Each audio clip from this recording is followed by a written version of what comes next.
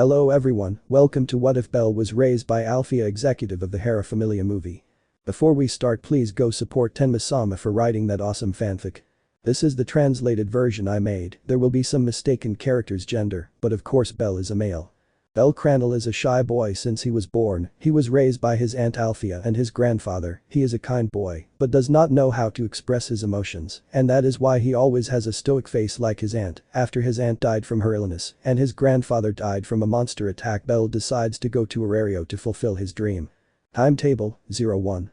Bellcranel was a white-haired boy with long hair, sometimes mistaken for a woman due to his somewhat feminine appearance and his long, silky hair, which reached his lower back. He had red eyes like rubies and a calm face, skin white as snow. He wore a white shirt and black pants. He had strange red marks around his eyes and a ruby earring in his left ear and semi-transparent black gloves with a flower cutout, identical to those of his aunt Alfia. Bell walked calmly towards Arario, the labyrinth city. His grandfather before dying had told him to go to that place where he could fulfill his dreams and meet a pretty young girl who would fall in love with him. Bell remembered this with a drop of sweat because of his grandfather's perversions, but thanks to his aunt who lived with him and his grandfather, Bell was still somewhat innocent. It was his aunt Alfia who always scolded his grandfather when he did his perversions or things like that. It was Alfia who asked Bell to leave her hair long like hers. Apparently her mother had it like that too. Lefiya, her mother's name. According to her aunt, her mother was a kind woman with a warm aura around her that almost made her look like a goddess. She had the same snow-white hair and blue eyes. She was beautiful in the words of her aunt and grandfather. His grandfather always wanted Bell to be a hero, and his aunt always said that he had to choose what he wanted to be. According to his grandfather, Bell was a perfect fusion of his parents. Bell did not know them, but knew what they looked like from a photo that his grandfather had. He carried that same photo in his backpack. He took it out of his backpack and saw it. In the photo there was a black-haired man with red eyes and strange red lines around his eyes just like his. He had a smiling and shy face. Next to him he was hugging a beautiful woman with him.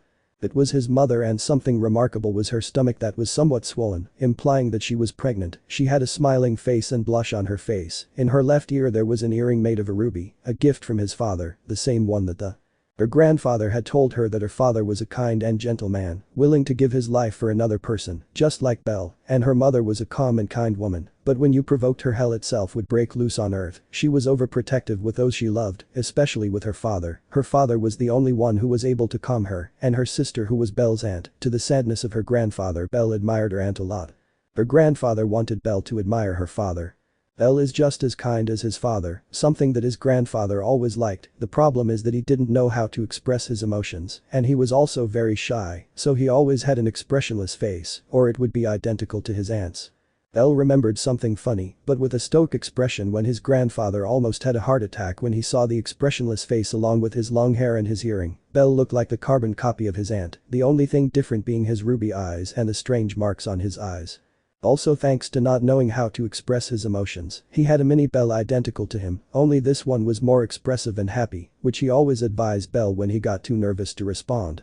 Bell shook his head as he realized he was getting lost in his thoughts. He looked ahead and was a little surprised to see the gigantic walls of Arario. Bell. He's gigantic, a little surprised. Bell walked calmly towards the entrance of the Arario, but before entering he was stopped by an adventurer with a Ganesha family logo. Adventurer. Hey you. Bell turning to look. In front of Bell appeared an adventurer who looked at him with a serious face. Adventurer. You have to register if you want to enter Arario, seriously. Bell. I see, calm, sorry, I didn't know, calm. Adventurer. Come follow me, walking. Bell followed the adventurer calmly. After a while they arrived with an adventurer with the Ganesha family logo who was sitting at a desk checking some things. Bell was inspected and asked some questions to verify his intentions in the schedule, in addition to a form with his information. Once completed, they let Bell pass calmly. Adventurer. Sorry girl, but as you know, we are at war with Iraqians, so we have to do this to avoid infiltrating, giving her the backpack where Bell had her belongings. Bell. It's okay, but I'm not a girl, with an expressionless face. Adventurer. Oh. Sorry, kid, sad. Bell no importa, caminando la entrada de Arario. In Bell's mind, a mini Bell identical to him in Chibi was pouting with a black cloud on his head because he was mistaken for a girl again. Bell, despite his calm face, felt his pride being hit when they called him a girl. One thing I always hated was his very feminine appearance, also many times he was mistaken for a rabbit. Bell went to an inn to sleep. It was already getting dark. It took a long time to arrive Arario and arrived at dusk. Bell entered a bar called The hostess of fertility entered. The place looked lively, and there were some waitresses serving, a girl with silver hair and eyes, an elf with greenish blonde hair and blue eyes, two catgirls, one with brown hair and the same eyes, and one with black hair and green eyes, a human with amber hair and eyes. They all had a green dress with a white tablecloth, black stockings and small brown boots, and a white maid headband on their heads. The brown catgirl walked towards her excitedly. "Anya? Do you want a table, Naya?" Smiling. "L. I would like to request a room please." Calm. "Anya? Of course. Naya, it's 500 valis a night." Naya, smiling. Elle nodded and went with Anya to the second floor, where several rooms could be seen. A few of them had green doors and names written on them. He assumed they belonged to the employees. Anya gave him a key and pointed him to a room, receiving the 500 valis from Belle, and went back to work.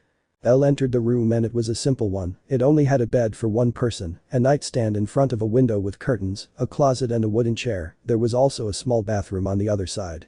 Elle sat on the chair and took out a map that he bought from a vendor when he entered Orario. He looked around the place, knowing that he had to find a family first before entering the dungeon. There was only one problem, and that was his weak appearance. Although he was strong, not as much as it seems to exaggerate, but despite being a Sinfalna he was considerably strong.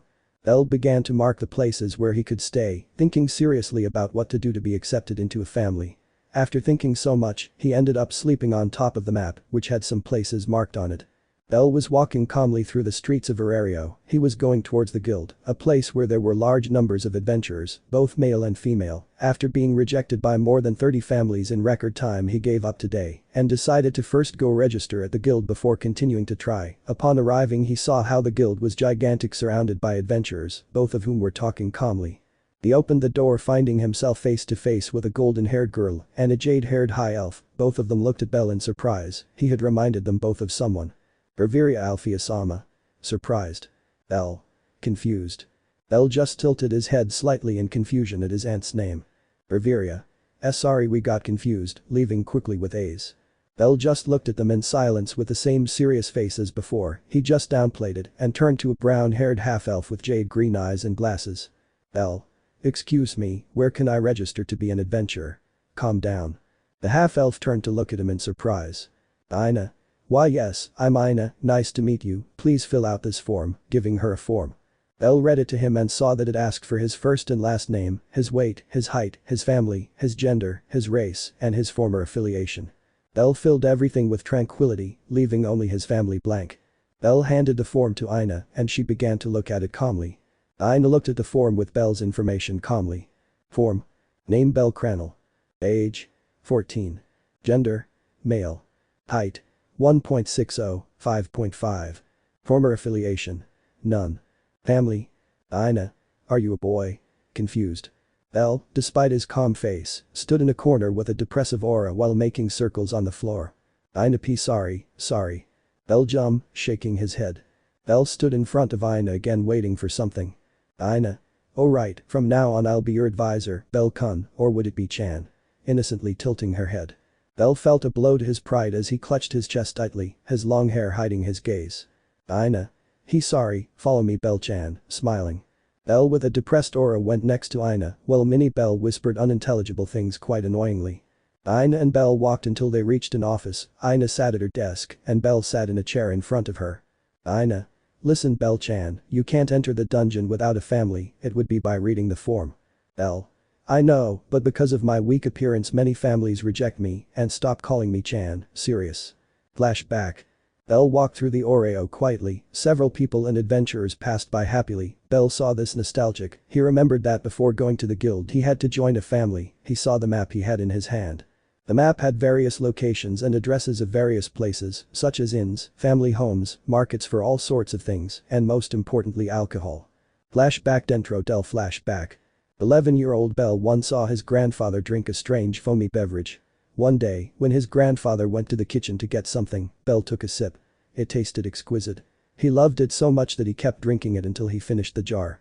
At that moment his aunt Alfia, who always takes care of him, came into the house and threw down the shopping with a look of shock when she saw Bell leaving a jar of beer. He even had foam at his mouth. Alfia approached Bell with a dark aura and took him by the shoulder. Bell felt a chill run down his spine, but kept his face expressionless. Alfia. What are you drinking? Fake smile. L. I don't know, but it tastes really good, looking at the now empty jar. Alfia. And who gave you that? Smiling innocently. Bell. Grandpa said I could take Chibi. Alfia. Oh, I see, smiling, I'll be right back. Bell, walking to the kitchen where her grandfather was. From there several loud screams and moans were heard. Bell gave a short prayer for his grandfather, but it was that or a loud 6-hour sermon which he didn't want. After that, his grandfather and his aunt returned to the living room. His grandfather had a strong bump on his head and his grandmother had an innocent smile. Grandpa. Bell, are you okay? Worried. Bell. Yes, quiet. Alfia. Safe. Worried. Bell. Hi, poor. Expressionless. Grandpa. It's just that what you just drank was beer and you drank the whole jar. I barely drank it, looking at the empty jar. Bell. It tasted good, expressionless, I feel good, looking at his grandfather. His grandfather remained silent, thinking about something, and decided. Grandpa. Sorry, but knowing your father, he might have the same resistance as you, looking at Alfia. Alfia. Wait, are you going to? Before he could say something in a way that not even the author of this fic knows, his grandfather took out 2 more medium-sized jars of beer and put them in front of Bell. Grandpa. Take it all, Bell. Raising his fist comically. Bell, without having to repeat it again, grabbed the first jar of beer and began to drink from it. Grandpa. Bottom. Bottom. Bottom. Raising and lowering his fist. Alfia. What do you think you're doing? Angrily hitting him on the head. Grandpa. Just watch, pointing at Bell. Bell turned his gaze and was surprised to see Bell drinking the second jar of beer as if nothing had happened. He barely finished it and looked at them both with his cheeks flushed. Bell. It feels weird, looking at his hands. Alfia, are you okay? Worried. Bell. Hi, just a little dizzy but it's not much, calm down. Grandpa. So what do you say? Bell, did you like it? Smiling. Bell. I loved it, looking at the jar. Grandpa. Haha. Looks like you got your dad's stamina, huh? Smiling. Bell. Oh. I see, smiling slightly. Alfia smiled a little when she saw Bell smile. There were few times where they could see him truly smile, not knowing how to express his emotions very well. He usually has a calmer expressionless face. If you make him angry he puts on a serious and dark one. Alfia remembered how Bell's mother was very different, except that when you made her angry she cared little or nothing about who you were or where you were. She herself would make your life hell in just 15 minutes. Since then his grandfather has always taken him to drink in moderate quantities. According to his grandfather, Bell developed a taste for alcohol, and it was the only way he had an excuse to behave like a child if he got drunk. Then flashback. Del flashback. Bell remembered this with a small smile on his face. With a pencil he had pointed at the houses and barracks of the families to give an acceptance form. Time skip. Bell was sitting on a bench in a small park out there, remembering with a dark look how several families rejected him just because of his weak appearance, some just telling him that they didn't want to feed another mouth, and others that they didn't want someone weak in the family. Only one god told him that he could join his family, but only as a last resort. He was the god Maich, a man with long dark blue hair and a kind smile. He lived in a poor house with his only dependent, Naza. He told her that they were too poor to have another dependent, but that if she couldn't find a family she could go to him. The good god, in the words of Bell. After that I tried with several more families, but none of them accepted me. For God's sake, I even tried it with the goddess Ishtar. And she rejected it just the same. It was already getting dark, so he decided that he would first register with a guild and tomorrow he would look for a family. Then flashback. Bell. And that's what happened, serious. Ina. I see how many families rejected you. Thinking. Bell. 34 families, quiet. Ina. I see, thinking. Bell. And they probably won't accept me for a while. I need a job before I run out of money, looking at Ina. Ina. I think I can get you one until you get a family, smiling. Bell. I would appreciate it very much, bowing. Ina.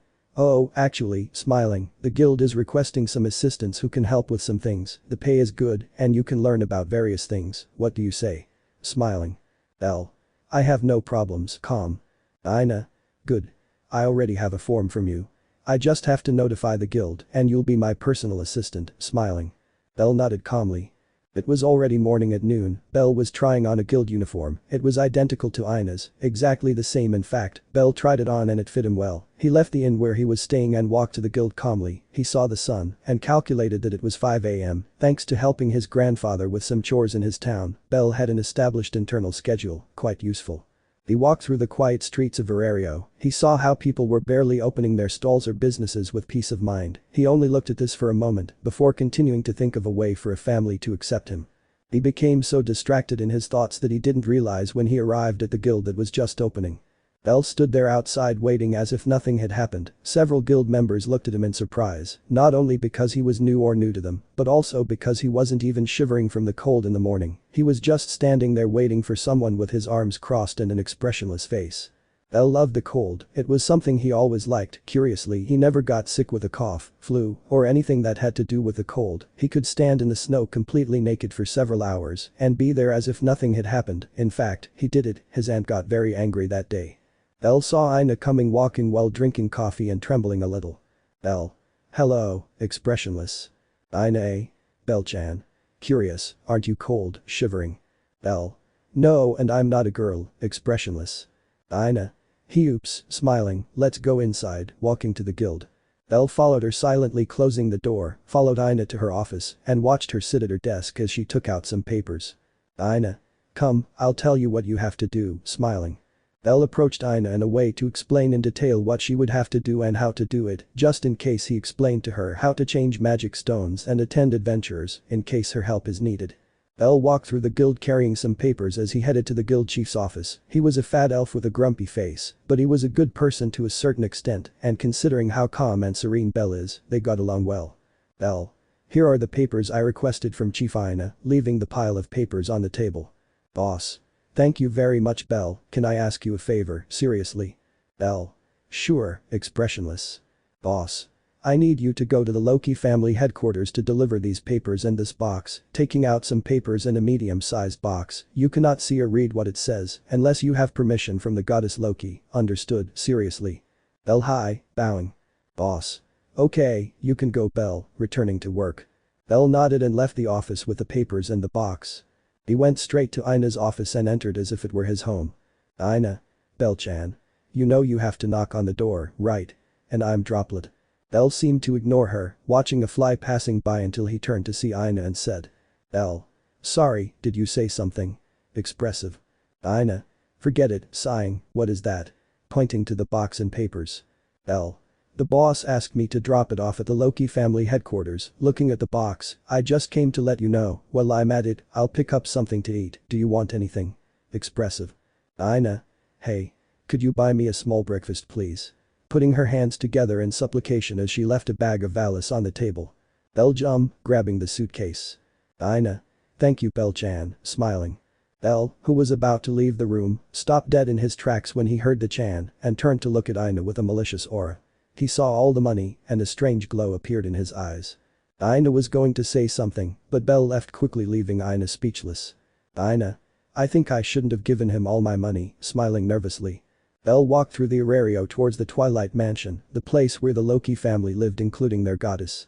Bell walked as if nothing had happened with his expressionless face. People looked at him curiously. It was strange to see someone with flat hair and red eyes. He looked like a rabbit, or well, to Bell's misfortune, in the mind's eye he looked like a bunny, only the ears and tail were missing. People murmured that with a smile. He even saw several men looking at him in an indecently manner. Bell could hear everything and had a twitch in his eye. His eyes turned dark and he turned to look at all the people there. Everyone shuddered at the cold, dead eyes Bell was giving them, a look of total death that warned them that if they continued talking, things would go very badly for them. The people shuddered and left without looking at Bell. They never wanted to see those empty eyes again in their lives. Bell gave a small sigh and continued walking towards the Twilight Mansion. When he arrived, he saw a large mansion surrounded by a large wall with the entrance guarded by 2 guards. Bell.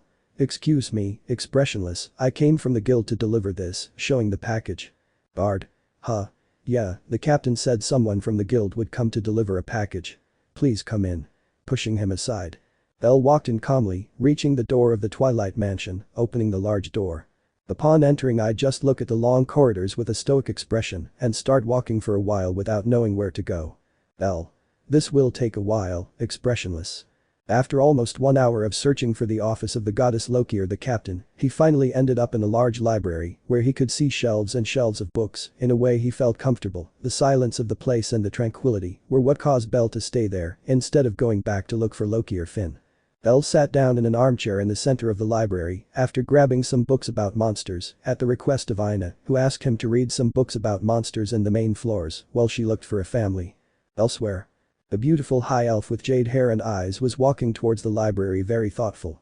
In his head a certain person with long silver hair appeared, then another person with white hair appeared. Riveria. Alfia-sama didn't have such a close relationship with someone, so it's impossible for it to be her son or daughter, thoughtful, but maybe she kept it a secret. It was well known that the person closest to her was Zald-sama, could it be? Thinking. Riveria entered the library still immersed in her thoughts until she noticed a presence there. I quickly turned around seeing a beautiful girl with white hair quietly reading a book. Riveria quickly realized that she was the girl who had met Ace at the guild. Riveria. Cough cough, Kalmata. Bell turned his gaze and found Riveria looking at him curiously. Bell turning his gaze to the book. A vein grew in Riveria's head and she slowly approached Bell, who, sensing danger, turned around slowly with a scared chibi face. Minnie Bell. Run. Scared, Grandpa said an angry woman is worse than a juggernaut. Run. Excited. Bell was going to listen to his mini-me if Riveria hadn't grabbed him by the collar of his shirt and stopped him. Riveria. Are you going to ignore me again? Narrowing her eyes. Bell shook his head several times, sweating profusely. Riveria. I hope so, releasing it. Who are you? Calm. Bell. I'm from the guild, expressionless. Riveria. Is the same as A's, and I'm Droplet. Bell. I was sent to give this to Loki-sama or Finn-sama, taking out a package and a letter. Riveria. And what are you doing in the library? Curious. Bell, turning his head. Riveria raising an eyebrow. Bell. I got lost, sad. Riveria closed her eyes and opened her eyes with a silly face before she started laughing. Riveria. And why didn't you ask for help, laughing? Bell. I felt sorry for him, whispering. Riveria started laughing louder to Bell's embarrassment while Minnie Bell was yelling 1,001 things at Riveria Chibi. Riveria. Come follow me, Loki has been waiting for you for half an hour, laughing. Bell felt a chill run down his spine and walked beside Riveria with a small sigh. They walked through the long corridors of the Twilight Mansion until they reached a specific door. Riveria calmly opened the door looking at a certain red-haired goddess and a blonde-haired hobbit talking seriously. I would like to ask. The package has arrived, don't worry. Both Finn and Loki turned their gaze to find a nervous Bell, who tried to hide his nerves with his expressionless face. Loki. Why did you take so long? It would be. Finn. Calm down Loki, sighing, anyway, what did you ask for that it be so important and so expensive that no one in the family knows? Curious. Loki snatched a box from Bell and desperately opened it, taking out a bottle of wine. Loki. Aha. Soma came, hugging him, I waited so long for you, kissing him. Finn and Riveria were shocked, while Bell had his expressionless face. Bell. Is this the second most important goddess of Arario? Sighing. Loki turned to look at Bell again. Loki. Now tell me, why did you take so long? Excited. Bell.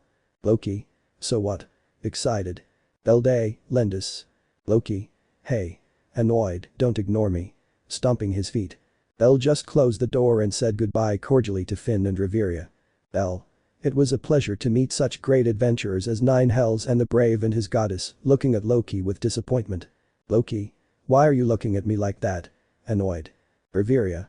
Don't worry, it's always like this, sighing. Finn just nodded saying goodbye to Bell. When Bell left he remembered that he had to buy breakfast. Bell. He deserves it for always calling me with a chan, walking while taking out Ina's wallet. Bell left the Twilight Mansion saying goodbye to the guards who said goodbye to him. While walking through Arario he saw several food stalls looking for one that would catch his attention until he saw one of Jug American. Bell. Hello, expressionless, could you give me one of these please, taking out money. Woman. Of course. What about? Bell. With beans and cream, expressionless. Girl. There it goes. Happy. Bell's eyes lit up when he tasted it and he ordered a dozen more. Ina was working with a defeated look. Misha A. Ina. Worried, what happened to you? Ina. Bell-chan hasn't returned with breakfast, blank look. Misha. She'll come, and I'm drop. Ina was going to keep talking if it weren't for the fact that a certain white hair came in. Ina Bell-chan. Happy. Bell walked towards her eating a Jug American calmly. Ina. What did you bring? Excited.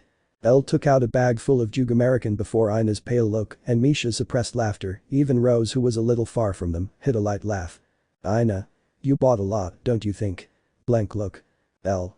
I had a lot of money, chibi eating. Ina. My money. Excited. Bell. Yeah, playing it down, thanks, eating. Ina. At least you brought something to drink. Hopeful. Bell. They had juices, chibi. Ina. And. Looking at him, where are they, looking at Bell. Bell. Someone threw them, dark look. Flashback. Bell was calmly drinking a juice until a small raccoon man hit him with his shoulder and knocked the juice onto the floor. "Man. Watch where you're going." The man was silenced when Bell turned to look at him with a dead look filled with pure hatred. "Man.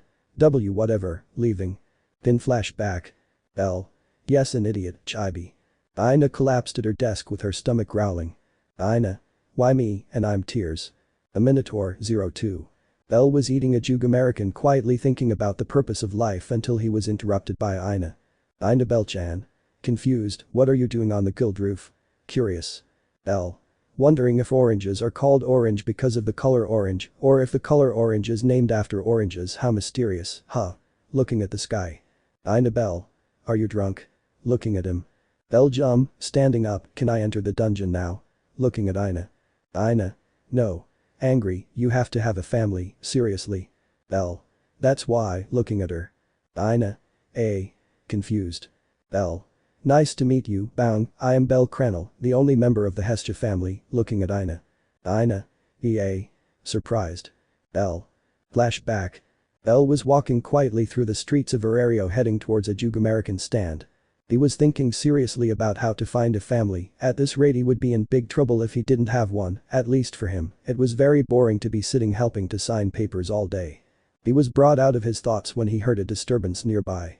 The noise came from a dark alley, and he went to see. Upon entering he found a disgusting-looking man cornering a mother and her daughter. The mother hugged her daughter in tears, hoping that he didn't hurt her daughter. In front of them was a small woman with large breasts with her arms open, trying to prevent that man from harming the mother and daughter. The man smiled disgustingly looking at the small woman whose aura gave the impression that she was a goddess. "Man. Look, we have here," smiling, "two charming women, and better yet, a virgin goddess," smiling lustfully. Hestia trembled slightly in fear as she watched a man, much taller than her, undress her with his unholy intentions. The man prepared to grab her, but he didn't know what he expected, but he received a tremendous kick to the head that crashed into a wall in the alley.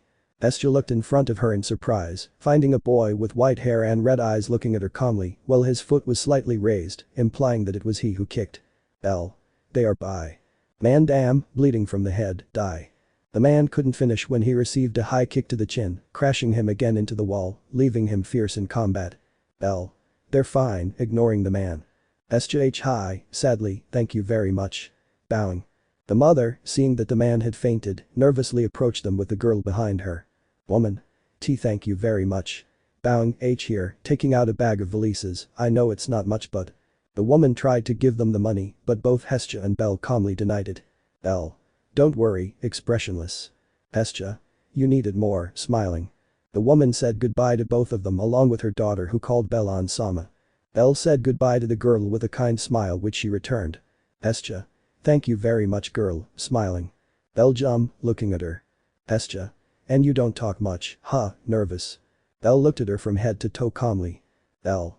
"Don't you have family?" Curious. Hestia. "No, depressed, I am a poor goddess, and many have rejected me," sighing, "And you, what family are you from?" Curious. Bell. "Can I be from the Hestia family?" Looking at her. Hestia. "Huh."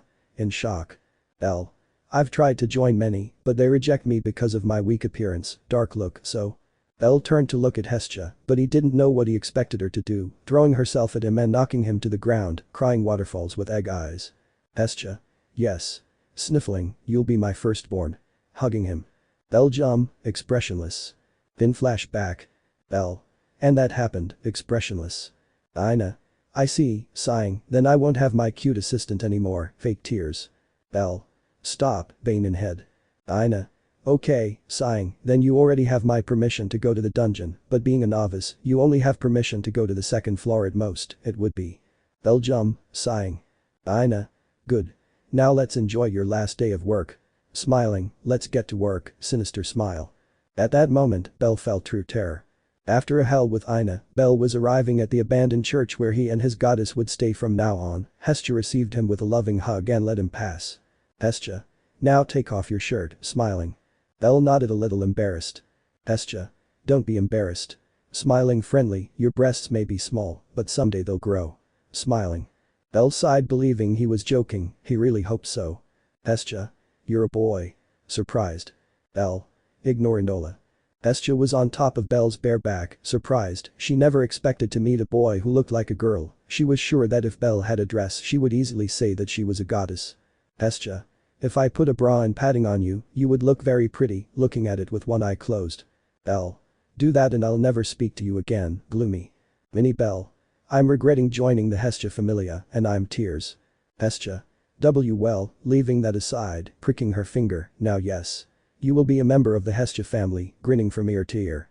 Hestia placed a few drops of blood on Belle's back and it began to show a certain strange shine before Belle's expectant gaze. When Hestia finished she had a look of shock while Belle Chibi looked at her. Hestia. What is this? Surprised. Belle. Chibi.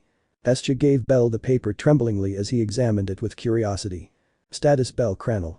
Adventurer level 1. Family Hestia. Statistics. Strength 0000I. Resistance 0000I. Skill 0000I. Agility 0000I. Magic 0000I. Total 0000. Universal power 0000. Magic. Silentium Eden equals super short chant enchantment magic that covers the user's body and armor that negates magic and sound. Chant equals ataraxia. Skills. Acquired skills. Hestia. I've never heard of someone without family who already has magic, surprised only the elves, but even their magic has a song of more than 12 verses, seeing the sheet, did you know about this? Surprised. Belle shook his head, surprising Hestia by noticing that he wasn't lying. Hestia. Well, shaking her head, leaving that aside, let's celebrate your joining the Hestia family. Happy. Belle gave a slight smile and nodded, not before seeing his magic once more, remembering a certain conversation with his aunt. Flashback. Alfia. Why do you want me to tell you about my magic? Curious. Belle. I've hardly ever heard you make a sound. It's incredible magic. What is it like? Hugging his aunt. Lefiya. Well, kneeling, it's a very special magic, its name is Silentium Eden, it allows me to make an invisible seal that covers my body, preventing the sound I make from being heard, stroking Belle's head, it also works as an armor that protects me from magic, of course, as long as it's not more powerful than me, smiling slightly. Belle. Wow. With a twinkle in his eyes. Alfia. Now come on, carrying Belle, we have to go home, smiling. Belle hi, smiling slightly. Then flashback. Belle smiled and put aside his status sheet seeing Hestia appear with cooked potatoes. Hestia. Let's celebrate. Happy. Belle hi, with a small smile. A few days had passed after that, Belle had already gone to the dungeon, and to his disappointment the monsters were more vile than he thought, at least those on the first 2 floors, he wanted to go down further, but Ina sliced him with a long 3-hour sermon.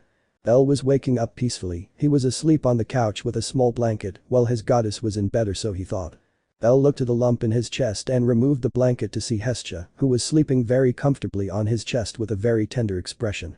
Belle sighed and carefully removed Hestia, leaving her on the couch with the blanket, and went to do his business. She brushed her teeth, dressed in a black t-shirt, black pants, long adventurer boots and a long black jacket with white edges and red touches, and her ruby earring, she put on some black semi-transparent gloves with flower embroidery that her aunt gave her. When he finished putting on his jacket, Hestia woke up looking at him for a second before getting excited. Belle.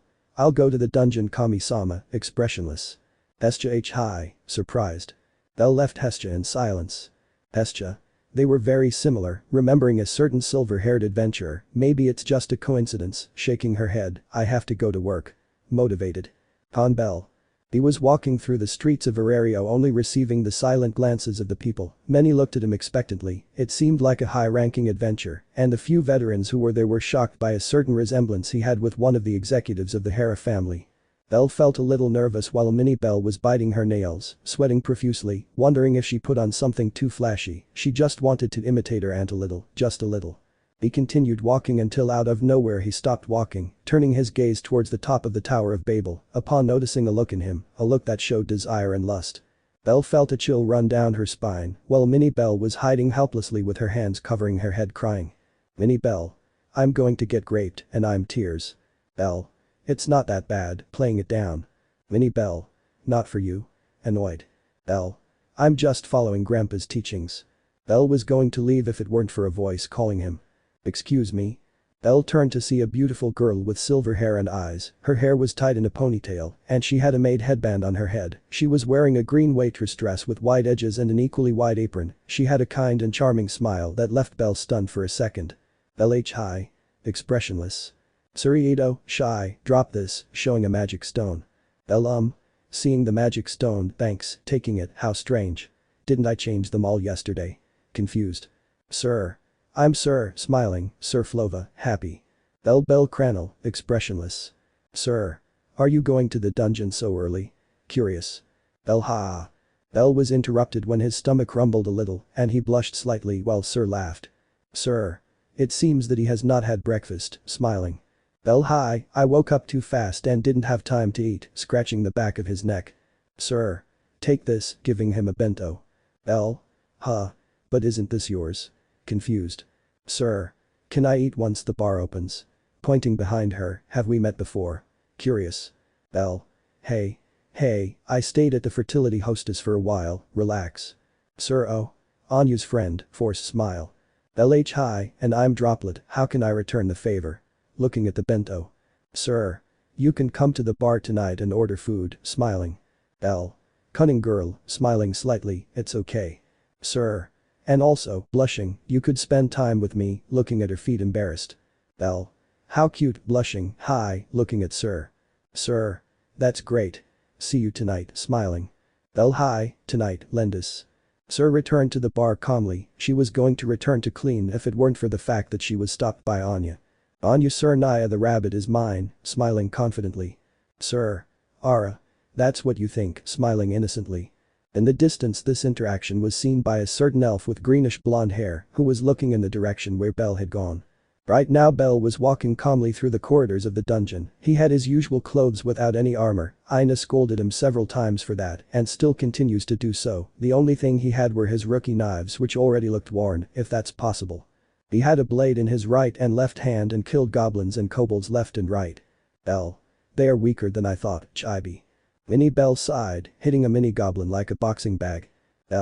Sorry Ina, but I think I'll go a little deeper, calmly, by the way, smiling, Ataraxia silentium Eden.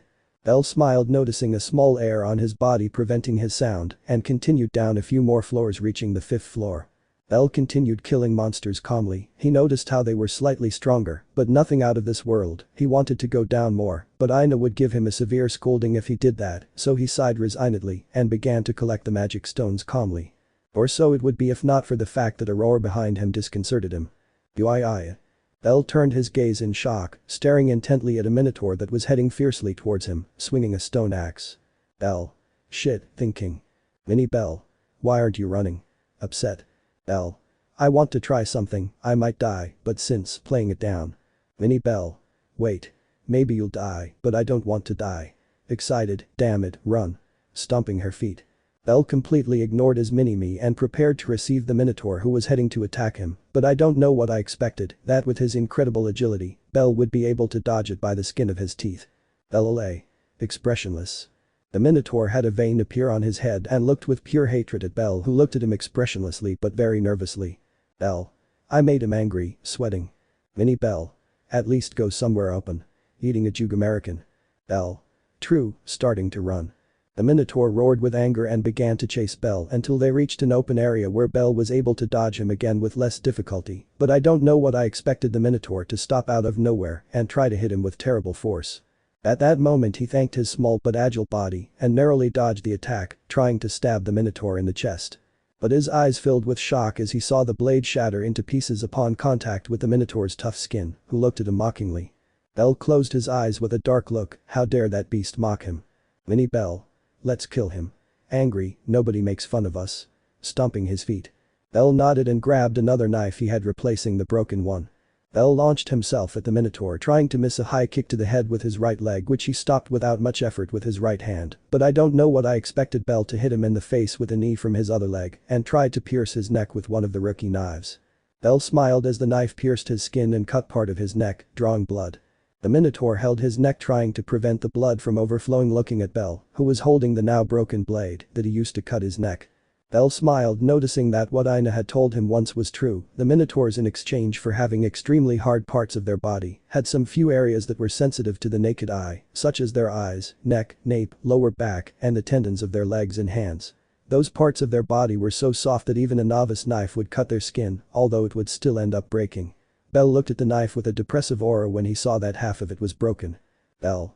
Just one stab or more and you're dead, smiling. The Minotaur turned to him and got on all fours, ready to end this quickly. Bell. I'm really crazy, smiling. Bell jumped as high as he could, dodging the Minotaur, which passed underneath him, trying to attack him without success. Bell grabbed the Minotaur's horns and rode him like he was a normal bull. The Minotaur tried to shake himself violently to get rid of Bell, while Bell held onto his horns as best he could and tried to pull out his knife. Bell. This thing has very little range, clicking his tongue. Bell gripped his knife in an iron grip and stabbed it into one of the Minotaur's eyes. Oh.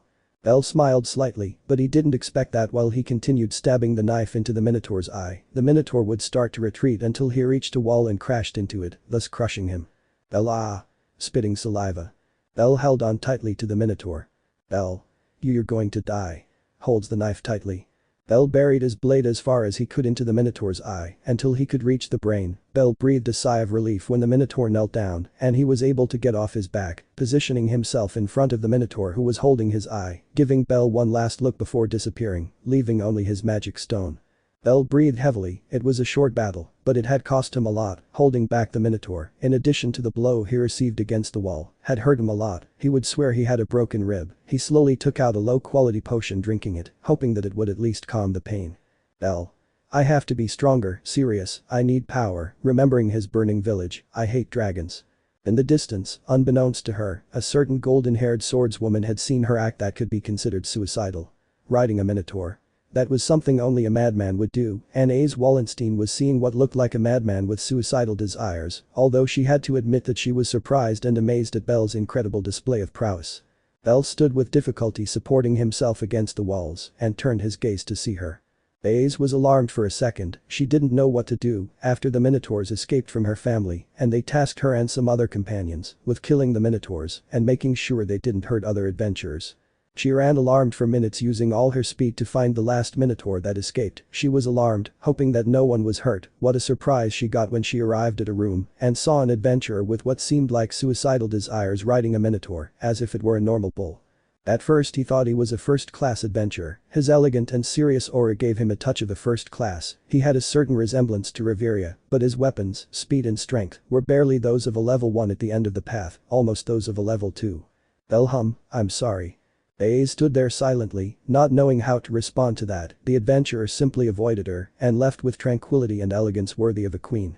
Yes, she had mistaken him for a beautiful adventuress with suicidal desires. Ace. Did she leave? Confused. Behind her came a werewolf who only managed to see Bell's back before going to the surface. Who was that? Annoyed, she took care of the Minotaur. Looking at Ace. Ace looking in the direction he went. She looked like a first-class girl, at least she's not a weakling, let's go, annoyed. Ace nodded, feeling a little nostalgic at seeing Bell. Hestia. Nani. A shock. Bell. What's going on? Curious.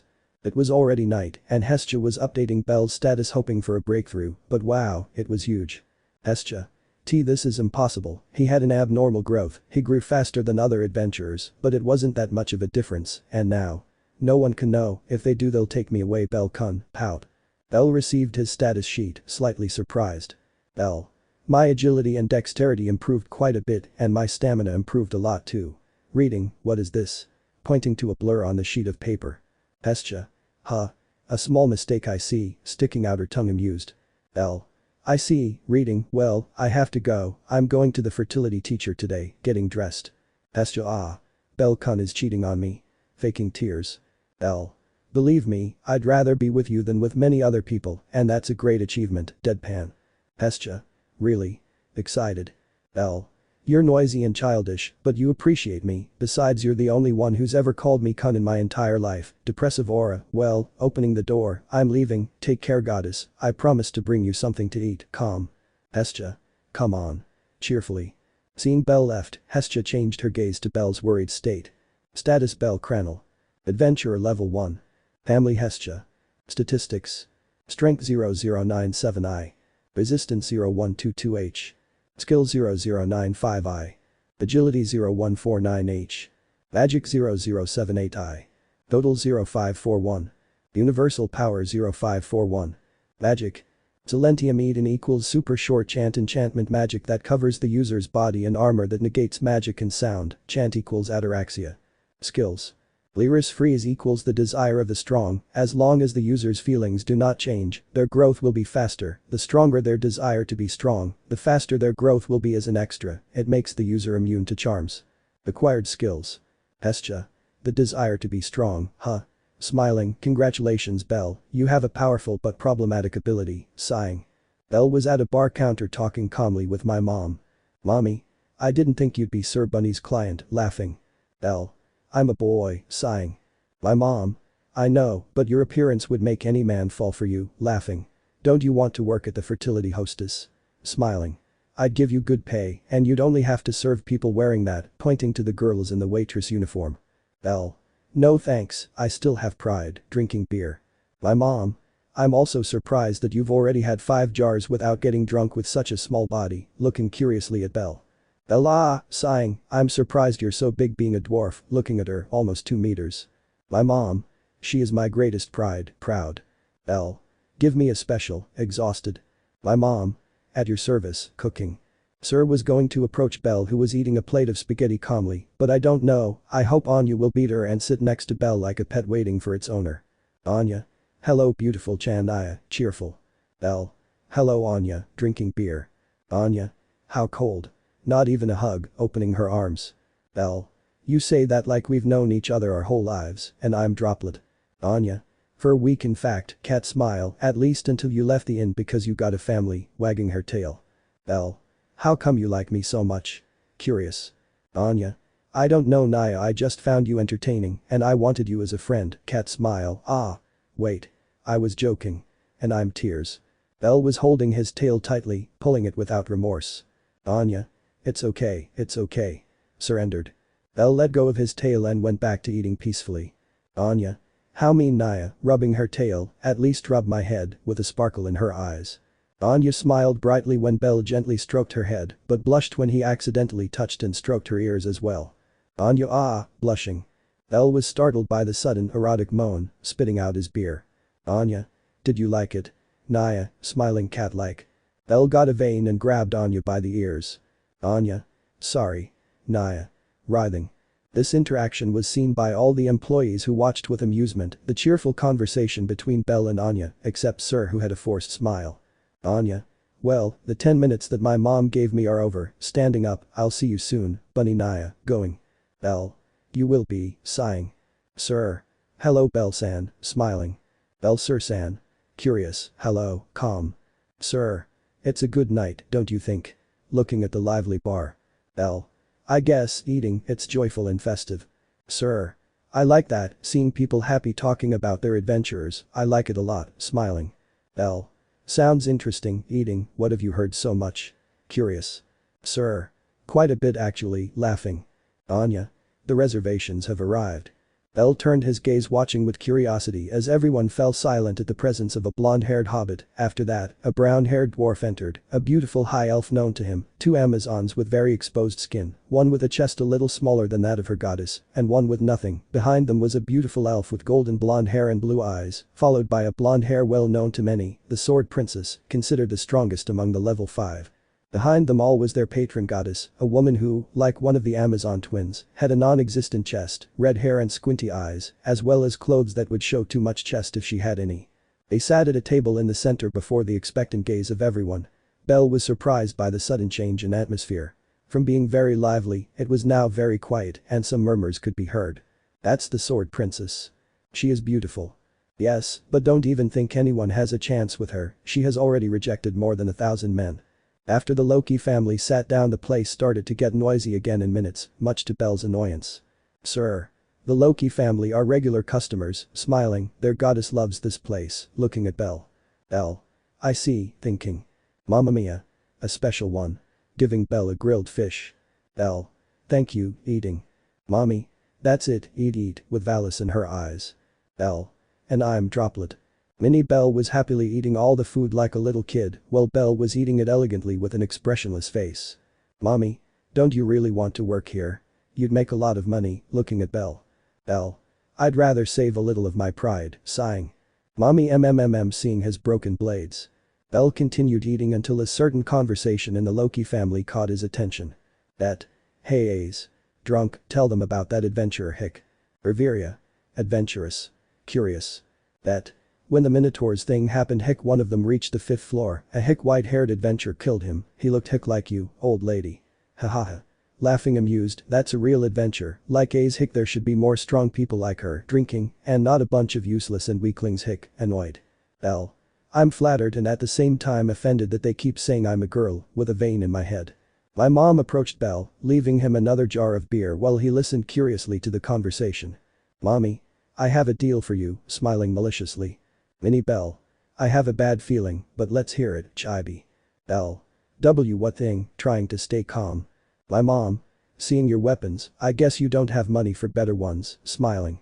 What do you think if I give you a good quality one in exchange for you working here for a while? Smiling. Bell. What kind of weapon, seriously? Mom smiled noticing that Bell had already fallen. My mom. What weapon do you want? Smiling. Bell. It's a strange suggestion, but do you have a side? Looking at Mamma Mia. Mamma Mia. Side. Oh bunny, smiling, I feel like we'll get along really well, going to the 2nd floor, follow me, going. Bell. My pride is about to go overboard, sighing. Anya. I'm going. Happy. My mom. I'll need your help, smiling. Bell. Can I cancel the deal? Nervous. Mommy. Nope, smiling evilly. Riveria. You're very drunk, sighing. Finn. What was the adventurer like? Curious. A's. She had white hair and red eyes, expressionless, she looked like a rabbit, Chibi. Riveria and Finn saw an image of a certain rabbit they knew. Riveria he, remembering Bell. A's. Do you know her? Curious. Riveria. Well actually he's a hom. Riveria couldn't finish when several screams and whistles were heard in the place, especially from the men. Everyone turned their gaze and were in shock when they saw a beautiful girl with white hair and red eyes, wearing a waitress outfit from the fertility hostess, in addition to that she wore the same maid headband as the others, but with something extra, and that was the rabbit ears on top of her head. And to Riveria's surprise she also had a C-cup bust. Bell. How humiliating, lowering his head, blushing. That simple act of beauty made all the men and even the women blush. Even here, he blushed imperceptibly when he saw her. Blush. How adorable. Come and serve me. No, me. I'll tip you more. And so the compliments and requests for the new waitress continued coming, making Bell blush even more, who didn't know what to do, but was pulled out of his thoughts by my mom. Mommy. What are you waiting for, lazybones? Slapping her, get to work. Smiling mockingly. Minnie Bell. I swear I'll get revenge, dark look. Bell. That makes 2 of us, sighing with a dead look. Bell walked up to a table and started serving the customers, most of them were men who were always complimentary, saying she was very beautiful and things like that. While at another table Riveria was in shock watching the new one work. Riveria. Wasn't he a man? No, that tells me otherwise, looking at her breasts. Daisy it's her, a little surprised. Fiona. Is that her? Surprised, she's very beautiful. Looking at her. Hien. Looks like a rabbit, laughing. Lefiya. She's pretty, looking at her. Loki. Oh. Smiling wickedly, I want her for my family. Moving his hands lascively. Loki would have continued commenting if it weren't for Riviera hitting her on the head with her magic staff. Finn. How strange, mumbling, well, it's none of our business, sighing. And so the night continued, with the bunny's pride shattered, cough I mean Bell, and with a celebration of the Loki family, of course, and with my mom who enjoyed seeing the customers give a lot of money for the new one. Monster Furia, 03. Bell sighed heavily looking around, he was in the fertility hostess, more specifically he was in one of the guest rooms, he had stayed to work until late and ended up so tired that he slept here, he would have to return today, or his goddess would worry a lot and he didn't want him to make a scene. Bell was going to stand up, or that was the plan since he went blank when he saw a certain brown cat tail and certain cat ears. It was Anya, who was beside him hugging and drooling on a pillow dreaming of fish. Bell. What are you doing here? Dark look. Anya woke up slowly stretching like a cat and then looked at Bell. Benga. 5 more minutes, bunny, going back to sleep. A vein popped out in Bell's head and he grabbed Anya by the ears, pulling them. Anya. Nyaya. It's okay. It's okay. And I'm tears. Bell let go of her, letting her fall onto the bed with a small sigh. Anya. Well, you were so tired that I had to bring you to this room and put you to bed, but I was also tired, so I lay down and fell asleep, cat smile. Bell got out of bed, sighing as he noticed he was still wearing the fertility hostess's waitress outfit, which looked very messy, as if they wanted to strip him. Minnie Bell. There, we have to kill her, I say we kill her, Chibi. Bell. Unfortunately, we can't do that, sighing. Anya. Now let's go downstairs to eat. Climbing on Bell's back. Hello. I still haven't taken this thing off, looking at the waitress outfit. Anya. That doesn't matter, putting the maid headband with ears on her. Bell. Damn lazy cat, leaving his room, I won't take you too. She fell asleep. All the waitresses were already getting out of their rooms to clean the place and open it, they were all setting and cleaning tables until a loud bang sounded. Naya. They all turned their gaze to Anya, who was rolling down the stairs in a comical manner, followed by Belle still wearing her waitress outfit and an expressionless chibi face. Sir B. Bell. Nervous. Belle. I dropped it, pulling Anya by the leg. My mom was cleaning the bar, ignoring the noise of Belle and Anya. My mom. Remember well, every night for a week, don't worry. Belle high, expressionless. My mom. And keep the suit, going to the kitchen. Belle gave a small sigh and said goodbye to his temporary companions. Each one bid him a friendly farewell, even Ryu. But the friendliest was Anya, who gave him a cat hug, rubbing his cheeks and purring. Belle only. Belle fell to the floor when Hestia rushed to him, hugging him tightly and with tears. Hestia. I thought you had abandoned me, sniffed Ui. Crying. Belle. Calm down, Kami-sama, sighing, I'll die first before leaving her alone, embracing her warmly. Hestia. Belle-kun. Cuddling up to him. Belle sighed and stood up, carrying Hestia, going inside the abandoned church. Once inside, Belle comically threw Hestia onto the bed and started searching in the closet. Hestia. Now that I think about it, thinking, what are you doing dressed like that, looking at him. Belle. I destroyed my pride to get a gun. Hestia. The ocean you sold yourself, Chibi. Belle. Don't make it sound so bad, defeated. Hestia. And one more thing, how do you have breasts? Blushing. Belle. It's just a bra and a lot of sponge padding, sighing. Hestia. I see, blushing, wait, why do you need a weapon? Confused. Belle looked at her blankly, wondering if his goddess was delayed or something, and took out his guild knives, showing how they were either very worn or broken. Hestia. I see, thinking, do you like knives? Looking at Belle. Belle. Not at all, shaking his head, in fact, I would like a weapon with good reach and handling, like a sword or something with good reach. Minnie Belle. Like the scythe with which you destroy our pride, Chibi. Belle. But this is the weapon that the guild gives, sighing. Hestia thought deeply about what Belle had said. Belle. Anyway, I'll go to the dungeon, already in his adventurer clothes. Hestia. How did you change so quickly? Surprised. Belle. Mysteries of life, by Lendis. Hestia. That boy, sighing, will soon be that Denitus. I think I can ask Hephaestus for him, thinking, anything for Belle-kun, motivated. Belle was in the dungeon killing goblins and kobolds left and right. He was on the 5th floor with a look that reflected pure disappointment. He put away his worn knives and stopped a kobold's blow with his hand. They were so weak that even with a sword the kobolds wouldn't hurt him. Belle with a quick movement crushed his head against the wall and the kobold disintegrated in seconds. In the distance, several kobolds looked at him with fear while Belle gave them an expressionless look. Minnie Belle. Exilia free, snapping her fingers. Belle nodded and rushed to the poor kobolds who suffered a tragic fate. Time skip. Belle was walking through the guild leisurely. After having been clearing the 5th floor of the dungeon, he wanted to change his magic stones. Belle simply left the bag of magic stones, which was very full, and the cashier looked at it in surprise. Belle looking at the bag. Cashier. Sorry, grabbing the bag. In a few minutes they gave Belle a bag with valises just as big as the previous one. Belle looked at its contents with a raised eyebrow, counting. Belle. I have a little over 10,000. I need to go down more floors, going with Ina, looking at her. Ina was arranging some papers and almost dropped them when Belle suddenly called her. Ina. Be Belle-chan. Surprised, what do you need, looking at him. Belle. I want to ask permission to go further down the dungeon, like to the 7th floor, Chibi. Ina. 7th floor. In shock, I refuse. Firm. Belle. Why? Chibi. Ina. Why? Why did I say so? It would be. Belle. Women, sighing. Ina. Well, you're also a girl, Belle-chan, smiling friendly. Belle. I'll go to the 7th floor, Lendis. Ina. Wait. Extending her arm and falling off the desk. Belle looking at her. Ina. What if you take advantage of the time to rest and go to the monster fair on Friday?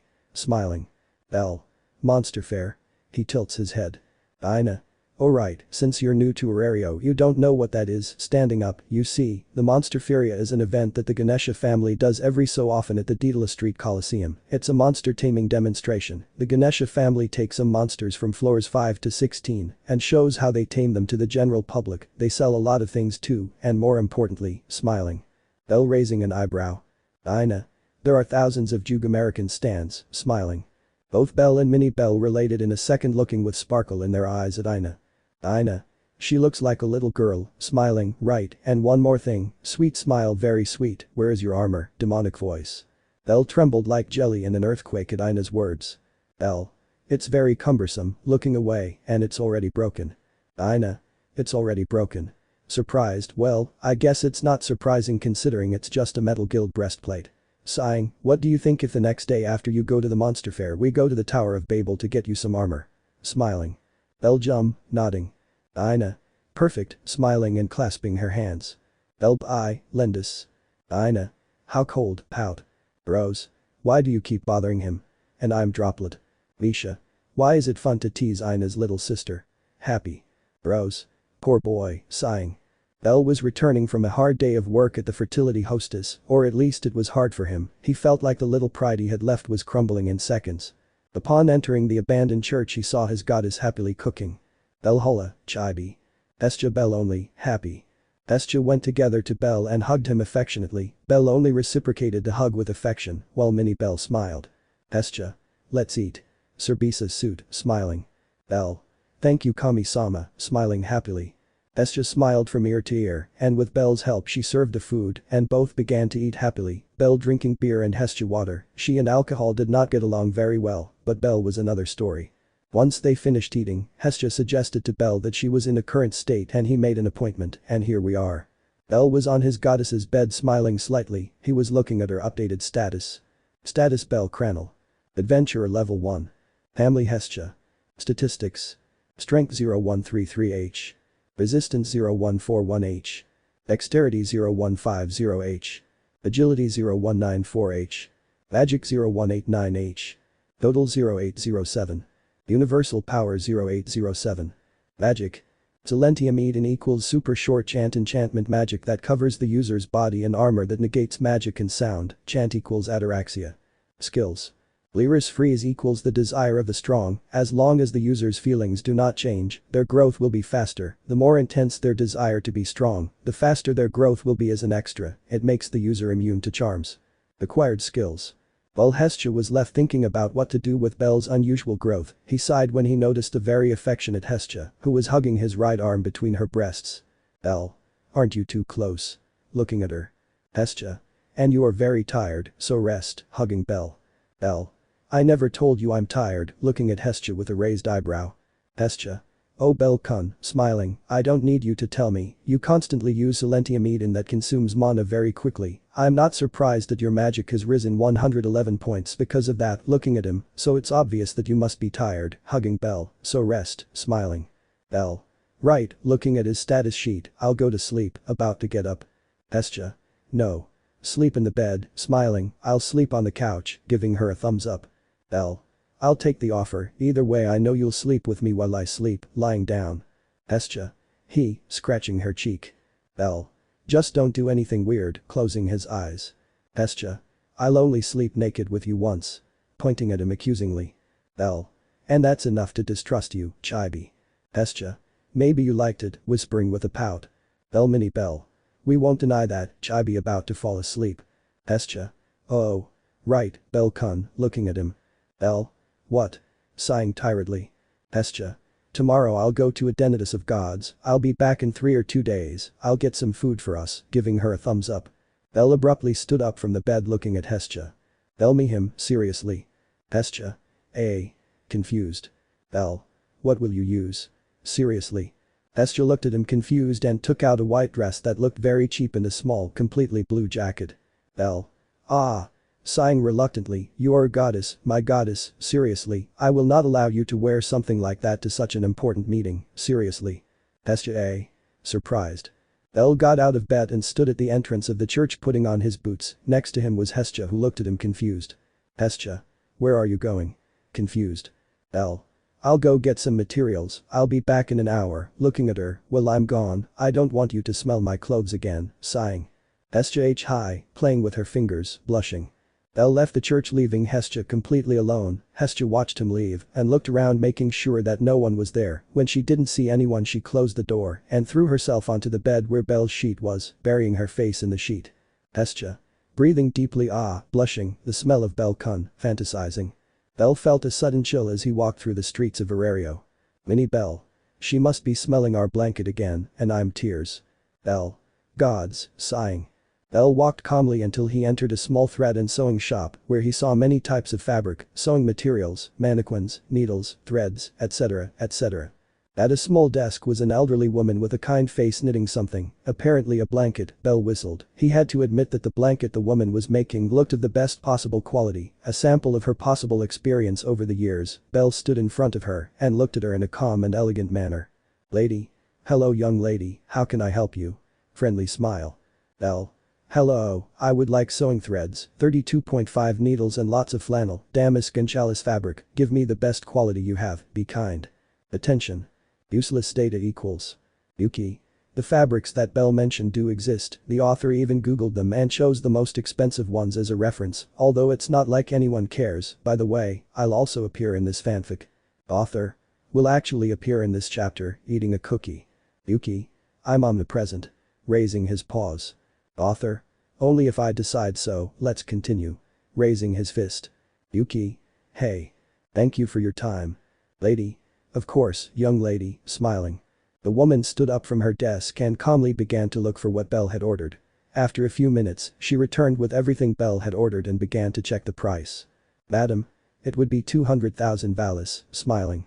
Bell sighed and took out his valise bag. He was lucky that his aunt left him all her inheritance, and thanks to that he could pay. The reason why he hadn't bought a weapon is also because at the moment he didn't see it necessary, since he couldn't go down the first 5 floors it wasn't necessary even a rookie knife, his fists were enough, but when my mom offered him a weapon giving in exchange only his apt pride, either way it was a win-win. My mom got more clients because of the new employee, and he would also receive a pay and the promised weapon, without spending a single volley, a win-win. Just as he was about to pay, the door of the store opened, revealing an elf with golden blonde hair, or orange for some, who was looking at the store with curiosity. Lady. Welcome, smiling. Lefiya. Hello, do you have sewing thread? Shy. Lady. Of course, young lady, smiling.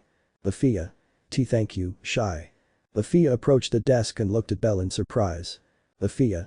You're the fertility host's girl, surprised. Bell hi, sighing, you are 1,000 elves aren't you? Lefiya Viritus. Looking at her. Lefiya hi, shy, nice to meet you, Edo. Nervous. Bellcranel, smiling. Lefiya. Isn't that a boy's name? Curious. Bell hi, sighing. Mini Bell. Another one that confuses me, sighing. Lefiya. And it's not that I'm making fun of your name, I just thought a pretty girl would have a pretty name, nervous. Bell. Ah. Right where it hurts, suggesting his chest. Lefiya.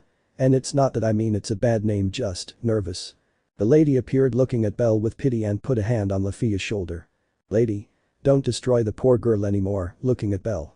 Bell was already with a blank look, completely defeated and with a ghost in his mouth, he felt as if each comment from Lefiya had beaten him without compassion. Lefiya. I'm sorry. Bowing. Bell. No, it doesn't matter, blank stare. Mini Bell. I had put my pride here, pointing to a pile of dust. Bell sighed and looked at Lefiya again. Lefiya. Let's forget about that, nervous.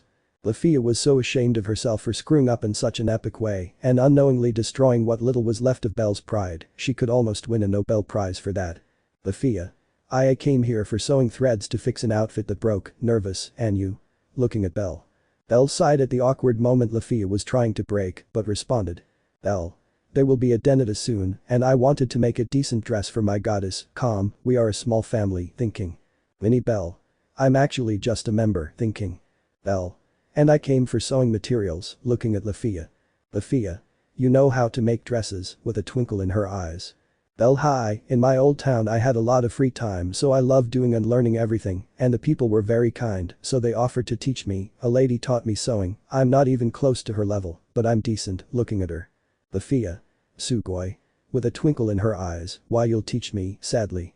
Bell raising an eyebrow. Lefiya. Why you see, I wanted to make a white silk scarf for women with jade accents as a gift, also a white one with flower prints, but defeated. Belle raising an eyebrow. Lefiya. I don't know how, but I ended up ruining it completely, one end was too small and the other too long, or it was too flimsy or ugly, and I'm tears, I'll pay you, but please, teach me. Holding him by the shoulders. Belle. Hi, sighing, what do you want me to teach you so much? Looking at her. Lefiya. Advanced. Determined. Belle. Then the payment will be 300 valis each section, sighing. Lefiya. So expensive. Surprised. Belle. Hey, my family is poor, and besides, I'll be teaching you advanced lessons at a very good pace, then. Hands on waist. Lefiya. Okay, bowing, I'll be in your care. The lady who was watching the interaction of the two girls, although Belle was just a pretty boy, the lady smiled as she gave Lefiya what she requested and a sewing kit for apprentices. Lefiya. Huh? I didn't ask for this, confused. Lady. If you want to learn sewing, you'll need it. This will be from me, smiling. Lefiya. Thank you very much, bowing. Belle rubbed Lefiya's head, who smiled upon noticing a great warmth, now she saw Belle as an inicio, or an older sister. Hestia was looking at Belle with a sparkle in her eyes, it was already daytime, last night Belle had returned calmly and lain down on the bed, she laid down next to him without hesitation, and Belle was so tired that he didn't even scold her. The next day Belle asked her to stay before she left for work, so he could see her measurements and make her a dress, Hestia agreed blushing. Hestia stood in front of Belle, and he began to see her measurements with a tape, her bust, waist, hips, wrist, etc. In the end, the most problematic thing was her bust. When Belle put the tape around it to take her measurements, Hestia let out a slight moan that Belle's expressionless face couldn't help but contain a blush. After taking her measurements, Belle began to make the dress in front of Hestia, who looked at it with a sparkle in her eyes. It was surprising how in just a matter of hours, Belle already had the dress almost made. It was already getting dark, and Hestia looked at herself in the mirror with a great shine in her eyes. She was wearing a long dress with a slit on the right leg, black with blue edges and a small white silk cape, the neckline was beautiful white with details of bells and fire in blue, the sleeves were wrist length, semi-transparent, made of black with two blue lines on them, and the end of the sleeves had a flower embroidery, she had white pointed heels and a beautiful wavy hairstyle. NT. Whoever understood my description, congratulations, I don't know how to explain myself well, sorry XD. Beautiful was the perfect description, Belle looked at it with pride as if it were his greatest work of art. Belle. With that dress you'll attract more attention than Freya, looking at her, but something's missing, seriously. Hestia. Confused. Belle. Manners, dark look. Hestia. What, nervous. Belle. I won't let you ruin the dress. We already have a more than perfect presentation. Now I just need to teach you some manners, seriously. Hestia. I don't think I can handle that Belle-kun, sighing defeated, I don't think I'm capable of maintaining composure, defeated. Belle. Of course you can, smiling. Hestia Belle-kun. Looking at him expectantly. Belle. I trust you, goddess, smiling charmingly. Hestia blushed like never before in her life looking at Belle stuttering. Hestia. Hi BBB Belle-kun, shaking and blushing. Belle. Thank you very much, goddess, taking her hand. At that moment Hestia fainted. Hestia said goodbye to Belle in an elegant and calm manner, just as Belle had taught her, she got on a carriage that had passed by her and left before Belle's eyes, it was almost 8 o'clock. Belle. Now I have to go to work, sighing, tying her hair into a long ponytail. Belle went to the fertility hostess already in her waitress outfit, upon entering she instantly caught the attention of all the customers, even more of the male part than the female. Anya appeared in front of him and gave him a very soft slap. Anya. Let's get to work. Happy. Belle. I swear I'll hit you with a vein in my head. Belle sighed and began to work while Mamma Mia looked on, smiling happily at making more profit with Belle working for her. Belle. A beer and a daily special, looking at Mamma Mia. My mom. At your service, starting to cook. Hey new girl, what's your name, beautiful? Smiling. Belle was going to answer, but my mom interrupted him. My mom. Her name is Rini-chan, you can call her that, smiling. Oh. Rini-chan What a nice name. Bunny haha. Belle lowered his gaze, blushing, looking with hatred at Mamma Mia, who hid a smile. My mom. Cheer up, I was thinking of giving you a high-quality side, but with all the customers we've had thanks to you, and the money, I'll give you a high-class one, maybe with the Durandal effect, laughing. Belle sighed heavily and nodded, Germans would have a good weapon. Anya. Rini-chan Naya, cheerfully hugging her, let's get to work. We can't slack off on a night with so many customers. Smiling. Belle. The cat talking out of curiosity, sighing. Anya. That joke didn't come out well, smiling. L. Ah. Suggesting Oncola. Anya. No, nothing. And so that night ended, with a beautiful little rag, a mom who smiled seeing the prophets, a perverted Anya and many more things, but something was missing. Let me show you what happened in the Denatus. On Hestia. Hestia looked with a drop of sweat, but maintaining her elegant and calm attitude, she saw a large statue of Ganesha, the god of the masses. That was the entrance. Well, actually the entrance was in a more compromising place. But leaving that aside, Hestia entered the great hall seeing hundreds of gods in the place and lots of food and drinks. Hestia sighed inwardly. She really wasn't one for formalism or anything like that, but she had promised Belle, and she had to do it. Hestia entered the great hall instantly drawing the attention of the people who looked at her with their mouths open. Her dress that looked extremely expensive and of great quality, a dress that seemed made by a great expert, and so it was. Hestia walked elegantly towards a table and sat down quietly. People began to murmur things, but she simply ignored them and began to eat a small dish in moderate quantities. Hestia. I hate eating like I'm rich, what's that stupidity of eating small portions? Small pout. Hestia. Hestia turned around in surprise, looking with shining eyes at a very beautiful red-haired goddess with an eye patch on her right eye. Hestia Hephaestus, cheerful. It was the goddess Hephaestus, who wore a beautiful red short-sleeved dress with red flowers and beautiful black details. Hephaestus. Is that you? Surprised. Hestia. Of course it's me, smiling, why wouldn't it be? Looking at her. Hephaestus. That's why you act so different from the normal Hestia, laughing. Hestia. I guess, thinking, and how did it go? Smiling. Hephaestus. I won't lend you money Hestia, would be. Hestia. That hurt, faking pain, I wasn't going to ask you that, you have such a bad image of me, sighing. Hephaestus. Well, I let you stay at the Tower of Babel for a few months, and you took advantage of that and stayed for 3 years, sighing, and to top it off you didn't make any effort to find a family, and all you did was laze around, looking at her, I had to kick you out of the place, and gave you a place to live, it would be. Hestia. He. Scratching her neck, but I didn't want to ask you that, smiling nervously. Hephaestus. No. Then. Confused. Hestia was going to speak, if not for a voice that sounded. Everyone turned their gaze blushing, especially the men. Everyone saw Freya enter, the most beautiful goddess of beauty of all. She had her silver hair combed perfectly, she had a full-body purple dress with black flower details, and the dress cut on the left leg, leaving her white skin exposed. Hestia Freya, sighing. Freya curiously approached them with a smile on her face. Freya. How are you, Hephaestus, Hestia, smiling. Hephaestus. Well Freya, smiling. Hestia. Please go, calm. Hephaestus got a drop of an eye and looked nervously at Hestia. Freya. Ara. Why, smiling. Hestia. Your presence bothers me, directly. Freya. Haha, Hestia, that's something I always liked about you, your frankness, laughing, you look good, smiling. But what Freya didn't know I expected was that Hestia would return the compliment. Hestia. You look good too, Freya. The dress suits you well, calmly. Freya. You've matured, smiling. Freya. Hephaestus.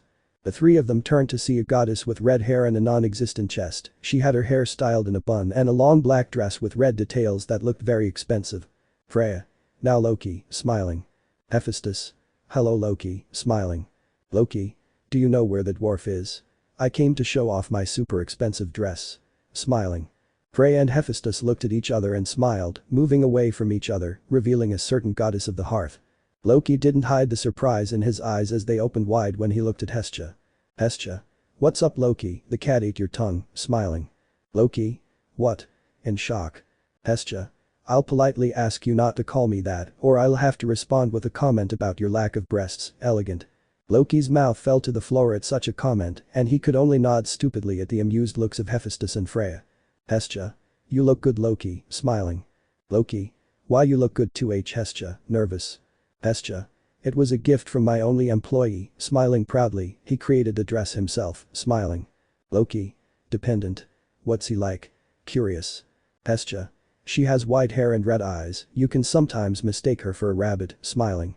An image came to Loki's mind of a certain new employee of the fertility hostess. Loki. Oh I see, thought, it's a good dress, smiling. Hestia. I know, proud. Hephaestus was about to say something but was interrupted by Freya. Freya. I think I have to go now, smiling. Loki. So fast. Confused. Freya. Hi, I just came to check something and I already did it, smiling, see you, going. Hephaestus. Goodbye, calm down. Loki. I also have to go and greet the others, we'll see each other later, going. Hephaestus sighed and looked at Hestia. Hephaestus. It's good that you behave, but I missed the previous one a little, smiling. Hestia. Don't worry, this is just for the party, smiling from ear to ear, and Hephaestus, can I ask you for something? It's not money or anything, it's something only you can do, looking at her. Hephaestus raising an eyebrow. Hestia. I want you to make me a weapon, it would be a weapon for my son, the best weapon you can make, one that can grow with him, lowering his head. Hephaestus. Hestia, would be. Hephaestus was already in his normal clothes as was Hestia at her desk. Hephaestus sighed looking at Hestia, who was leaning in front of her desk with her forehead pressed against it. Hephaestus. It's okay, sighing. Hestia. Thank you. Happy. Hephaestus. But you will help me, smiling. Hestia. Never mind, a weapon made by the goddess of blacksmithing. Cheerful. Hephaestus. This isn't heaven, Hestia, I won't be able to use my divine powers, going to a work table grabbing a strange hammer, with half of it made of purple crystal. Hestia. But you're still a goddess of blacksmithing, even without your divine powers I know you'll make an incredible weapon, smiling happily. Hephaestus. And tell me, what weapon does your son use? Looking at his tools. Hestia. He uses knives, but he only does it because he doesn't want to spend money on high-quality weapons, and those guild knives break very easily, he wants a sword, looking at Hephaestus. Hephaestus. Why do you do so much for a child? Looking at her. Hestia. I know that sometimes I can be very affectionate with him to the point of annoying him a lot, looking at the floor, but despite that he hasn't moved away from me, and he helps me and protects me, like I said at the party, he made that dress for me, smiling, he has done so much for me, and I want to return the favor, it would be. Hephaestus nodded and together with Hestia began to work on what would be his greatest work of art. El woke up peacefully, it had been a few days since his goddess left, he was supposed to return today. El got out of bed, dressed in his usual clothes, the ones from this fanfic, and prepared to go out, starting to walk through the streets of Arario. I was going to go to the fertility hostess at my mom's request, who asked me to last night. When he arrived he saw the bar just opening, all the waitresses of the fertility hostess were there, except for one, sir. El went to my mom and she gave him a paycheck, there were still 2 days left to receive his side, but at least he got paid too. El smiled when he received the money and was about to leave if it weren't for the fact that he was stopped by Anya. Anya. Rini-chan. Allegra. El Anya. What's wrong? Curious. Anya 10, giving her a purse, give it to Sir Naya, cat smile. El went wide at those words. Anya. What? Confused. El. You've even forgotten that you can be so stupid, sighing. Anya. Yes. Chibi. Ryu appeared next to Anya sighing at her nonsense. Ryu. You have to explain yourself well, Anya, sighing. Anya. What? I told her to give her purse to Sir because the little droplet forgot it when she went to the monster fair, tilting her head with a cat-like smile and eyes. Ryu. You understand, Cranel-san, could you go and give it to Sir please, bowing. L. Of course Ryu, smiling while taking the wallet anyway I was also going to the monster fair. L said goodbye to Ryu kindly and Anya stroked his head to her liking. Once he left the fertility hostess, Bell began to walk towards Daedalus Street where the monster fair was taking place. Han Hestia. Hephaestus. Here it is, giving him a large box, use it well, this weapon is alive, would be. Hestia. Alive. Surprised. Hephaestus. Listen, this isn't supposed to be allowed, but use materials from heaven, it would be. Hestia. From heaven. Surprised. Materials from heaven, those could be considered the most powerful materials that exist, even the worst metal from heaven would be just as strong as mithril or adamantine, they are materials that just as their name says are only found in heaven, it is extremely difficult to bring them down to the earthly world, and it is considered very illegal for a human or being from the lower world to carry something made of these metals. Hephaestus. I only use this for you Hestia, looking at her, I used the best metal of the sky to make it, I used Ivan, the powerful metal of the sky, plus a complete alliance of Uru, it would be. Hestia was in shock, a weapon made of the 2 most powerful metals that exist in heaven, metals capable of killing a god and sending him to death's hands instead of heaven, a weapon that is capable of definitively killing a god. Hephaestus. This weapon is alive, it will grow with its wielder, not only is it made of the most powerful metals, but it also has strands of your hair, only a member of your family will be able to use it, would be, listen Hestia, never ask me to make a weapon like this again, this is something that contradicts all the laws imposed by the most powerful gods, never tell anyone about this, would be. Hestia hi. Thank you very much Hephaestus. Doggiza. Hephaestus. For Hestia, sighing, this weapon is not free, and you will pay me even if it takes you millennia, it would be. Hestia hi. Determined, and how much is the price? Smiling nervously. Hephaestus. 50 million, chibi. Hestia's so expensive. A shock. Hephaestus. Actually, its real price would be 500 billion. Getting those materials and making a living weapon is difficult, no mortal could do it, so be grateful that I'm being generous by lowering the price so much just because we're friends, with hands on hips. Hestia. 500 billion, in shock, thank you very much Hephaestus-sama. Bowing. Hephaestus. Now go, and I hope you'll work hard to pay for that weapon, really, it wasn't easy to make, looking at his tools about to break. Belle was looking at all the stalls in the place with curiosity, they sold practically everything, weapons, armor, food, clothes, they even sold rare monster items. Belle looked with curiosity at a stall that sold monster skins, among them one that caught his attention. Belle. Rabbit metal skin, thinking, excuse me, how much does the rabbit metal skin cost? Curious. Sir. Oh. Are you interested? It would be 3,000 valis, it is very difficult to obtain a drop item, and the metal rabbits come from the 20th floor down. Belle. I'll take her, chibi. Man. Thank you for your purchase, smiling. Belle started walking happily because of his purchase of metal rabbit fur, it looked like the fur was resistant, maybe he could make a cape like the one he wears now, but out of metal rabbit fur. Belle continued walking until a voice caught his attention. Belle-san. Belle turned his gaze raising an eyebrow at the call, in the distance he saw a certain orange-haired elf running towards him, but accidentally tripped and fell face down on the floor. Belle. Are you okay? Helping her with an anime droplet. Lefiya. Why yes, thank you, standing up. Belle sighed and looked at Lefiya curiously. Belle. What are you doing here? Curious. Lefiya. Well I came here with Tiona, Tyan and Miss A's to see the monster fair, but accidentally I got lost, lowering her head, but I found you with a sparkle in your eyes. Belle. I see, thinking, do you remember what the place was like where you were? Looking at her. Lefiya and no, lowering her head. Belle. Don't worry, sighing, let's look for your friends while I also look for someone, walking. Lefiya hi. Walking next to Belle, who are you looking for? Curious. Belle. I'm looking for a friend named Sir Flova, she works at the fertility hostess, she has silver eyes and hair, calm. Lefiya. I see, thinking. Lefiya looked at Belle expectantly, while he maintained a calm aura and a serene expression that made him look like royalty, Lefiya couldn't help but compare him to Riveria. Both walked for quite some time looking for their respective companions in the streets and spent a lot of time together. Belle had to admit that Lefiya was very nice, leaving aside her shyness when talking to him and that she kept confusing him with a girl. Lefiya. Excuse me Belle-san, don't you want something to eat? Looking at her. Belle. Indeed, looking at a Jug-American stand. Lefiya. Can I buy you some if you want? Looking at him. Belle. No need, I'll pay, do you want one? Looking at her. Lefiya. And don't worry about him. Lefiya couldn't finish when her stomach rang. Mini Belle, the stomach has spoken, chibi. Belle. I'll treat, going to pay. Lefiya just nodded, blushing in embarrassment as she waited for Belle to buy the Jug-American. Belle simply went up to the saleswoman and greeted her casually. Belle. Hello Sami-san, smiling. Sami. Hello Belle-kun, happy, same as always. Smiling. Belle hi, a dozen please, smiling. The named Sami nodded and went to work as usual preparing Belle's order. Once finished, she gave Belle a bag full of Jug-American and shook one of her hands. Belle accepted it kindly and gave Sami the corresponding money. Belle Lefiya, looking at her. Lefiya h hi. Tomita. Belle 10, giving him a chibi Jug-American. Lefiya. T thank you Belle-san, smiling. Belle. No, what's up, smiling. Lefiya began to eat her Jug-American calmly, she turned to look at Belle for a second and then looked ahead wait, Lefiya looked back at Belle with her eyes wide open, he had an empty bag in his hand and a half-finished Jug-American in his hand. Lefiya. How fast? Surprised. Belle. How nice, happy. Lefiya began to eat her Jug-American also looking everywhere for her companions, but she almost fell to the floor when she felt a small tremor. The monsters escaped. Everyone escape. Ask adventurers for help.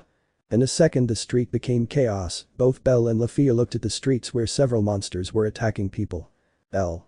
Can you fight? Seriously. Lefiya h hi, but only as support, I'm a magician, nervous. Belle. Okay, go to a high place and use your magic, here, taking out a green mana potion, use this if you run out of mana, taking out his worn knives, I'll help down here, seriously. Lefiya. But will she be okay? Do those knives look very worn? Worried. Belle. I'm not weak, smiling. The killer ant, a monster from the 7th floor, appeared before them and attacked them, but both the monster and Lefiya didn't expect Belle to stop the attack with great ease and began to strangle the killer ant. Belle. Go, I'll be fine, serious. Lefiya hi. Running. L. Now yes, firmly, ataraxia silentium Eden. L covered himself in a layer of mana that silenced all his movements and moved with agility and stealthily toward several monsters who didn't even notice him.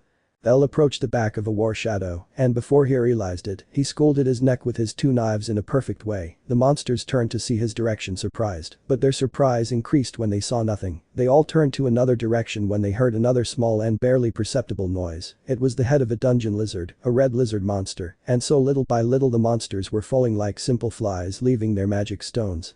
On the floor, when there were only 3 war shadows and a frog shooter left, a somewhat large frog monster with one eye, Bell, revealed himself before them, appearing in the middle of the 4. The monsters immediately went to attack him, but he easily cut a war shadow in half, but in return, his left knife broke. Bell sighed as he had to block a tongue strike from the frog shooter and cut off his tongue with his knife. Thank you. Bell. TCH. Damn, sighing. Bell pierced the frog shooter's head, killing it and completely breaking its last blade. Bell. And there goes the last one, sighing. Bell secured with his hand a blow from one of the 2 war shadows and gave him a high kick to the head that sent him flying, but I don't know, I hope that a shot of light will go through the war shadow and at the same time chase the other until killing him. He saw the direction of the attack, giving it a thumbs up. Lefiya, who had a magic staff that looked like a spear. Bell was going to keep fighting if he didn't hear a familiar scream in the distance. Aid. Bell Kami-sama. Starting to run. Lefiya. EA. Bell-san. Worried. Lefiya. Lefiya turned around in surprise to see her companions appear next to her. Fiona. We were very worried, smiling. A's. Nodding. Lefiya. I'm fine, I was with Bell-san, smiling, but he left suddenly. I think I heard someone asking for help, looking in the direction he left. Hein. Are you okay? Confused. Lefiya. Blushing, is the name of the white-haired girl that A-san saw in the dungeon, the one who killed the Minotaur, sad. Hein. I see, would be, I'm glad you're okay, Lugo we will thank that girl for helping you, now we have to give support, A's you A's. Fiona turned to look at A's, but was surprised to see that she had already jumped to kill the monsters that were making a mess. Fiona. That's right, A's, smiling. Lefiya. That's Miss A's, and Bell-san too. They're both similar, imagining both of them. I want to help too. Motivated.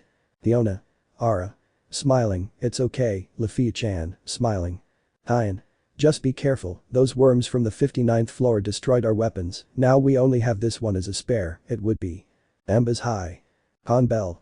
Bell ran desperately hoping to find his goddess, but he doesn't know what he expected when he crossed the street to find a scene that he never expected in his life. It was a family of 4 people, a mother, a father, a boy and a boy, from there everything was normal, the bad thing is that they were being cornered by a war shadow, now yes, comes the abnormal, and that was, why was an Almridge protecting that family? Bell was staring with a poker face at the Almridge who was standing in front of the family with his arms outstretched, preventing the war shadow from passing. The war shadow was about to cut the Almridge in half while he looked at him in fear, but without moving an inch, at that moment, Bell's sense of justice activated, and in a second he was in front of the war shadow stopping him from killing the Almridge and crashed his head into the wall, killing him.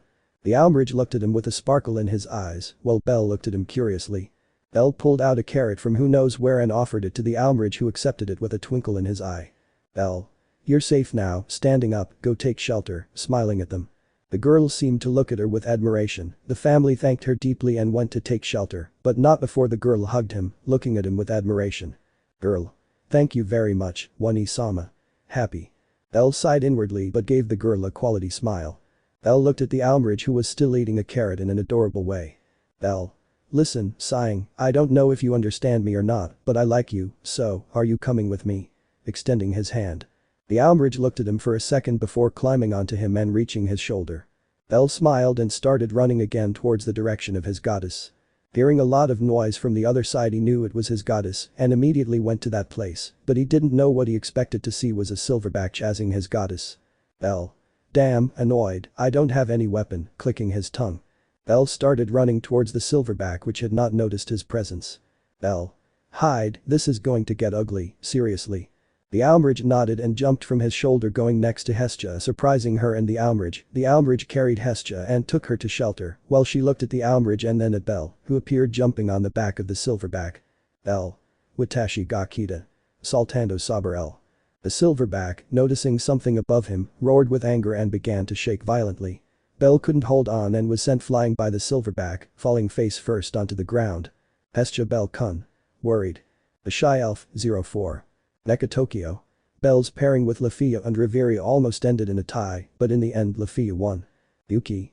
Forgive those who wanted Riveria as Bell's partner, the author also wanted it that way, but wanted to please all readers. Neka Tokyo. That was unnecessary, but yes, now yes, let's begin. Hestia looked worriedly at Bell, who was lying in the middle of a small crater made by the silverback. Bell sighed inwardly and stood with difficulty, looking with pure hatred at the silverback, but he knew he couldn't kill it. He knew its weak points, like its neck, eyes, ankles, elbows and even its armpits, but without a weapon he couldn't do anything. As weak as it was, he needed something he could use to cut the silverback's skin.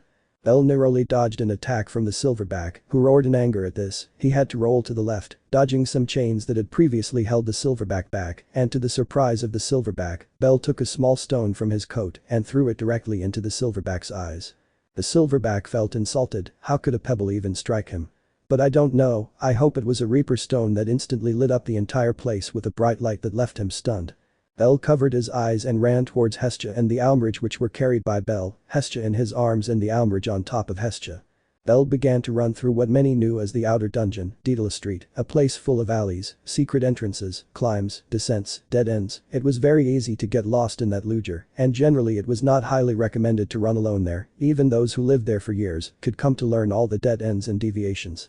Bell hoped they could lose the silverback in this maze, but his wishes were not heard by the author, and the recovered silverback began to sniff the air, hoping to find its prey. Once Hestia's scent reached his nose, he opened his eyes and started running towards Bell's direction over the rooftops. Bell saw something in the distance and clicked his tongue. Bell? Damn. Annoyed. Hestia. Bell Kun, looking at him. Bell? Yes. Looking at the silverback in the distance. Hestia. Let's update your status, determined. Bell. I doubt this is a good time for this Kami-sama, looking at her like she was a fool. Hestia. Of course. I can do it quickly, and besides, I have a gift for you, smiling. Bell. Curious. Bell looked at Hestia's hands where she had an object covered in a black cloth. Hestia removed the cloth, revealing a beautiful black sword with some strange hieroglyphics on it. It was completely black. NT. Just imagine it's the original knife but much longer and in a certain way more imposing. I know, forgive my lack of imagination. Minnie Bell. It's beautiful, and I'm tears. Hestia Todd Smiling, you will use this to fight that ape. Smiling. Bell. I'd love to ask, but this isn't the time for that. How long would it take? Seriously. Hestia. 2 minutes, pricking her finger with the tip of the sword. Hestia started updating Bell's status after 3 days, and her eyes widened at the drastic growth of Bell, but she shook her head, deciding to concentrate on her duty. Hestia. Ready, smiling. Bell looked at the sword carefully, the hieroglyphs on it shone blue after holding it tightly. Bell smiled to himself, but was pulled out of his thoughts when the silverback fell right in front of them. Apparently he was able to locate them faster by the glow Hestia emitted when updating her status. Minnie Bell, oh fuck. Bell had to jump carrying his goddess in his arms, dodging the blow of the silverback which began to chase them. Bell. I'm starting to hate monkeys, sighing. Bell began to run with all the speed he had, surprised to see that his speed had increased drastically in just 3 days. Seeing this, he smiled and began to run, looking for an open area where they could fight without causing too much damage. He continued running until he reached an open area surrounded by buildings where people were hiding and watching their fight. He would be angry if it weren't for the fact that he knew they were normal people. At most they would serve as cannon fodder, and he would never use someone that way. Leaving his goddess hidden in some boxes, he waited patiently for the silverback, which appeared, jumping over buildings with great ease. The silverback roared, looking at Bell, who held the black sword in front of him. The silverback tried to hit him with the chains he was wearing, but I don't know, I hope Bell protected himself with the sword from the chains, which were easily destroyed by the contact of the sword. Bell smiled at this. The monster's chains had to be stronger than these to hold them back. His sword could easily break the chains, then it could also easily cut through the silverback's flesh. Bell smiled and dodged a blow from the silverback. Well, with his sword, he cut his wrist and gave several cuts along the silverback's arm. Bell held the sword firmly and took a great leap, climbing into the arms of the monkey monster, beginning to run through the plains towards his head. The monster with his other hand gave a great punch to Bell, sending him flying, but he reincorporated himself in the air, falling elegantly to the ground, and began to run towards the silverback, again dodging his blows with ease, and just when he was in front of him, he took a great leap and fell on top of the silverback, piercing him in half with his sword. In the distance, 3 people were running desperately through the crowd, one following a rumble and the other 2 following the main one. When they reached the main area of the commotion, they could only see a white-haired adventurer cut the silverback in two. A's. That's it, expectant. Lefiya Bell-san, with shining eyes. Lefiya looked at Belle with admiration and sparkle in her eyes and a small blush on her face. While A's had a slightly surprised face with a small glow on it. Behind both of them was a red-haired goddess who had a wicked smile looking at A's butt. Loki was about to touch him, if not for why he ended up passing by A's when he dodged her in a comical way and left the place with great tranquility, followed by Lefiya. Bell breathed heavily seeing his goddess lying in a bed, sleeping peacefully. After he finished off the silverback, the people began to cheer him, including his goddess who threw herself into his arms, but suddenly to the fright of many including him she fainted. Bell had picked her up and started running around excitedly looking for someone to help him, and Mamma Mia and Sir were kind enough to give their goddess shelter when she passed by the bar. Bell took another long sigh and saw a backpack in the distance. It was moving until it opened, and out came the shirt of the Almira which had a carrot in its mouth. Bell holla, chibi. I saw the Almrich and the Almrich saw that I saw him, and I saw that he saw that I saw him. An awkward silence fell over the room, but it wasn't like they could have a conversation. He was a monster after all, he couldn't talk, or could he? Bell. Can you say hello? Looking at him. Almrich. Hoa, chibi. Bell. At least you did better than a 3-year-old baby, nodding. Almrich teared to Tessanos. Bell. Okay, you're learning too fast, that's scary, chibi. Almrich. That's scary. Happy. Bell. Oh gosh, sighing. Almrich oh buck, looking at him seriously. Bell. I didn't say that. Almrich. No. Author. Hey. That wasn't in the script. Yuki no. Author. You weren't even supposed to be able to speak properly. Yuki. Oh, buck. Author. Never mind, let's continue. Bell. It doesn't matter, take care of her, serious. Almrich nodded calmly, sitting on a stool next to Hestia in a comical manner while moving his head from side to side. Minnie Bell. Okay, even I admit that's adorable, smiling. Bell nodded and left the room seeing how Sir was there, and when she saw him, she looked at him worriedly. Bell. Thank you so much for letting her rest here, Sir, bowing. Sir. I'm glad you're okay, smiling, besides, this was all my fault for forgetting my wallet, sad, I'm sorry, lowering her head. Bell. Don't worry Sir-san, sighing, I was the one who wanted to go to the monster fair anyway, looking at her. Sir smiled and approached him with a big smile. Sir. You know, approaching him, I saw you fighting with the silverback, you looked like a hero, smiling. Bell blushed slightly and was going to say something to Sir, but she got there first, whispering something flirtatiously in his ear. Sir. And I fell in love, smiling. Minnie Bell. Bell.exe has stopped working, starting back a program minibell.exe is not working either. Sir laughed at the stupid face Bell was making as he processed the information without knowing what to do. Sir bye. Allegra Lendis. Bell stayed in that hallway alone processing what had just happened and Minnie Bell wasn't any better. Bell con.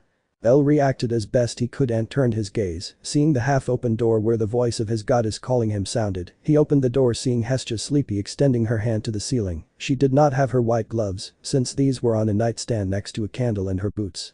Bell Kami-sama, sitting on the bed, how are you? Looking at her. Hestia. Don't worry, smiling, I guess I fainted from exhaustion, smiling. Bell closing his eyes. Hestia. And one more thing, smiling. Bell raising an eyebrow. Hestia. What's an Almira doing here? Excited, pointing at the Almira. Bell. Is Yuki, chibi. Hestia. You gave him a name. Exalted. Bell hi, chibi, also knows how to talk, looking at Yuki. Hestia that. Yuki. Hello. Raising her paws. Hestia looked at the Almrich and managed to look at Bell and then again at the Almrich and again at Bell and she was like that for a while until she ended up fainting again with a little ghost coming out of her mouth. Bell. Are you okay? Poking her with a twig. Yuki. He died, chibi. Bell. Day. Hestia. Don't worry about the payment, smiling. Bell. I can barely afford that with Aunt Alfia's money, sighing. Hestia. You've always done a lot for me, smiling blushing, and I wanted to return the favor, besides, Hephaestus gave me another job so I could pay the debt, smiling. Bell. Oh yeah. Curious. Hestia hi, although it's a little embarrassing, smiling. Time skip. Hestia was blushing in front of Hephaestus who looked at her smiling. Hestia was wearing an outfit that looked a bit like a red and white maid. To pay her debt she was going to be helping at the Tower of Babel like any employee. Hestia. Are you sure about this, Hephaestus? Blushing. Hephaestus. Of course, laughing out loud. Hestia hee. Scared. It had been a day since that, and right now Belle was in front of the fountain that was in the District of Love. He looked at the sky as if it were the most entertaining thing in the world. He was wearing his usual clothes while eating a Jug-American. Belle-chan. Belle sighed and turned around to look at Ina, who was wearing a white shirt and a red skirt, as well as long black stockings and red sneakers. Beautiful was the perfect description, Belle had to admit it. Ina. So. How do I look? Smiling. Belle. You look younger, looking at her. Ina frowned and grabbed Belle by her head, burying her between her breasts. Ina. I'm only 19. Squeezing her head. Belle. Blushing. Ina smiled at Belle's embarrassed face and let go of his head. Ina. Let's go, smiling innocently. Belle. You're a demon, sighing. Ina. He, laughing innocently. Belle and Ina walked through the Tower of Babel, curiously looking at all the weapons and armor there. Belle sighed in disappointment. He didn't want armor, if he was honest. Besides, there weren't even any in his size, unless he chose a woman's armor. Again, Ina teased him quite a bit for this fact. Belle. You know I could make myself a long jacket out of rabbit metal fur, right? Boring. Ina. Yes, but a full suit of armor is better. Happy. Belle looking at the prices. Ina. I know you can't afford something here, so I'll take you to a place where you can buy without worrying, smiling. Belle sighed and followed Ina to the elevator where they went to the upper floors where the novice blacksmiths were. Ina happy. Belle. The atmosphere changed a lot, looking around. Ina. Well, this is where the novice blacksmiths sell their weapons, the prices vary quite a bit, smiling. Belle saw a knife that was priced at 1,340 valis, unlike one on the floors below that was at least 50,000. Belle. How cheap, chibi. Ina. Now you can pay, smiling, I'll go look over there, pointing to the right, you look for something you like too, smiling. Belle nodded and walked silently through the halls of the place. He had to at least buy something, so that Ina wouldn't keep insisting, but no matter how much he searched there was nothing that caught his attention. The worst thing was that all the armor was too big for him. LHMP, annoyed. Belle was about to go with Ina, hoping that she had found something until a box caught his attention. Belle. Looking at a box. The box was covered by a blanket as if they wanted to hide it. Belle removed the blanket, marveling at the sight. It was a light raft, confirmed by 2 small knee pads, 2 arm and elbow protectors, a light breastplate and 2 shoulder protectors. He could wear it over his black and white jacket, it was perfect. Belle looked at his savior's name with a smile. Belle. Welf Krazo, smiling, rabbit, Perfect, smiling. Belle silly the price card, smiling. The metal of the armor was tough and flexible, and the price was more than good, only 9,500 valis. He didn't know who Welf Krazo was, and he already liked him. Ina. Belle-chan, I found something you might like, happy. Oh. I see you found something, smiling. Belle. Yes, admiring the armor, what did you find? Curious. Ina smiled brightly and took out a light adventure armor. They were metal boots, 2 metal gloves that reached below the elbow, one was a little bigger than the other, it would be a metal breastplate with blue and black details, and 2 metal protectors on the sides that hung from the waist, along with a blue dress with black and white. Belle. Ina, I swear if you do a Roma like this again I'll go to the 10th floor to die, terrifying look. Ina. It was just a joke, whispering chibi, rabbit, curious, I guess that armor suits you, laughing. Belle. I like it, chibi. Ina. Then we'll pay for it, smiling. Belle and Ina walked through the streets of Arario calmly until they reached the Fountain of Love. Something to clarify was the Jug-American that they both were eating calmly. Belle. It was fun, chibi. Ina. You're just saying that because of the Jug-American, feeling nervous, Belle. Belle. Day. Ina. I really care about you, so, taking out a green bracelet, take this as a gift from me, smiling. Belle took the bracelet in surprise, it looked very strong and tough. Belle. But, uncomfortable. Ina. Don't worry, smiling, as long as I can help you stay alive I'm happy to spend my money on that, smiling, just promise that you'll come back alive, smiling. Belle took the bracelet and sighed heavily, taking courage. Ina was surprised and blushed when Belle grabbed the bracelet in her hand, pulling her towards him in a warm hug. Belle. Thank you very much, Ina, smiling. Ina blushed furiously, babbling as she tried to say something to a smiling Belle. Ina moo, pouting, Belle baka, burying her head in Belle's chest. Belle. Seriously, looking at the bracelet, thank you very much. Ina slowly walked away from Belle to her own disgust and thought about playing a joke on Belle again. Ina. Ah. Right, smiling, I have something else for you, showing a box, bye. Giving the box and starting to run. Belle. A gift. Confided. Belle opened the box and twitched his eye when he saw the light adventure armor that Ina had jokingly shown him at the Tower of Babel. Mini Belle. And our pride. Depressed. L. Did we have pride? Sighing. Minirini. Not when I appeared, Chibi. L. Oh fuck. Minirini. No bad words. L was looking at Hestia with a vein in his head. Hestia was in front of him doing a doggies. L. Repeat it to me one more time, annoyed. Hestia. I want you to wear the armor Ina gave you. Firm. Hestia was going to continue speaking firmly if it weren't for Bell looking at her with a terrifying aura around him and a face that reflected obvious annoyance. Bella. Dark look. Hestia. Please. Begging her. Bell. What do you want that for? Clicking his tongue. Hestia. I just wanted to see you with a girl's armor and then a boy's armor if, smiling, what do you think if we model, smiling, you will put on your usual clothes and on top of this your white armor and then you will put on the blue dress and. L. I'll wear the girl's armor but not the dress, seriously. Hestia. Please. Doggies. L. No. Hestia. Yes. L. No. Hestia. What if? L. No.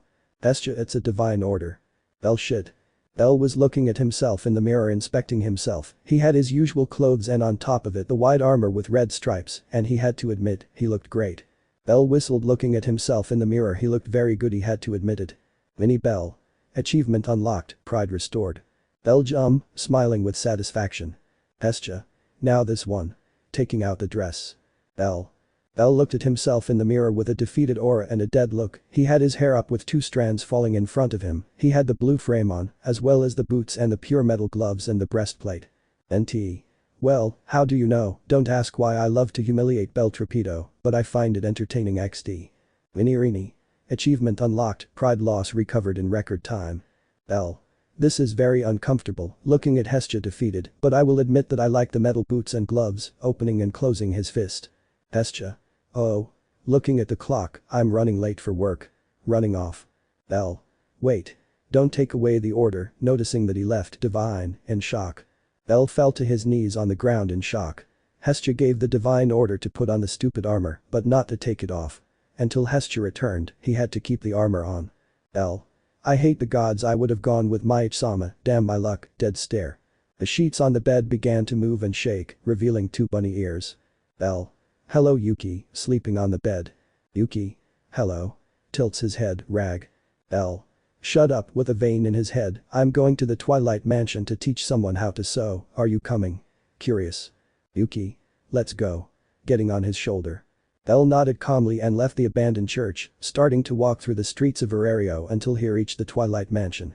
Of course there was no shortage of admiring glances from people, rumors that a white-haired adventurer saved many people, in addition to defeating a silverback gave her some fame, even several seemed to ignore Yuki, and the few who saw her were not alarmed because they thought that such a weak monster could not against a supposedly powerful adventurer, although she was still level 1. L arrived at the Twilight Mansion where he was greeted by 2 guards who had been informed by Lefiya that a white-haired adventurer would be coming and they let him in with tranquility. L. I'm surprised they ignored you, looking at Yuki. Yuki sad, lowering his head. L ignored that and kept walking, but there was a problem. L. I got lost again, depressed. L was being escorted by Riveria to Lefiya's room with ease. Riveria had found Bell hiding without doing anything in a corner of the Twilight Mansion. When she asked him, Bell told her that he had been there for 1 hour. It was a bit fun to find Bell as he was hiding in a corner playing with a wooden stick next to Yuki. Riveria. I told you that you should ask for directions or if someone can accompany you, at least that way you won't look like a fool, sighing. L. I'm a boy, looking at Riveria. Riveria. Looking at the bulge in her armor where a woman's chest goes, are you sure? L. Yes, with a vein in his head. Riveria. I saw you in the fertility hostess, how do you explain that? Curious. L. A summary or a complete story? Expressionless. Riveria summarized. After a brief explanation from Bell and remembering that tomorrow would be his last day of work, he breathed a sigh of relief. Riveria. And that armor? Smiling a little mockingly, don't tell me that. Bell. No, sighing, my advisor loves to make fun of my feminine appearance and bought me this, looking at Riveria, and my goddess forced me to wear it, chibi. Riveria. And why didn't you take it off? Confused. Bell. Divine orders, gloomy. Riveria. Oh, memories of Vietnam, I understand you, huh? Noticing something, we're here, smiling. Bell. Seeing a wooden door, thank you very much Riveria-sama, bowing. Riveria. Don't worry, take it, giving her 2 potions. L.A. Surprised. Riveria. take it as a gift, smiling. Belle only saw Riveria leave and managed to turn around to look at the door again. On Lefiya. She was nervous. Belle should have arrived an hour ago. She wondered if something could have happened to him. She was sure that he hadn't scammed her. After all, they had made the deal that he would pay her after he taught her. She was going to continue immersed in her thoughts when a small knock on her door sounded. Lefiya. Will it be? Excited. Lefiya immediately got up from her bed and nervously opened the door, remaining silent at the imposing figure of Belle. Belle. Me, raising my hand. Yuki yo, emitindolo. Lefiya be Belle, san, assistada. Belle looked imposing in simple words, like a true adventurer worthy of a better title as a warrior. Belle. Hello Lefiya, calm. Lefiya ppp pass, blushing. Belle walked into the room quietly, looking at his room with curiosity. It was very clean and had a small bookshelf for studying, in addition to the bed, 2 closets, a nightstand, a mirror, and a bathroom. Belle sighed and sat down on the bed without asking permission. He really didn't feel like doing anything, but money is money. Belle. Shall we start? Looking. Lefiya h hi, nerviosa. Belle began to teach the nervous Lefiya everything he could, calmly helping her every time he saw that she couldn't or didn't understand something. Belle. And that's it, showing him a black scarf with beautiful white flower embroidery. Lefiya sugoi, with a twinkle in his eyes. Belle. My mom would laugh if she saw me now, sighing, here, take it, giving her the scarf. Lefiya. Are you sure, shy? Belle. Of course, I don't need it, besides, it's very feminine, giving it to her. Lefiya. I think she would look beautiful with it, looking at the scarf. Belle. I don't want people to think I'm a woman any more than they already do, sighing. Lefiya. I see, thinking. Surprised. Belle. Like now, sighing. Lefiya, and you're not a woman, processing the information. Belle. No, I'm just a pretty boy. Thinking, I think that's what Anya said, expressionless. Lefiya. But we saw it in the hostess of fertility with a dress and, blushing, breasts, with smoke coming out of her head, in addition to her armor, seeing it. Belle. Oh. You see. After a brief explanation from a prideless Belle. Lefiya. I see, thinking, so he's a man. Nervous. Belle hi, chibi, she is a woman, looking at the Almrich. Lefiya. The Almrich. Curious, the Almrich and Almrich. In shock. Belle. She's just as dumb as Anya, and I'm Droplet, don't worry, she won't hurt anyone, stroking Yuki's head. Yuki gave a small gesture that she liked it and shook her head in an adorable way. Lefiya. How do I tame it? Nervous. Belle. It's good that you forgot what we were talking about before, sighing, well, she is Yuki, I found her during the monster attack at the monster fair, I rescued her from another monster that tried to attack her for protecting a family, looking at Lefiya. Lefiya. As she saved them, surprised. Belle hi, but I took that with me, rubbing Yuki's head. Lefiya. I see, thinking, see can I pet her, nervous. Belle. Go ahead, removing his hand. Lefiya fearfully reached out to Yuki's hand but was slightly surprised to see Yuki happily let herself be stroked. She couldn't help but smile slightly as she stroked Yuki. Something few people knew was that Lefiya loved rabbits. Whenever she went to the dungeon she would avoid killing them unless necessary. She would avoid fighting any rabbit monster. Lefiya. I would like a pet rabbit, smiling. Belle. Why don't you buy one? Curious. Lefiya. I don't think I'm ready, lowering her head. Belle. I can help you, smiling. Lefiya and Sirio. Cheerful. Belle. Only if you pay me, smiling. Lefiya looking down in defeat with her ears drooping. Minirini. Stonks would say Mamma Mia, smiling and shouting her index finger and thumb. Minnie Belle. Come on, convince her to buy a rabbit and pay you for helping her take care of it, whispering in Belle's ear. Belle. Aren't you supposed to be on my side? Looking at him like he's stupid. Minnie Belle. Yes, but imagine it, we will earn money, and we will also have a cute elf by our side, smiling, we will make Grandpa proud. Belle. That's true, thinking, but Aunt Alfia would get angry, thinking. Minirini. He won't do it, what's wrong with wanting to have a pretty and shy elf by our side, just don't go too far and play womanizer, looking at him threateningly. Belle. Aren't you supposed to be me, but in a girl's outfit? Scared. Minirini. Shut up. Minnie Belle. Just ignore her, remember. Grandpa, Belle's mind. Harry em. Minirini Minnie Belle. Grandpa.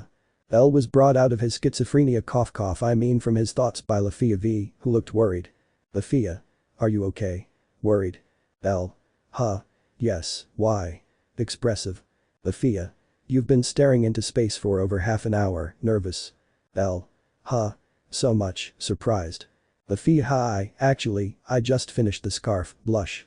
Lefiya showed a cloth scarf to Belle. It was nothing compared to one of the Sulla's, but it really looked better than Lefiya's previous sewing attempts. Knowing that Lefiya put in the effort to make it, Belle smiled and rubbed Lefiya's head, as if she were Yuki. Belle. Very well done Lefiya, smiling charmingly. Lefiya blushed like a cherry in an adorable and cute way for Belle. Lefiya B. Baka, looking away. Belle was walking with Lefiya through the streets of Arario. The sun was already setting, and it gave a beautiful view. Belle had said he had to go, and Legia insisted on accompanying him as an excuse to know where he lives. While walking they passed near the hostess of fertility through an alley where they saw a brown-haired hobbit girl start to run being chased by a man with strange and kind of ugly hair v. Man. Come back here, damn helper. Annoyed. The man was about to stab Lily if not for a black sword that came in between and snapped the man's sword in half like hot butter. Man. Damn. Angry, why are you defending her? Annoyed. Ella. Dark look. Man. Hi. Scared. Mini Belle Mini Rini. It's ugly. Belle. Get out of my sight, ugly, chibi. Man damn. The man couldn't finish seeing a black sword that was inches away from cutting his neck. But caring little about this, he was about to cut Belle's neck with what was left of his sword, but no one expected that a gold coin or a volley would hit the man's hand extremely hard with the force of a first or second class. Both turned their gaze as did Lefiya who stood behind Belle, scared. Everyone could see a beautiful elf with greenish blonde hair with a shopping bag in her right hand while she had her left hand extended. Ryu. Go, it would be. Man. Damn, annoyed, not me. Ryu. I said get out, sharpening his gaze. The man gulped and started to back away, clicking his tongue. Man. The rest won't stay like this, you damn bitches. Running. L. Need. Sighing. Ryu Belle, walking towards him, you look good, chibi. L. Don't say anything, sighing, how many times have I sighed today? Thinking. Ryu. Why were you fighting an adventurer? Curious. L. Problems with an assistant, calm, thanks for the help Ryu, tell Mamma Mia that tonight I'll be working overtime, but I'll be a little late, looking at her. Ryu. As you wish, calm, the conversation was seen by Lefiya who had a jealous face looking at Ryu. Lefiya. We have to go. Pulling Belle by the hand. Ryu. Is she a lesbian? Curious. Belle. Shoulders. Lefiya. I'm not. Pulling Belle. Lefiya was looking slightly surprised at Belle's headquarters. It was a small wooden church a little destroyed, only a little since Belle had decided to fix it up a little so that it doesn't look so bad. NT. I said a lot a little v. Lefiya nervously entered the church with Belle who looked into nothingness. Belle. It's here, sighing in relief. Lefiya. Confused. Lefiya walked next to Belle until they reached some stairs where they went down arriving at a small room with a bed and an armchair as well as a table. Belle. Welcome to my headquarters, sighing.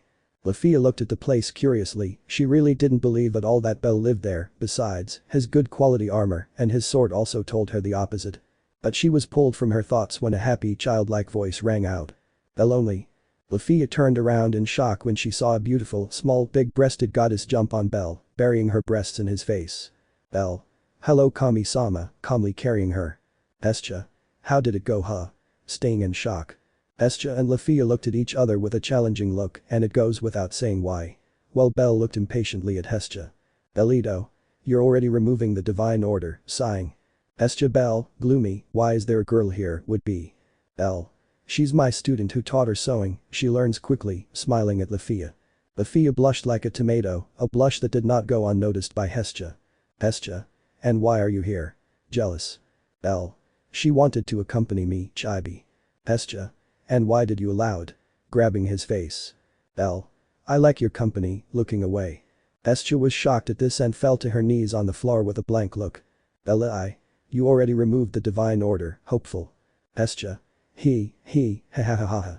Laughing innocently, Belle, gloomy, from now on you will wear that armor and dress whenever you go to the dungeon, it is a divine order, gloomy. Belle was in shock as in his mind he felt a large Rini in the female armor hit Mini Belle in the male armor and fell to the ground on his knees while Lefiya stood next to him smiling at him affectionately. Belle comfort me, putting his head under Lefiya's skirt. Lefiya Hestia. Ehhh. Jealous blushing. Lefiya Yaya, bowing his head, poor Belle, hugging him. Belle. Are they pink with bunny prints? Hestia Nani. Shocked, why didn't you do that with me? Stomping her feet, I always wear a short dress and not once have you seen me under my skirt, pouting. Belle. You are a goddess, chibi with head in Lefiya's panties. Hestia. What the? Trying to get him away from a blushing Lefiya. Belle. What, you are a goddess, Chibi? Hestia. That has nothing to do with it. Annoyed. Lefiya B. Bell, San, blushing. Yuki. I'm Yuki. Raising her paw. An elf in need, 05. Harem. Lefiya, Riveria, Anya, A's. I included A's because if they chose harem, I wanted to give romantic moments to Mini Bell and Mini A's V. Ship. Lefiya.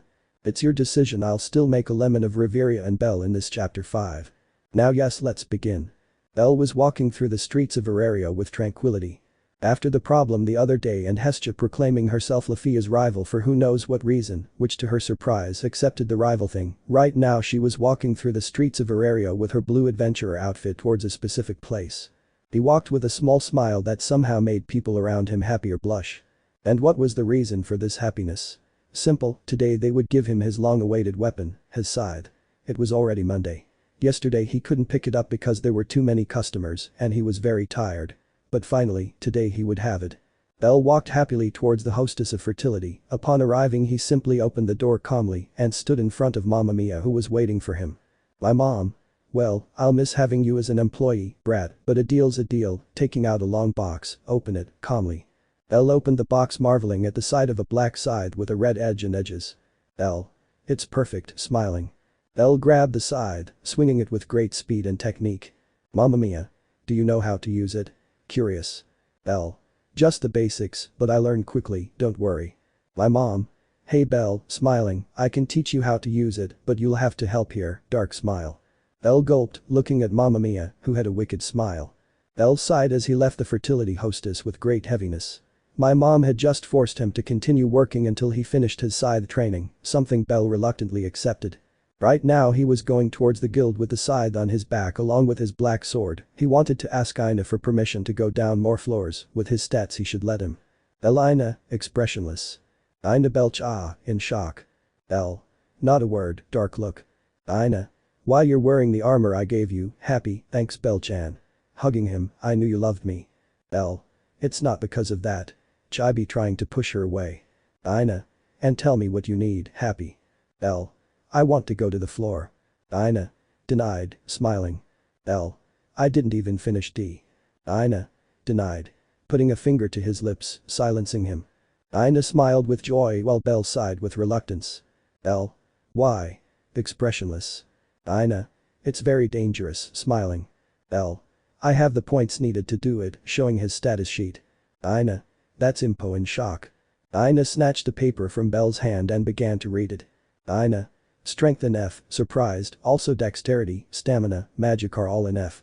But agility in E. In shock. L. So. Raising an eyebrow. Ina. Okay, sighing, you can go to the 7th floor, with your skills you should already be able to go, but preferably try to find a helper, looking at Bell. Bell. Helper. Curious. Ina. Yes, a helper, they will cover your back and will be in charge of the task of collecting magic stones from the monsters you kill, Chibi, if you get one you can go up to floor 8. L. I'll try to get one. Ina, looking at her, bye, going. Ina. Goodbye Bell-chan. Waving her hand. Bell waved his hand in farewell and calmly left the guild thinking about how to get a helper, but it seems that Lucky Bunny helped him quite a bit because in front of our favorite bunny. Mini Bell. Hey. More respect. Author. Yes, sorry Bell-sama. Mini Bell. Continue with the story and don't make fun of me. Author. Hi. Bell was in front of the guild fountain with his usual outfit. His goddess had forced him to wear the armor whenever he went to the dungeon, but not when he was out of it or just going for a walk. He looked around with curiosity until a memory came to his head. Thinking about what Ina had told him, he needed a helper to go further. Although he didn't know how much of a difference there would be with or without an assistant, at least he would try, at least that way Ina would let him go down more floors. But out of nowhere in front of him appeared a small hobbit girl with brown hair and a head of the same color. She was the same one he had saved yesterday. Hello adventurer Sama. I'm Lily. Elsewhere. An elf with jade hair and eyes walked quietly through Arario. She had just gone to the Danmachi family infirmary to buy some potions for Airmind. Just after leaving the infirmary she met someone familiar. He saw Bell at the fountain talking to a brown-haired hobbit helper. But he was surprised when he removed his hood revealing beast man ears. Riveria. A Synthilip. Surprised. Isn't she a little young for that? Raising an eyebrow. Riveria watched in shock as Bell innocently touched the little girl's ears, making her blush. Riveria. Dark look. They exchanged a few words and went their way, agreeing to meet tomorrow to go to the dungeon. Riveria. I'll go bother him a little, smiling playfully. Riveria crept up behind Bell, grabbing his shoulder. Bell was excited when something unexpectedly touched his shoulder. He turned around quickly, surprised to see a smiling elf with jade hair and eyes. Riveria. Sorry if I scared you, Bell, smiling. Bell. Never mind, sighing, what are you doing here, Riveria-sama? Expressionless. Riveria. I only came for potions, taking some out, and you? Curious. Bell. I came to ask permission to go down more floors in the dungeon, expressive. Riveria. I see, thinking, and that Sinthalip girl. Smiling. Bell. I just hired her, chibi. Riveria twitched her eye and looked at Bell smiling. Riveria. Do you mean to hire? Misunderstanding everything. Bell. Of course, what else did I mean, not understanding. Riveria stood in shock for a moment, not knowing what to say before frowning at Bell and pulling him by the ear towards the Twilight Mansion. Riveria. That's unacceptable. I'm going to correct you. Bell felt like a scolded child, but he didn't do anything. It was better to walk next to Riveria while she was still holding him by the ear before Riveria dragged him all the way by pulling his ear. But she blushed with embarrassment when she heard people murmur and laugh a little amused at her situation. Bell. This is embarrassing, Riveria-sama, sighing. Riveria. I don't care, firm, I won't allow you to be a dirty womanizer, it would be, much less hire someone to do indecent things, a little blushing. Mini Rini Bell. Womanizer. Indecent. Not understanding. The guards at the entrance to the Loki family were confused when they saw a white-haired adventurer being pulled by the ear by their vice-captain. Guard. Iido. Riveria-sama. Highly strung. Riveria. Don't ask, it would be. The guard stepped aside, letting Riveria and Bell pass. Both guards looked at each other in confusion, then looked at Bell, who shrugged their shoulders in a way that he didn't understand what was happening either. Riveria and Bell entered the Twilight Mansion where they were seen by some members of the Loki family, especially a swordswoman and two Amazons. They both continued walking until they reached the library, which was huge and had shelves and shelves full of books, but it was empty, there was no one there. Riveria stopped in a slightly open spot in the library and released Bell, looking at him sternly. Riveria. Now Bell, would be, you can't ask a woman to do indecent acts, much less pay her to do them. Grabbing him by the shoulders. Bell tilts his head. Riveria. Look Bell, I know you're at that age, but you have to control yourself. You can't just go around paying any pretty girl to satisfy you, it would be. Bell. Not understanding. Riveria. Are you understanding me? Seriously. Bell. No, chibi. Riveria. Don't play dumb Bell, shaking him, listen, you can't do that anymore, I understand, would be. Bell. Don't do what? Confused. Minirini. I don't know, maybe he's referring to support, I think he says we can't hire one, hitting her fist in the palm of her hand, yes that's it. Not understanding anything. Minnie Bell. Are you sure? Uneasy, something tells me it's not that, thinking. Bell. What do I do? Nervous. Minirini. You're calm and I'm nervous. I think she doesn't want anyone we don't trust to be our support, smiling as if she understood. Minnie Bell.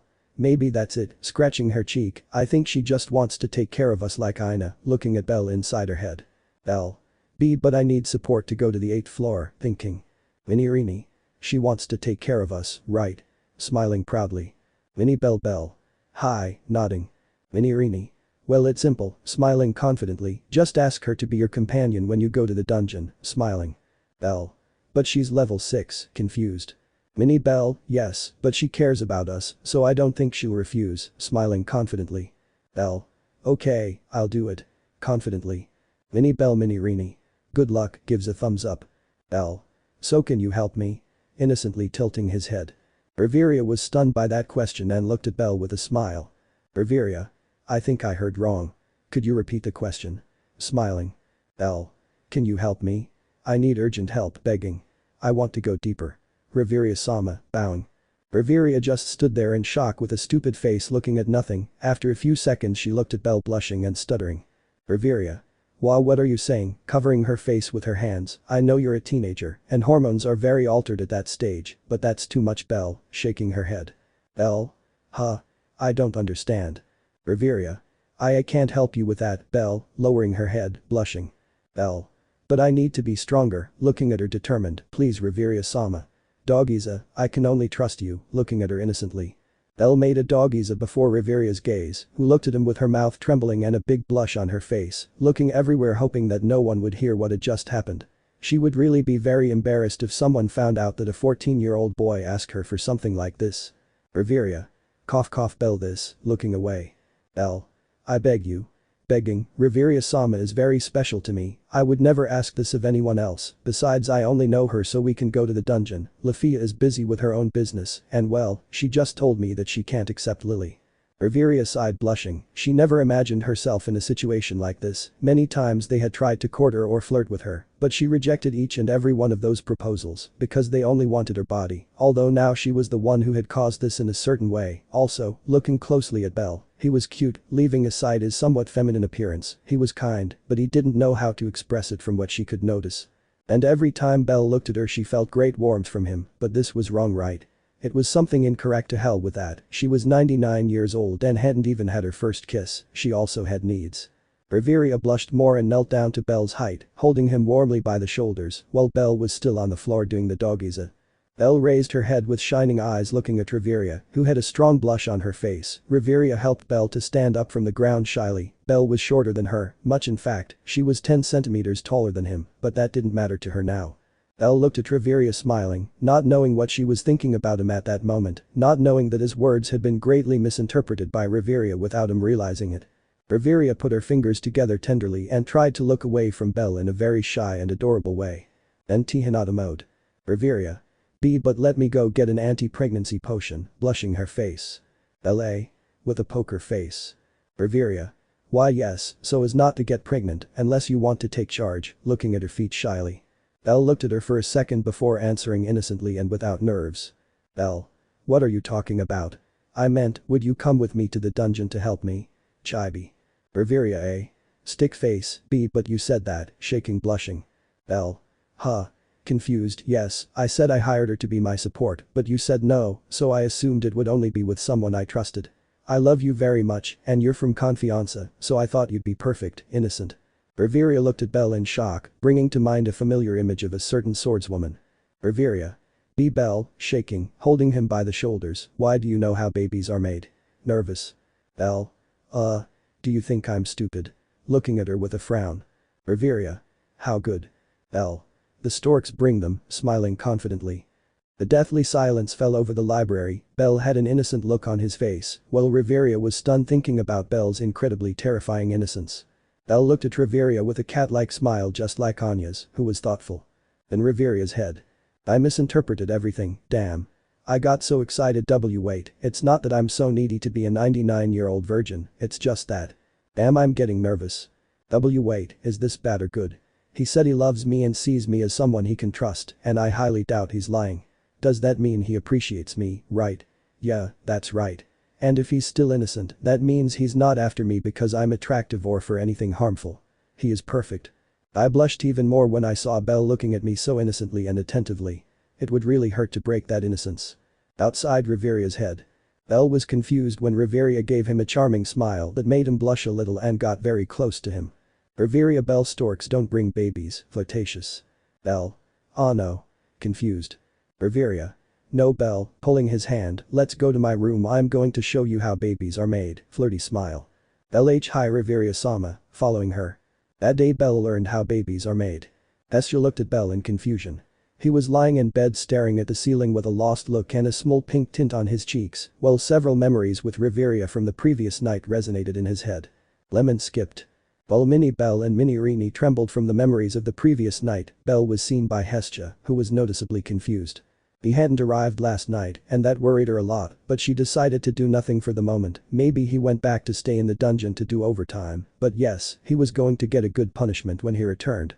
The next morning she woke up early and waited for Belle all morning. She was about to think the worst when it was already 11, until she saw Belle coming from the distance with that same lost look and a blush a little bigger than now on her face. The most noticeable thing was her usual clothes somewhat messy, in addition to the fact that Belle was hiding the right side of her neck a lot that looked somewhat red.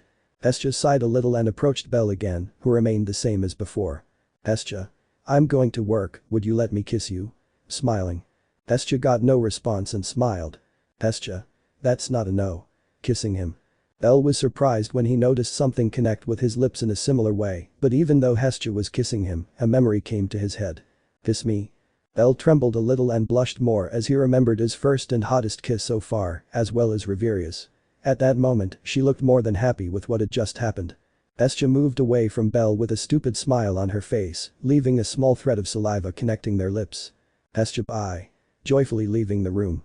Bell remained silent, feeling a strange need in his body. Now he missed Riveria, not only hexily but also sentimentally. But he was brought out of his thoughts when an Almrich appeared beside him looking at him curiously. Yuki. Caillou. Bell. Caillou, lost look. Yuki. As you know. Bell. In the Twilight Mansion.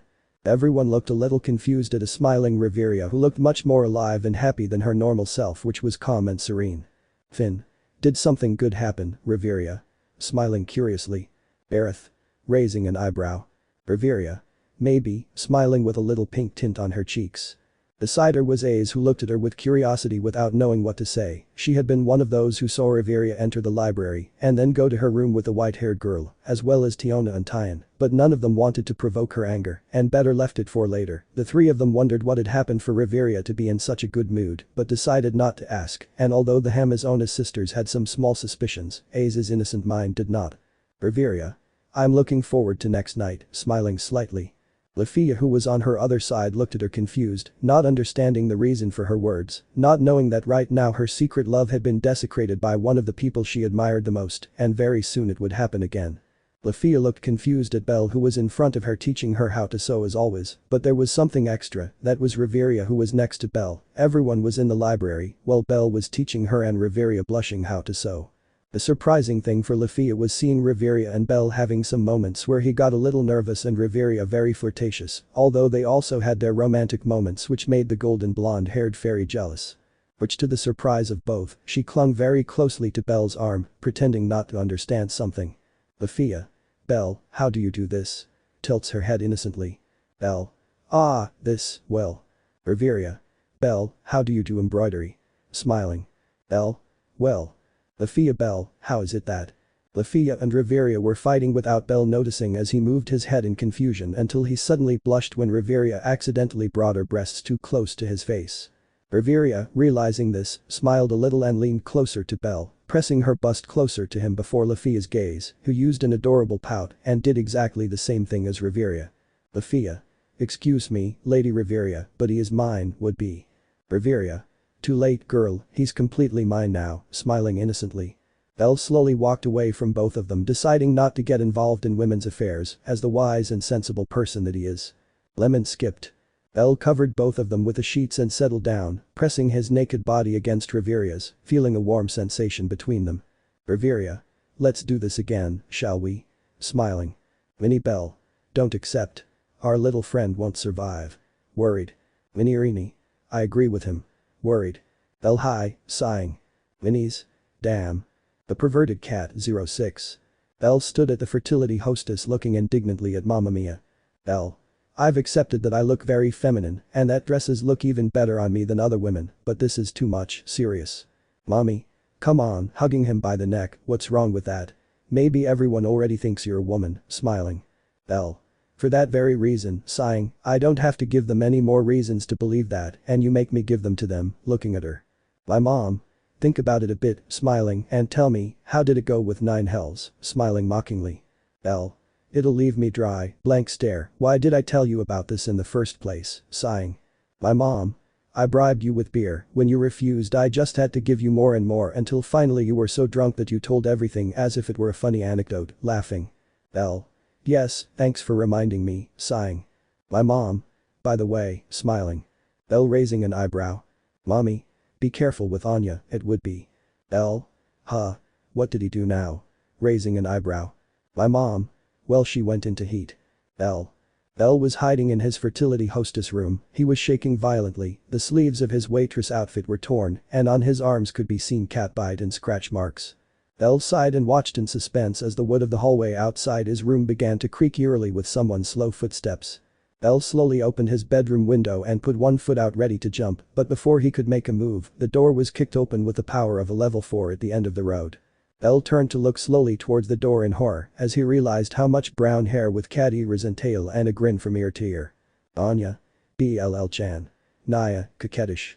Bell looked at her with his eyes half closed, using all his neurons along with Mini Bell and Mini Rini to think of a plan, and as if it were a blessing, a stupid but functional plan came to his mind. Anya. Come here. Throwing at the Bell. Anya was about to squeeze Bell in a strong hug to take him to her bed and do unholy things, or that was the plan, since Bell remained calm. When Anya was about to hug Bell, he with a very serious face raised a hand in front of her and cried and screamed. Bell. Loud. Serious. Anya stopped abruptly, standing very close to Bell with her arms open. Anya, are you? Naya. Confused. Bell. Look closely at my hand, seriously. Bell placed his left hand with his palm open next to his head. Anya stared at it, not understanding Bell's request. It wasn't until her level 4 adventure senses alerted her of imminent danger, but it was too late. Cover. Anya was thrown to the other side of the room with a shocked face. Her cheek was red and had a mark of a thin and delicate hand with the strength of a level 1 at the end of the road. Bell had used his left hand as a small distraction for Anya, and when she was distracted, he used his right hand to slap her hard with all the strength he had. Anya fell to the ground, staring into space before smiling in amusement. Anya. If playing is what you want, standing up, then we'll play. Smiling with excitement. Anya started running towards the window, jumping with great agility and falling through the streets of Arario. People looked at her surprised, but Anya left this aside. Anya smiled from ear to ear and started running at high speed, following Bell's scent that her cat nose could capture. Con Bell. Bell was running with a face that showed pure seriousness. He knew that Anya and all the waitresses at the bar except Sir were former adventurers. Each one had told him a little about their past, especially Anya. He knew perfectly well that being a level 1, he couldn't even compete against a level 4, but at least he had several tricks up his sleeve. But the real question was, would he be able to escape without being raped?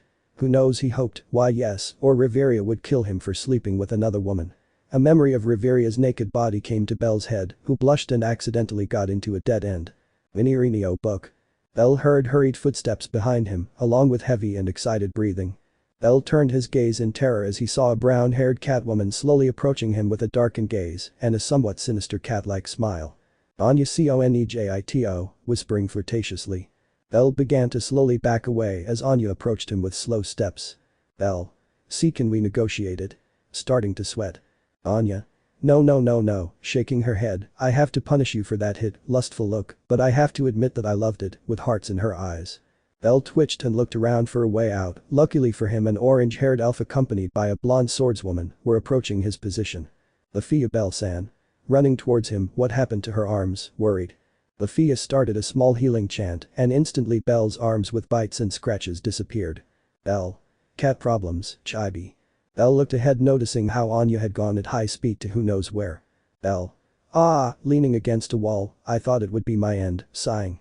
Lefiya. What happened? Nervous. Bell. Let's leave that for later, sighing, what are you doing here, fairy? Expressive. Lefiya. Fairy. Blushing. Bell. Hi, expressionless. Lefiya. Well, I left the Twilight Mansion with Miss A's to go to the dungeon, looking at A's. Bell. Looking at A's. Behind. Lefiya. Nervous. Mini Bell. What are you waiting for? Something. Bell. Hello. Nervous. Mini A's. Answer him. Don't you see the poor bunny? A's. Hello, chibi, you're Bell, right? Looking at him. Bell. Hi, Riscandus la Napa, Iido. Behind. Lefiya, seeing the awkward moment, intervened with a great idea. Lefiya of this. Cheerful. Bell. A's tilts head. Mini Bell. Mini A's. Tilts head. Lefiya covered her mouth and hid a laugh as she looked at A's and Bell's attitude, who looked at each other in confusion. Lefiya. Would you like to go with us to the dungeon? Smiling. Bell. Of course, chibi. Riveria also said that they had an important meeting today and she couldn't thinking. Lefiya. That's great. Suggesting Bell and A's with her arms. Bell and A's looked at each other and nodded simply calmly, or so it seemed. Mini Bell. What are you doing? Bell. Why? Mini Bell, we have a beautiful blonde by our side and you just stay silent. Bell. Do you have? Mini Bell. Talk to her. Bell. You have. Mini A's. What are you doing? We have a bunny next to us and you don't talk to him. A's.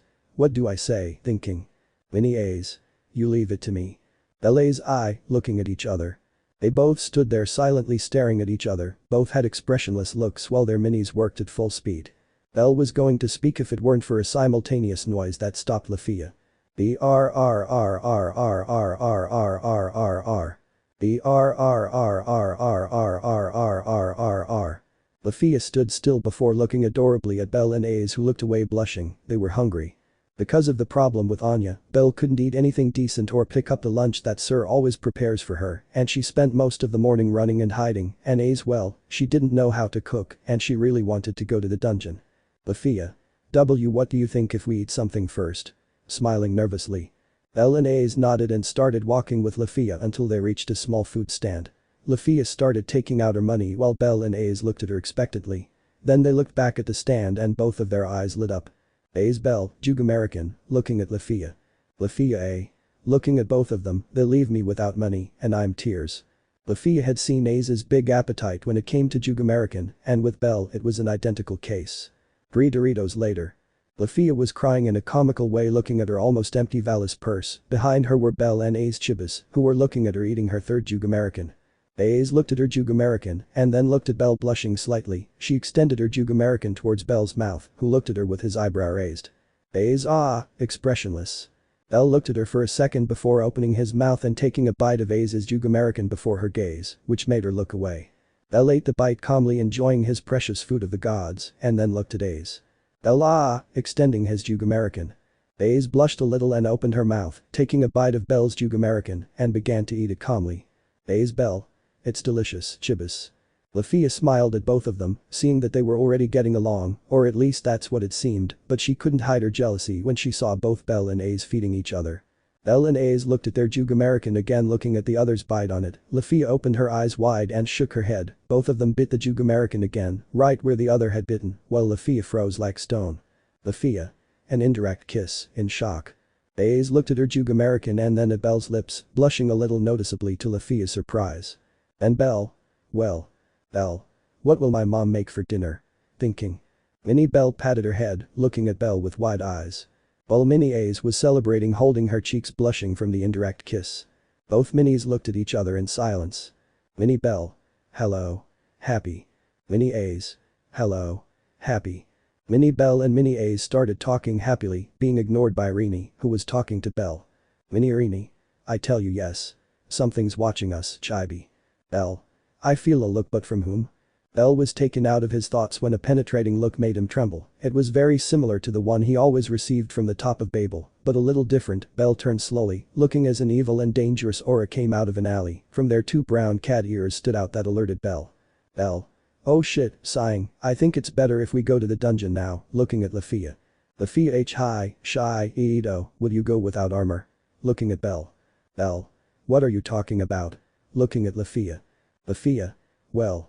Belle looked at herself from head to toe before going white when he saw that she was still wearing her waitress outfit with the sleeves torn. The only thing different were the metal boots and gloves she was wearing. Belle. That's enough, sighing, plus the metal parts, showing the metal gloves, and this little one too, smiling. Belle pulled out a side that slightly scared both women. Lefiya. Where did you get that from? Surprised. Belle. My secrets, looking away. Lefiya. Good, motivated, let's go. Happy. Belle and Ace nodded calmly, looking at each other, before giving a small smile each. Belle returned to the abandoned church looking expectantly at Hestia, who was in bed sleeping. Belle Kami-sama, pecking his cheek. Hestia. Belle when, murmuring. Belle sighed and went to the kitchen, starting to make food for her before leaving for her work. Belle took out several fruits, spices and meat from some bags and arranged them in the kitchen. He had made a good profit from the dungeon, of course he received a lot of help from Ace. Both Lefiya and he could notice that she was in a very different league from both of them. Without anyone knowing, Belle began to admire Ace. She had the strength and power that he wanted to achieve. Belle could also see Ace's magic in action. He needed one like that to protect him and at the same time be able to attack. He had studied magic exhaustively with Riveria. It is assumed that magic can be awakened in different ways, just as magic is a form of self-expression of a person. Was that the reason for his Silentium Eden identical to his aunt's magic? But if what Riveria said was true, that meant that he was close to, forget it, he had already achieved it. Belle after a few minutes finished the food and served it on the table. Hestia barely reached the smell of the sea, began to float comically going towards the food, and just when she was about to devour the food, a small blow to the head stopped her. Hestia. Ouch. Closing her eyes. Hestia. What? Surprised. Belle. Now what ability or magic do I have, Chibi? Hestia. How? Surprised. Bell. You're easy to read, with simplicity. Hestia. Well, passing a sheet with her status to Bell. Bell looked at his status sheet and gave a creepy smile, then calmed down and looked at Hestia smiling kindly. Bell. Tell me, do you want something to eat? Smiling happily. Hestia. Who are you? Trembling, Bell-kun would never smile like that, at least not openly, looking at him surprised. Bell. I'm just in a good mood, cheerfully hugging her by the neck. Hestia looked at Bell for a second before smiling foolishly and hugging Bell. Hestia. Let's eat what you prepared and don't stop hugging me, getting comfortable. Bell downplayed it and began to eat next to Hestia, who sat on his lap like a little girl. Her height didn't help much. But you might be wondering, what makes Bell so happy? Well. Status bellcranel. Adventurer level 1. Family Hestia. Statistics. Strength 0309F. Resistance 0312F. Skill 0301F. Agility 0360F. Magic 0344F. Total 1626. Universal power 1626. Magic. Silentium Eden equals super short chant enchantment magic that covers the user's body and armor that negates magic and sound, chant equals ataraxia. Satana's version equals super short chant magic that hits enemies with sound blocks. Lugio can also explode magic power by chanting, gospel chant. Skills. Lyra's freeze equals the desire of the strong, as long as the user's feelings do not change, his growth will be faster, the more intense his desire to be strong, the faster his growth will be, as an extra, it makes the user immune to charms, hidden. Acquired skills. Bell woke up calmly, looked at the window and gave a small smile, perfectly remembering his new magic that he had acquired yesterday. He watched a rays of light enter through the window, indicating that it was already day. Bell stretched a little before putting on a stick face. Bell. Are you? I sleep on the couch, at most on the bed, but it's not as comfortable as it is, in shock. Bell sat up in bed looking around, noticing it was a small wooden room with a nightstand, a lamp, a sheep wool rug, 2 wardrobes, a mirror and a shelf, with an extremely expensive looking spear on it, a spear Bell recognized in an instant. Bell. Anya's spear, expressionless, don't tell me that, opening his eyes slowly. I slept so well. Bell slowly turned his gaze, seeing a sleepy Anya who was tenderly scratching her eyes while yawning. It would have been tender if it weren't for the fact that she was completely naked with a white liquid coming out of her intimacy. Bell then looked at himself, noticing how he was naked and with some scratches and bites on his body. Bell. Not again, blank stare, Riveria was enough for me, sighing. Anya began to slowly get up, looking stupidly at Bell with a little drool coming out of her mouth. Bell. Do you know what you did? Seriously? Anya looked at me for a second before a flirtatious smile appeared on her face. Anya. You know, right now I'm craving a rabbit, turning on Bell. Bell did little or nothing against Anya's strength, who gave a big smile before paying her breasts in Bell's face and putting Bell's member in her intimacy. Anya. Wow. Bell was shivering in a corner with a blanket, drinking warm milk with a dead look on his face. My mom was at his side, comforting him and using it as an excuse to stop working for a while and take a short break. My mom. And how was it? Having tea. Bell. Do you see me? Looking at her. My mom. I see, thinking, you should hide those bites on your neck, pointing at it. Bell. Hi, drinking hot milk. Mommy. Do you want chocolate milk? Smiling. Bell. I'll pay you, looking at her. My mom. At your service, going to the kitchen. Bell stood still, staring into space as he remembered a brown cat's tail moving from side to side while someone let out moans of pleasure. Bell continued to tremble, staring into space, until Ryu approached him with a slightly worried look. Ryu. Bell, are you okay? Suggesting his shoulder. Bell. I'm starting to get used to it and that's not good, looking at Ryu. Ryu. I can hit on you if you want, expressionless. Bell. I would love to, smiling happily.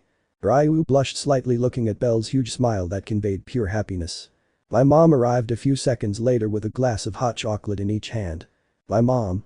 Here, that'll be 200 valis on your account, you have one too, brat, giving one to Ryu. Ryu. But. Confused. My mom. It will be from the albino, sitting next to both employees. Bell. Don't worry, take it, I'll pay for it, taking some of the chocolate. Ryu looked at him for a second with an imperceptible blush before taking the hot chocolate and drinking a little. The three of them just sat there sipping their respective drinks, resting, giving a beautiful scene worthy of a family. Ryu watched an innocent Bell drink milk in a chibi form before laughing openly, drawing the attention of Mamma Mia and Bell, who watched Chloe and Lunwer work exhaustively while in the kitchen. The screams of an angry girl could be heard. Ryu. You're very innocent, Belle, you knew it, looking at him. Belle. That's not what I'm sorry about, expressionless. My mom. Well, you have your moments, drinking tea. Belle. Yeah. What do you mean? Mockingly. My mom. Ryu. Thinking. Mommy. Do you know where Cafe Belle milk comes from? Expressively. LA. Blank. Mini. Quick, think of something. Hitting Minnie Belle's head. Minnie Belle. Got it. Looking up. Mini. I hope it's not anything stupid. Belle. Processing rabbit.exe from the brown cow, Chibi. My mom. Ryu, Chloe and Lunwer, who were near the three of them, went blank before looking at a little Belle who was drinking their milk in an adorable way. Belle. Am I wrong? Looking deeply at Mamma Mia. My mom. Well, with a difficult expression. Sir Belle-san, smiling, tell me, do you know how to cook? Happy. LA. Raising an eyebrow, just normal things that anyone can do, thinking, my grandfather wasn't the best cook, so it's not like I could learn much from him, looking at Sir UV. What a thing, Naya. An angry beast man came out of the kitchen who seemed to be even smaller than Belle, who was 14 years old.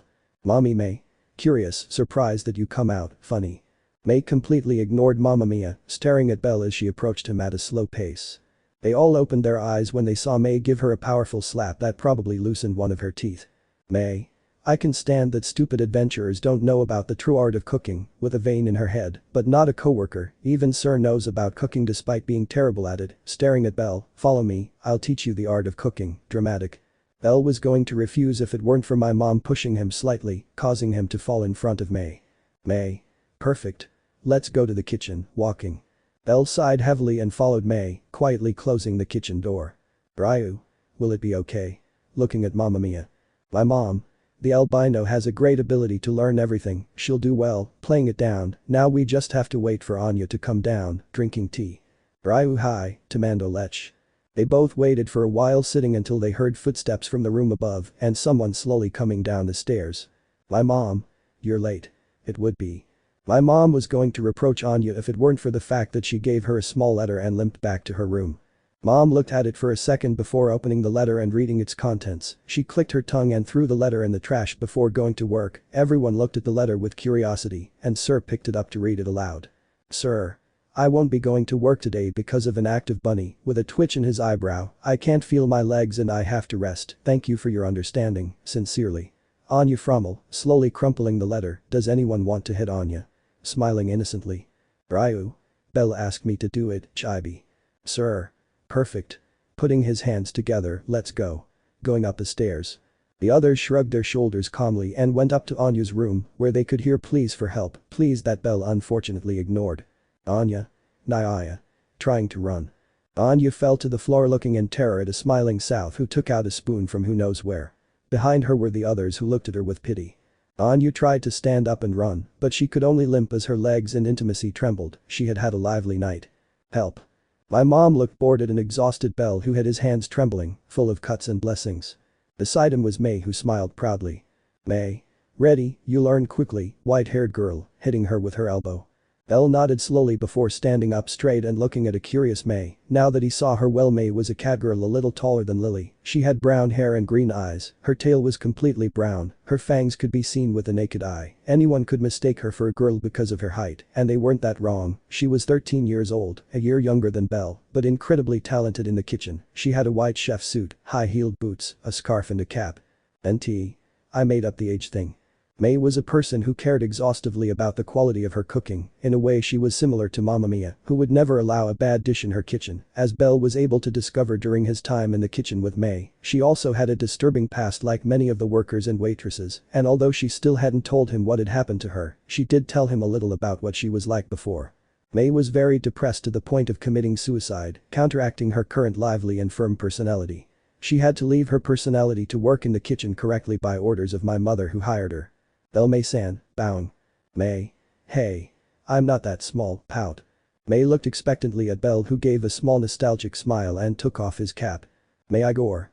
May couldn't continue when Belle stroked her head lovingly and smiled at her. Belle. Thank you for your hard work and effort, May-san, smiling.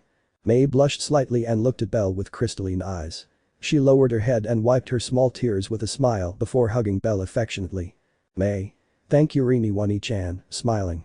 Belle felt a crush on the nickname Rini as he comically fell to the ground. May. That's for touching my ears without my consent, pouting, but thanks anyway, smiling. Bell raised his arm giving a thumbs up in response. Mamma Mia laughed loudly before carrying Bell on her shoulder, as if he were a sack of potatoes. Sir. Where is my mom going? Confused.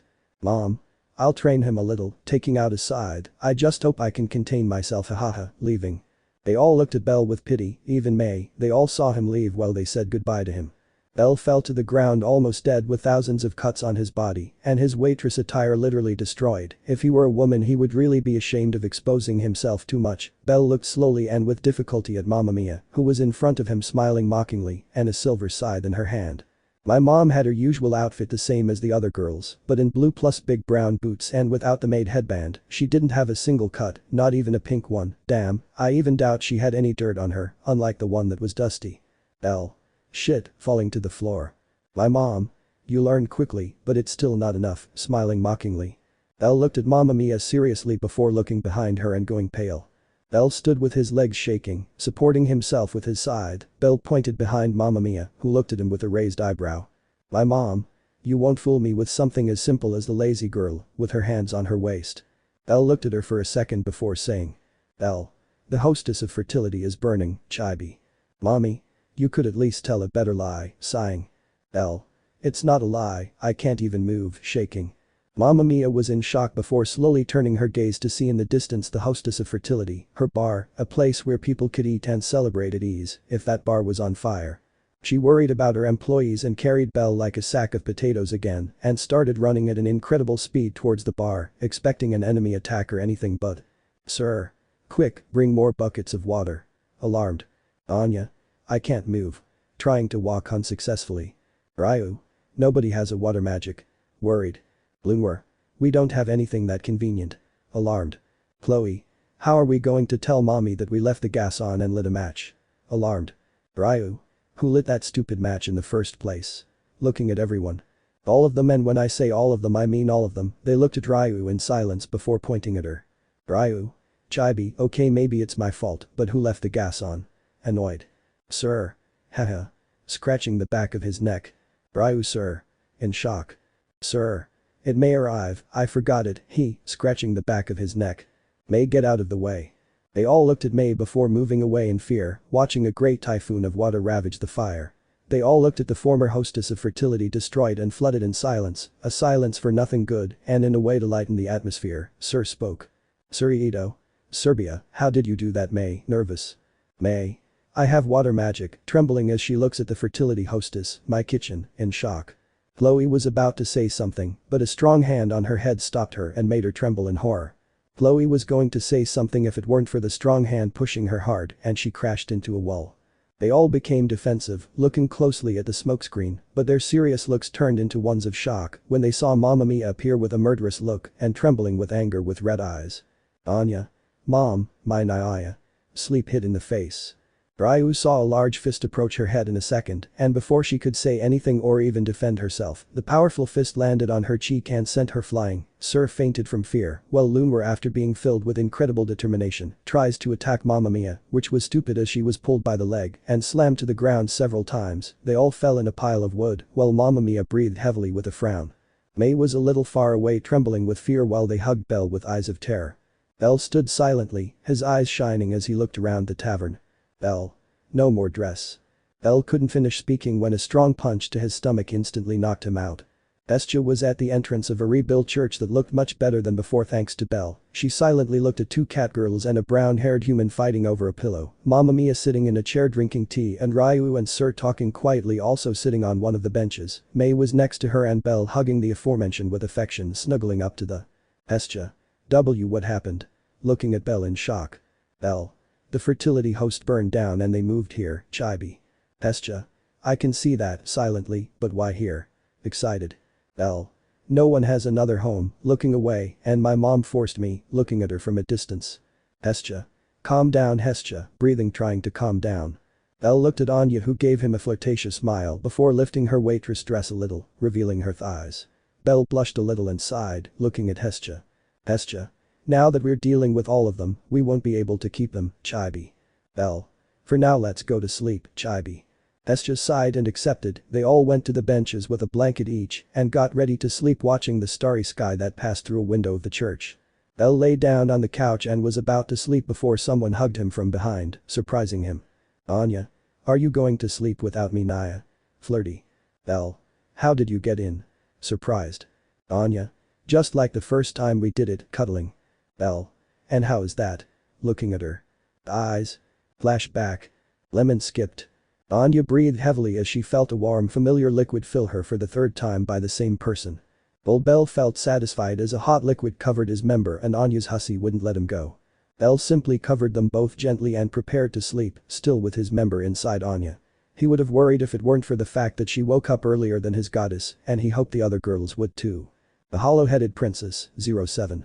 Bell was walking through the halls of the Twilight Mansion. He had a stupid smile on his face. Why, you might ask.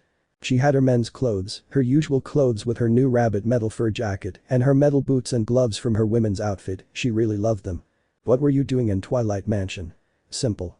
On one of his descents to the dungeon with Lefiya and Ace, she told him. Ace. You're good, but you lack technique, looking at Bell. Do you have a teacher to teach you? Expressionless. Bell. No, expressionless, I'm the only one in my family, killing a monster with one slash. Ace looked at Bell's black sword carefully, the hieroglyphs on it shone slightly with Bell's grip, as if it only reacted to this. Ace. And what if I teach you? Looking at Bell. Ace had seen Bell's incredibly rapid growth, not only her but also Lefiya, who was beginning to feel useless watching as two prodigies advanced higher and higher, leaving her behind. Ace looked at Bell carefully thinking about the reason for this to grow faster, but not only that, although she did not know it, something more than just interest in Bell was born. And so we ended up like this, with Bell in front of Ace who had her sword desperate unsheathed, but Ace left her sword buried in the ground and then held tightly to the sheath of this which looked resistant. Ace. Expressionless. Bell. Chibi, and how do we train? Looking at Ace. Ace. I hadn't thought about that, Chibi. The drop fell on Bell's head as she looked at Ace, who was seriously thinking about how to train Bell. Bell. What if we have a sparring partner? Taking out his sword. Ace thought about it for a bit before nodding and getting into a fighting stance, just like Bell, who narrowed his eyes and prepared for the blows. Bell.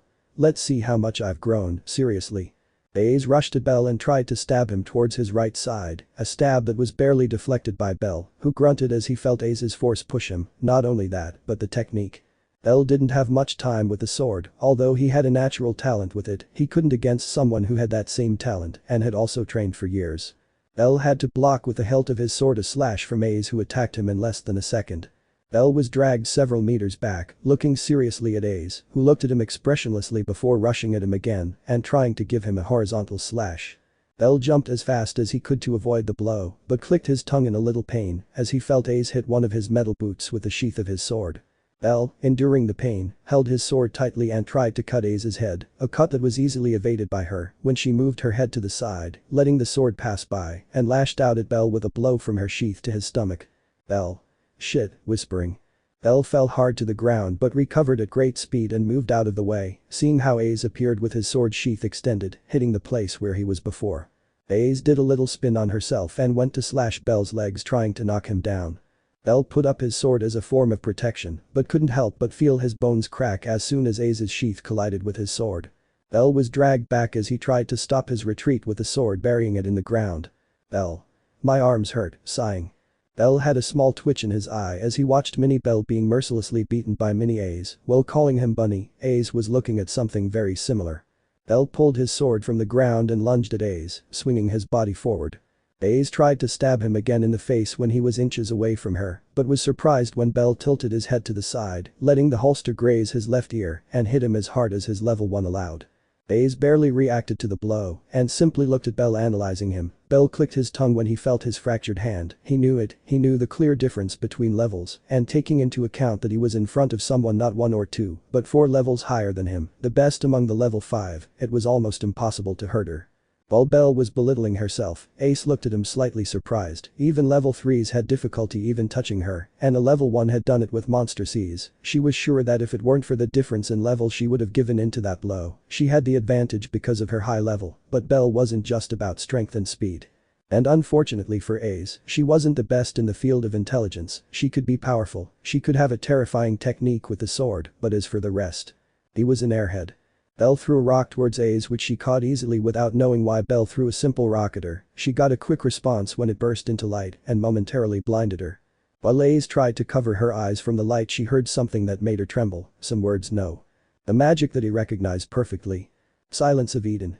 Ace, with great difficulty thanks to his trained instincts, was able to dodge a cut from Belle which tried to pierce his arm. But I don't know, I hope a quick stab to her chest would make her step back a little. I was sure that if it weren't for her armor, she would have a rather deep wound in her chest right now. When the light went out, Ace could see the battlefield perfectly well, but to his surprise, he didn't see Belle. She looked everywhere without finding the slightest trace of him. That meant he had to be hiding in one of the trees or bushes that were around her fighting area. But she couldn't think too much when her instinct screamed at her to move away, and so she did. She quickly moved out of the way, watching as Belle appeared in the place where she was before, trying to stab her. Belle barely saw that he failed and moved away at high speed and went back into the bushes, hiding.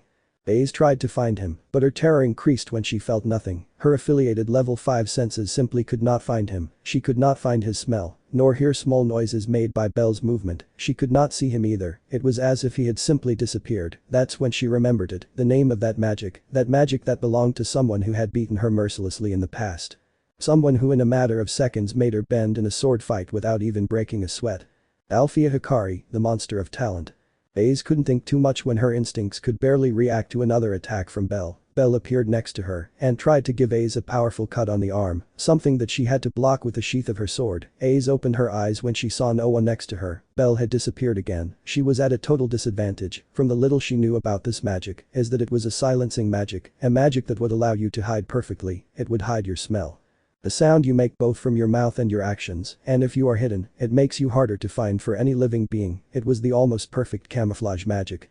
If she didn't pull Belle out of the trees, she would be at a great disadvantage and would slowly lose ground. Even if Belle couldn't do much damage on his own, he has a powerful sword. No. Not just one. Ace opened her eyes and looked up at the sky, seeing Belle inches away from her trying to cut her from side to side, a cut that was blocked by her. Surprise filled her eyes when she saw how Belle's other hand had another sword with which he tried to stab her in the face. Ace moved away as best she could, but she still ended up with a small cut on her cheek. Ace looked at Belle's hand and was surprised to see him carrying two swords, one black and one silver. His sword. Ace looked at the place where she had left her sword, surprised to see nothing, but she made a mistake that not even her level 5 experience could prevent. She forgot about Belle for a second. Ace, realizing this, opened her eyes and quickly looked at the place where Belle had been before, since now nothing could be seen. Ace had to block a double slash that was heading for her back from Belle, who moved away from her a little before attacking again, trying to stab her in both legs with his black sword, a slash that Ace blocked with the sheath of his sword, and immediately tried to kick Belle in the stomach, a kick that Belle barely dodged, and tried to cut Ace in the chest with the silver sword. Ace ducked with great speed and dodged a blow, knowing that she had to end the fight quickly. Before Belle hit again in a second, she gave him a high kick to the head. Belle fell hard to the ground before looking at Ace with blurred vision and finally passing out. What is this? I feel a very comfortable sensation in my head. Like I'm on the most comfortable pillow in the world while someone plays with my hair. What is this place? It's dark and black. It's a little scary, but it's much better than an angry mommy. Wait. What's the light? Oh. Bunny. Who said that? You're very good looking. The light is getting stronger. Is waking up. Belle opened his eyes out of nowhere watching a beautiful blonde swordswoman gently caress his head, but with a blank expression that reflected nothing at all. Belle. What do I do with your thighs? Calm. Ace. It's a lap pillow, Riveria said the boys liked it. Belle. Yes, he probably told you because he didn't know you would use it on me, sighing. Ace. You don't like it. A little sad. Belle, it's not that, nervous, just keep doing it, clicking his tongue. Ace smiled slightly, continuing to stroke Belle's head with great softness. Her long, soft hair reminded him of a rabbit's fur until he saw something that had caught his attention for a while. Ace. What are those marks? Pointing to Belle's eyes. Belle. I don't know, I've had them since I was born, touching his red marks, inherited from dad. My grandfather says he had the same marks, Chibi. Ace. Doesn't your father agree? Tilts his head. Belle. No, denying, not my mother either. The closest to them was my aunt and grandfather. My grandfather always took care of me and taught me books about heroes, nostalgic, and my aunt trained me whenever she could, while helping me with something, touching her heart, although she couldn't be cured, empty look. Ace. My parents died too, looking at the sky. Who was your mother? a little nervous. Belle. Raising an eyebrow, why do you ask? Curious. Baze. Remembering traumas, your mother, is she right? Difficult look. Minnie. Belle. Her. Belle. You mean Oka-san materia? Rini. I think so, just answer yes. Baze. Your mother is Al. Belle. Hi, Chibi. Baze remained silent, not knowing what to say. Although she hadn't finished her question, she had already had an answer, and she really didn't believe that Belle was lying. Even worse, noticing the talent and resemblance that he had with her, it was almost impossible not to match them. Baze continued playing with Belle's hair, lost in her thoughts, just like him, and for a second they both thought something similar. Belle's. I hate dragons. Belle was taken out of his thoughts when he felt a penetrating gaze on him. Aze noticed it too. Both turned their gaze towards the Twilight Mansion where they saw Riveria through a window, who had a grim expression on her face. Minnie. Belle. I'm going to die. Minnie. Aze. Got angry. Both Belle and Aze were in the library in one of Riveria's tough lessons, who looked slightly angry, which was shown every time she gave Belle small pinches, who let out small and silent grunts of pain. Riveria. Well, now you're done looking at a small exam, you can go to the dungeon, leaving the path clear. Aze said goodbye to Belle and caressed her cheek sweetly while touching her red marks. Belle blushed slightly, and Riveria frowned looking at Belle. Once Aze left, Riveria locked the bedroom door, turning her back on Belle. Belle. Riveria. Sweating bullets. Riveria. Do you know what this is? Showing a hair. Belle. You a hair, confused. Riveria. A brown cat hair, dark look. Belle gulped, knowing that a woman could be even better than the supposed best detectives in the world. Riveria. Come with me to my room, walking, I'll show you that I'm better than any of those cats, swaying her hips. Belle sighed but didn't refuse. He wasn't an idiot either. He'd only recently discovered the pleasures of Hex and enjoyed it. Even if he'd been the submissive one the first time. Still remembers it perfectly. Flashback. Belle was following Riveria after she told him that she would show him how babies were made. At that moment, Belle's innocent mind did not understand the danger he was in.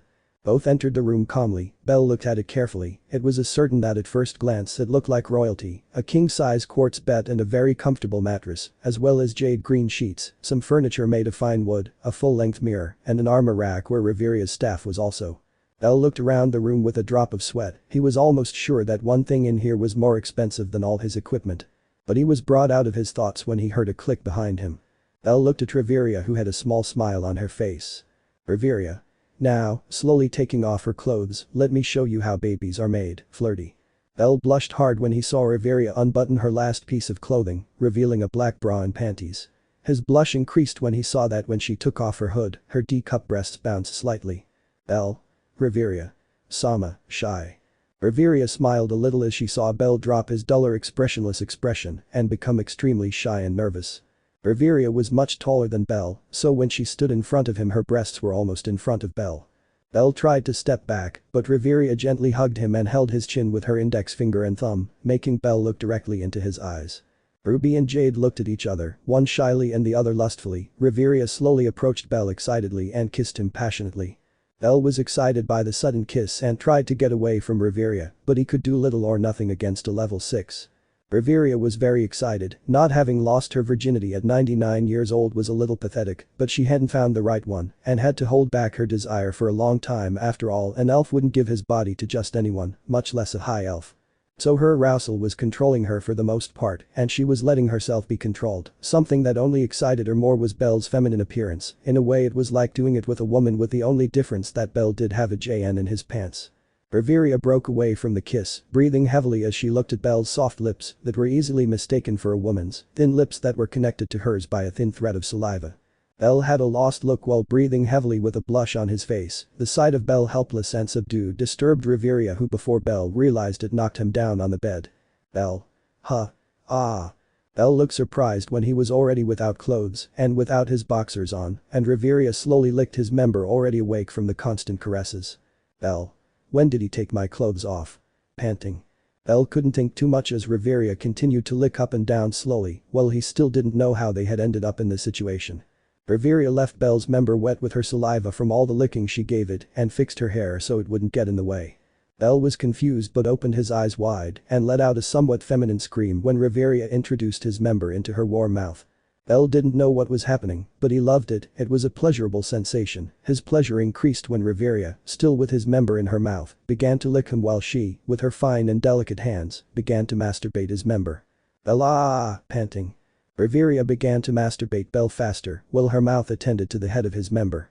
Bell could only come out loud until he felt something approaching and by instinct, he grabbed Riveria's head, putting his entire member in her throat, which made her let out a small surprised gasp. Riveria let herself be controlled by Bell, who used her mouth and throat as a warm hole where he could ejaculate whenever he wanted, and so it was. Bell grabbed Riveria's long ears, and she let out a muffled moan from their sensitivity, while she had a face of total pleasure and excitement that only encouraged Bell to continue penetrating her throat with force, feeling his member swell a little. Bell, something's coming. Blushing.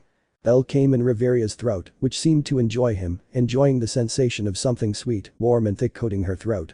Bell let go of Riveria's head, who slowly removed his member from her cock with a small plop. Riveria. It seems you liked it, didn't you? Flirtatious. Bell couldn't answer, he was breathing heavily with a blush on his face. Riveria seemed happy for some reason and approached Bell crawling until they were face to face. Riveria looked at Bell's ruby earring in her left ear and gently removed it, leaving it on the nightstand next to the bed. Bell was going to say something until he was silenced by Riveria's lips, who seemed like she wouldn't let him go for a long time. Riveria continued kissing Bell, pressing her voluptuous and curvaceous body against Bell's, who seemed to be about to faint at any second. Riveria stopped kissing Bell and started to slowly go down to her neck, where she started licking it and giving it soft kisses while listening to Bell's small moans. Riveria gave a mischievous smile and bit Bell's neck, leaving a hickey. If it weren't for the room being silent, the entire Twilight Mansion would have heard a moan that would have made both men and women blush. Bell continued moaning while breathing heavily until finally Riveria stopped kissing his neck and sat in front of Bell, opening her legs. Riveria. It's time for you to give me pleasure, flirty. Bell just followed the orders of the riverbank, completely submerged, and crawled towards her. Riveria ordered him to take off her panties. Bell followed the orders to the letter and removed Riveria's panties, which were soaked with a transparent liquid and an exciting smell that made Bell blush even more. Riveria, lick here. Lemon skipped. Riveria.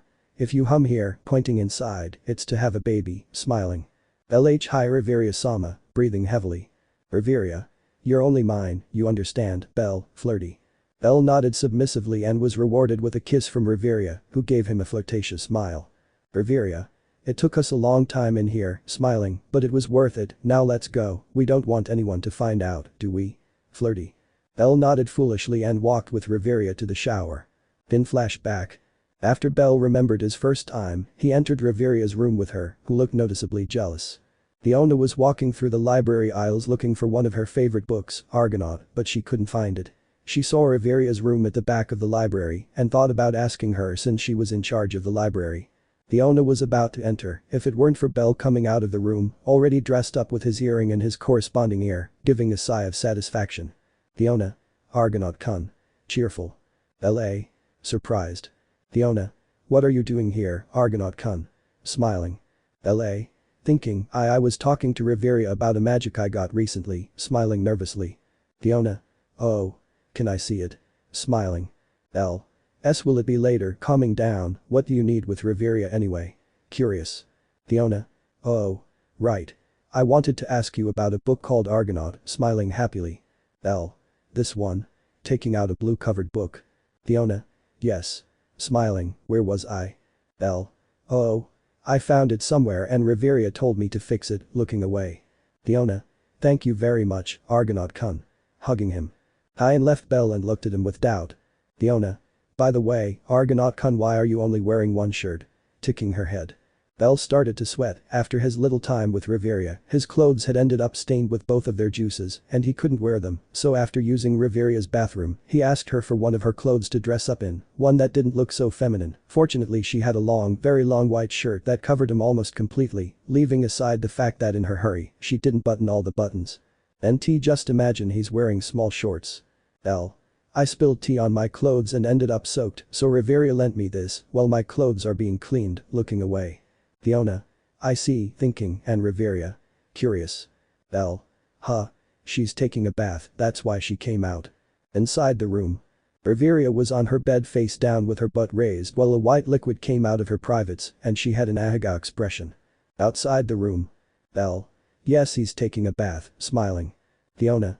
Well, thank you very much Argonaut-kun. Smiling. Bell. Why that name? Raising an eyebrow. Fiona. Why do you look like him? Smiling. Your hair is white and your eyes are red, just like the book says, smiling. Belle was going to say something, but an anxious girl reading her book left the words in her mouth as she started running towards her room, ready to read her beloved story, while Belle breathed a sigh of relief. Belle. He didn't discover anything. Belle. Belle. Do you have Riveria? Come back tomorrow at the same time. Belle hi, looking away blushing. Belle adjusted his oversized shirt and began walking through the halls of the Twilight Mansion, ignoring the blushing glances of men and women alike. Belle felt a little sleepy and gave a tender yawn. Yeah. Have you seen it? Yes. You're welcome. How beautiful. How beautiful. Is it a man or a woman? I don't mind. Belle had a drop of sweat on the back of his neck and continued walking without knowing what to do until his clothes dried, but he was taken out of his thoughts when a certain golden-haired swordswoman caught his attention. Ace Belle, head tilted. Belle yo, chibi. Belle was walking with Ace through the halls of the Twilight Mansion, both were silent without knowing what to talk about, although inside they were dying to talk to each other. Minnie Belle. Let's talk about rabbits, chibi. Minnie Ace. Let's talk about her relatives. Happy chibi. Ace Belle rabbits, looking at the other. Belle. Do you like rabbits? Looking at Ace. Ace hi, whispering, and you? Belle. People can't help but mistake me for a rabbit, sighing. Ace rabbit, looking away. Belle. Shut up, sighing. Little by little the conversation was becoming more animated to the point where both were joking with each other, although of course, their expressionless faces were still present, except for their minis who were talking animatedly. Ace. Let's have another sparring partner, chibi. Belle couldn't help but tremble and rub his cheek, it still hurt from the blow Ace had given him, in fact, even Riveria had healed it with magic. Belle sighed and accepted his fate, giving an affirmation to Ace, who seemed happy. Belle slowly opened his eyes after a short sleep for the 8th time. They had already had 8 sparring matches in which Ace had emerged the winner, but Ace realized that Belle learned more and more in each sparring match and became stronger. Ace. How do you do it? Looking at Belle. Belle. What thing? Looking at Ace. Ace. Grow so much so fast, looking at Belle. Belle. I don't know, looking at the sky, how are you so beautiful if you don't reflect your emotions? Looking at Ace. Ace had a small blush on her cheeks and looked away trying to keep her face expressionless, but still couldn't help feeling happy. Mini Ace was holding her red cheeks while smiling foolishly. Belle mentally patted himself. Out of nowhere it had occurred to him to use his grandfather's teachings and flatter a woman. His aunt would be very disappointed right now, while thinking that Minnie Belle was proud while fantasizing about Minnie Ace. Rini was singing proud of Belle while convincing him to continue like that. Belle. Just for one day, sighing. Minnie's. Hey. Belle. Princess. Should we keep training? Or do you want to get something to eat? Smiling. Ace's ears quickly noted his words, and she looked at Belle with a sparkle in her eyes. Ace. Jug American, looking at Belle. Belle. Then let's go for Jug American, smiling. Ace blushed and nodded foolishly letting Belle stand up from her thighs. Belle. My pillow, disappointed. Belle extended his hand to Ace who accepted the help and stood next to Belle, noticing that they were almost the same height, with her being taller by a small centimeter. Belle and Ace started walking towards the streets of Arario until they reached one of the Jug American stalls. Ace. I want 2 Jug American please, chibi. Hi. Many tha. Belle. Yeah. In shock. Ace. With extra beans and extra cream, chibi. Hestia was at the bean stand in shock looking at Belle who was the same. Ace looking at both of them. Hestia bel kun. Hestia jumped over the Jug American stand and hugged Belle, knocking him to the ground while pressing her body against his. Hestia. What are you doing with this woman? Shaking him, and above all why are you dressed like that? Shaking him harder. Belle. Sorry, while being shaken. After fixing the problems with her goddess who seemed very jealous, she had made her Jug American for the 2 of them and returned to work completely jealous after receiving an explanation from Belle about the reason for the clothes, a half-truth hiding the fact that he had slept with the vice captain of the Loki family and a high elf. While Belle and Ace were happily eating their Jug American, they were thinking of a way to talk to each other until they both looked at the sunset. Belle. It's already okay, the sun is turning. Ace. Let's see each other another day, looking at Belle. L.A. Surprised, only if you allow me my princess, smiling. Ace looked away blushing, while Minnie Ace played with her cheeks and Belle and her minis high-fived each other. But Belle couldn't think too much when Ace grabbed his arm tightly and said. Ace then you'll go out with me again, looking at Belle. Belle hi Ace-sama, smiling. A's blushed even more for Sama and looked down, while Mini A's and Mini Bell celebrated happily. It was a good day for A's, and also one for Bell. Minotaur, 08. Bell was outside the abandoned church training with a black sword. Training? Yes, training. A's had told him that he should improve his sword technique as well as his skill, so not only did he go to the dungeon, but in his free time he trained until he became so immersed in training that he literally forgot about everyone around him and simply continued training. Right now, without realizing it, he was in combat position, slashing the air and blocking attacks. His imagination was good. In front of him in his eyes was a great war shadow. You will say that it is not much, but in Bell's imagination, this was much more powerful and faster than a normal one, and irregular. His large claws tried to cut him, but he blocked them with his sword and then slashed towards the monster's chest. But the war shadow managed to evade the cuts or block them and then rush at him and try to charge him, being received head-on by Bell, who blocked and counterattacked. Bell began blocking a barrage of slashes until he saw an opening in one of the war shadow's attacks and saw his chance. Slash. That was the sound the black sword made as it slashed through the air. There was nothing there, but Bell smiled as he saw war shadow cut in half and disappear into dust. He was about to grab his magic stone until he realized. Bell. What an idiot, shaking his head. Mini Bell. You blew our imaginations, take a break and don't overheat the only 3 neurons we have, tired. Bell breathing deeply, what time is it? Looking at the sky. Mini Rini. Considering the position of the sun, I think it's 9 in the morning. Bell. Okay, nodding, I'll go get my armor, today I'll go alone to the dungeon, going to the abandoned church. Mini Bell. Don't you have a bad feeling? Nervous. Bell. Yeah, that just excites me more, smiling slightly. Mini Bell trembled at Bell's smile and simply hoped that her big self wouldn't do anything stupid. Bell was walking through the streets of Arario with a jug American in his mouth. He looked with a drop of sweat at a specific place.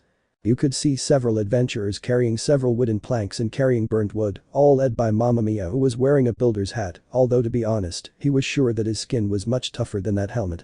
Bell looked at how among all the adventurers the ones that stood out the most were the waitresses, who looked exhausted. After they burned the place down completely, Mamma Mia had forced them to fix it, obviously asking for help from more adventurers. Wasn't that bad either, or well, more or less, after Bell was so kind, forced to let them stay in the church. Mamma Mia got angry at depending on someone else, so she quickly got to work, and here we are. With many people working furtively to fix up this prized place where they could drink and gossip after a day in the dungeon. Among the waitresses, the most tired was a certain brown-haired cat who was seen from afar to be doing this with great laziness and effort while moving her legs with difficulty. She had had a passionate night with a certain rabbit. Bell shivered slightly and touched his back, where he had clear nail marks buried in his back that were hidden by his black t-shirt, courtesy of Anya.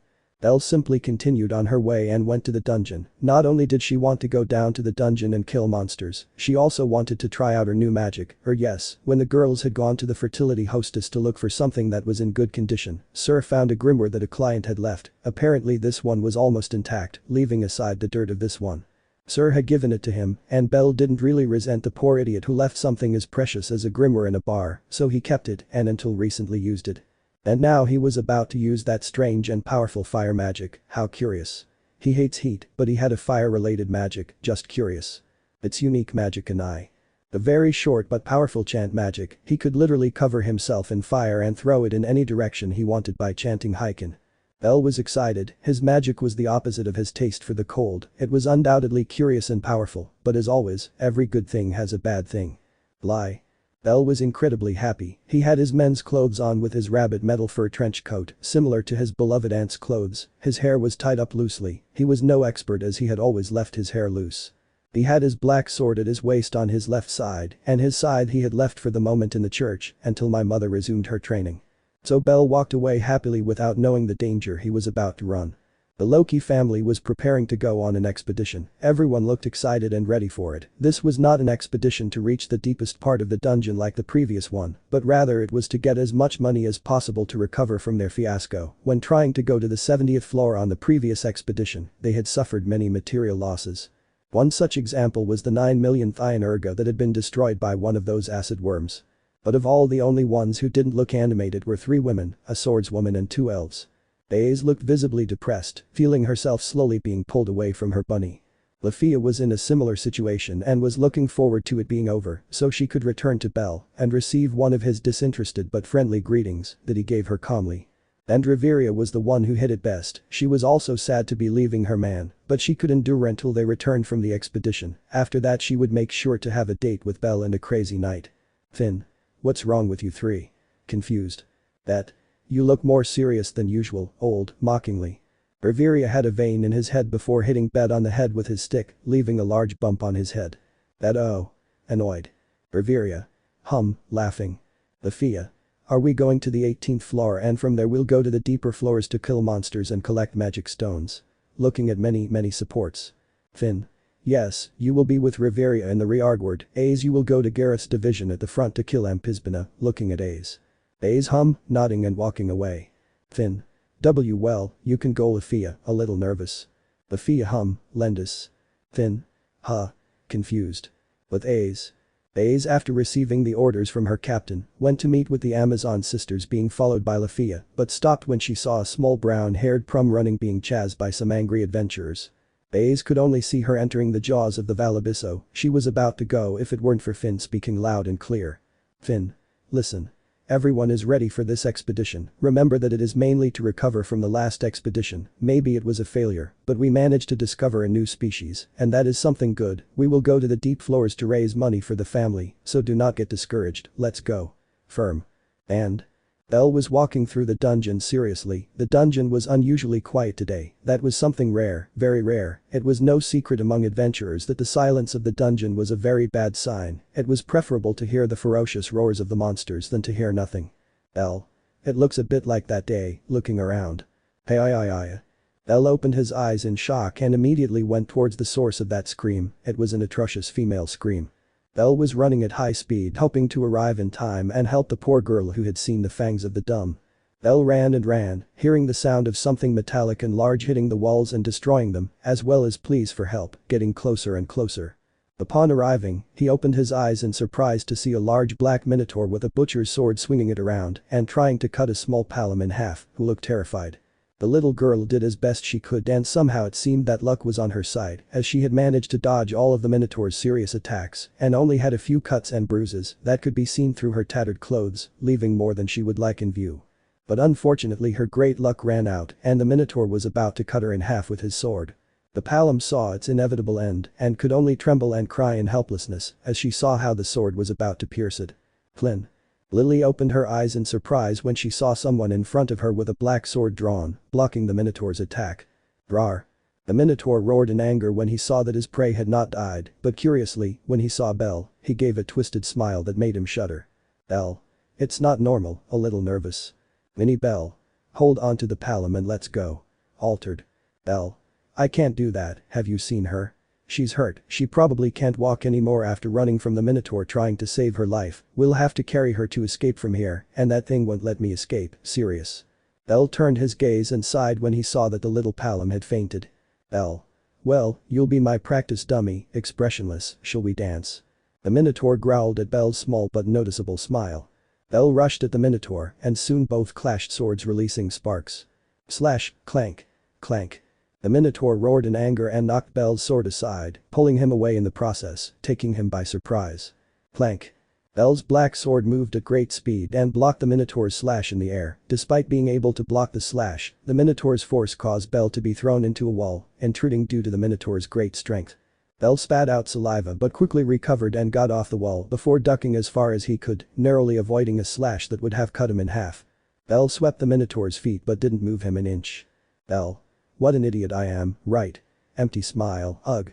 The Minotaur gave him a powerful blow that sank his stomach and then grabbed him by the right leg, starting to shake him and hit him against the wall. Belle roars eruption and I. The Minotaur did not hide his surprise at seeing Belle engulfed in fire and was forced to let him go if he did not want his hand to be charred. Belle. That hurt, getting up slowly. Belle tightened his grip on his sword, which despite the blows had not let go. The fire around him went out and he cracked his neck and looked at the Minotaur defiantly. Belle. Let's continue, expressionless.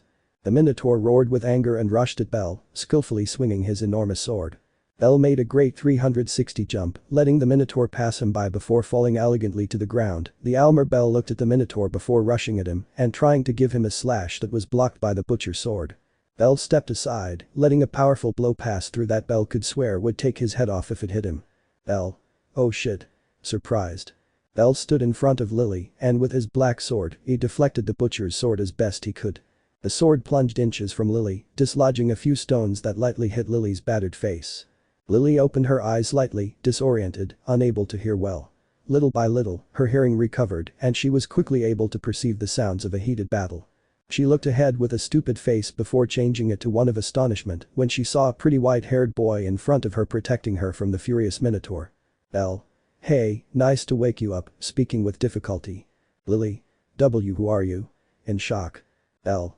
I think it's better if you run instead of asking a stranger's name, cutting the Minotaur. Lily was going to answer him, still surprised, if it weren't for Bell picking her up by the waist and starting to run away from the Minotaur in a comical way, but halfway there, Bell suddenly stopped and stepped aside with a chibi face, letting the Minotaur pass him by. UGHH. Crash.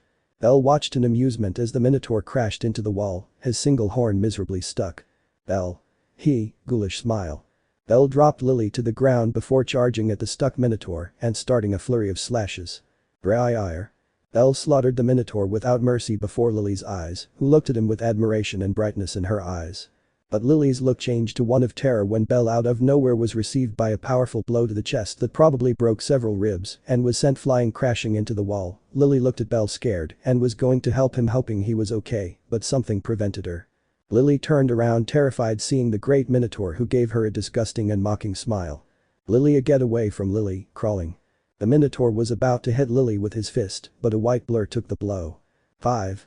Lily was sent flying but was surprised to notice no pain in her. She looked up in shock to see Bell with his head bleeding, smiling kindly. Bell. Are you okay? Ignoring his injuries. Lily. Lily is fine. But you? Worried. Lily, for the first time in her life after having been betrayed and abandoned by many, had started to care about someone again. Bell sighed in relief seeing that Lily was okay and slowly set her down before grabbing his sword that was lying next to him. Lily. Why are you helping Lily, looking at Bell? Bell.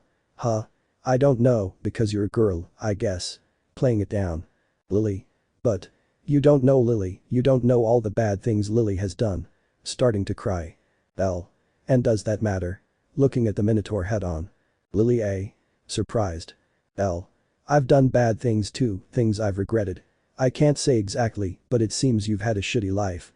I know I'm asking a lot of you at this stage of your life, but. Would you trust me? Lily looked in shock at Bell in front of her, who smiled at her before getting serious and starting to block slashes that came from right and left. All before Lily's admiring gaze.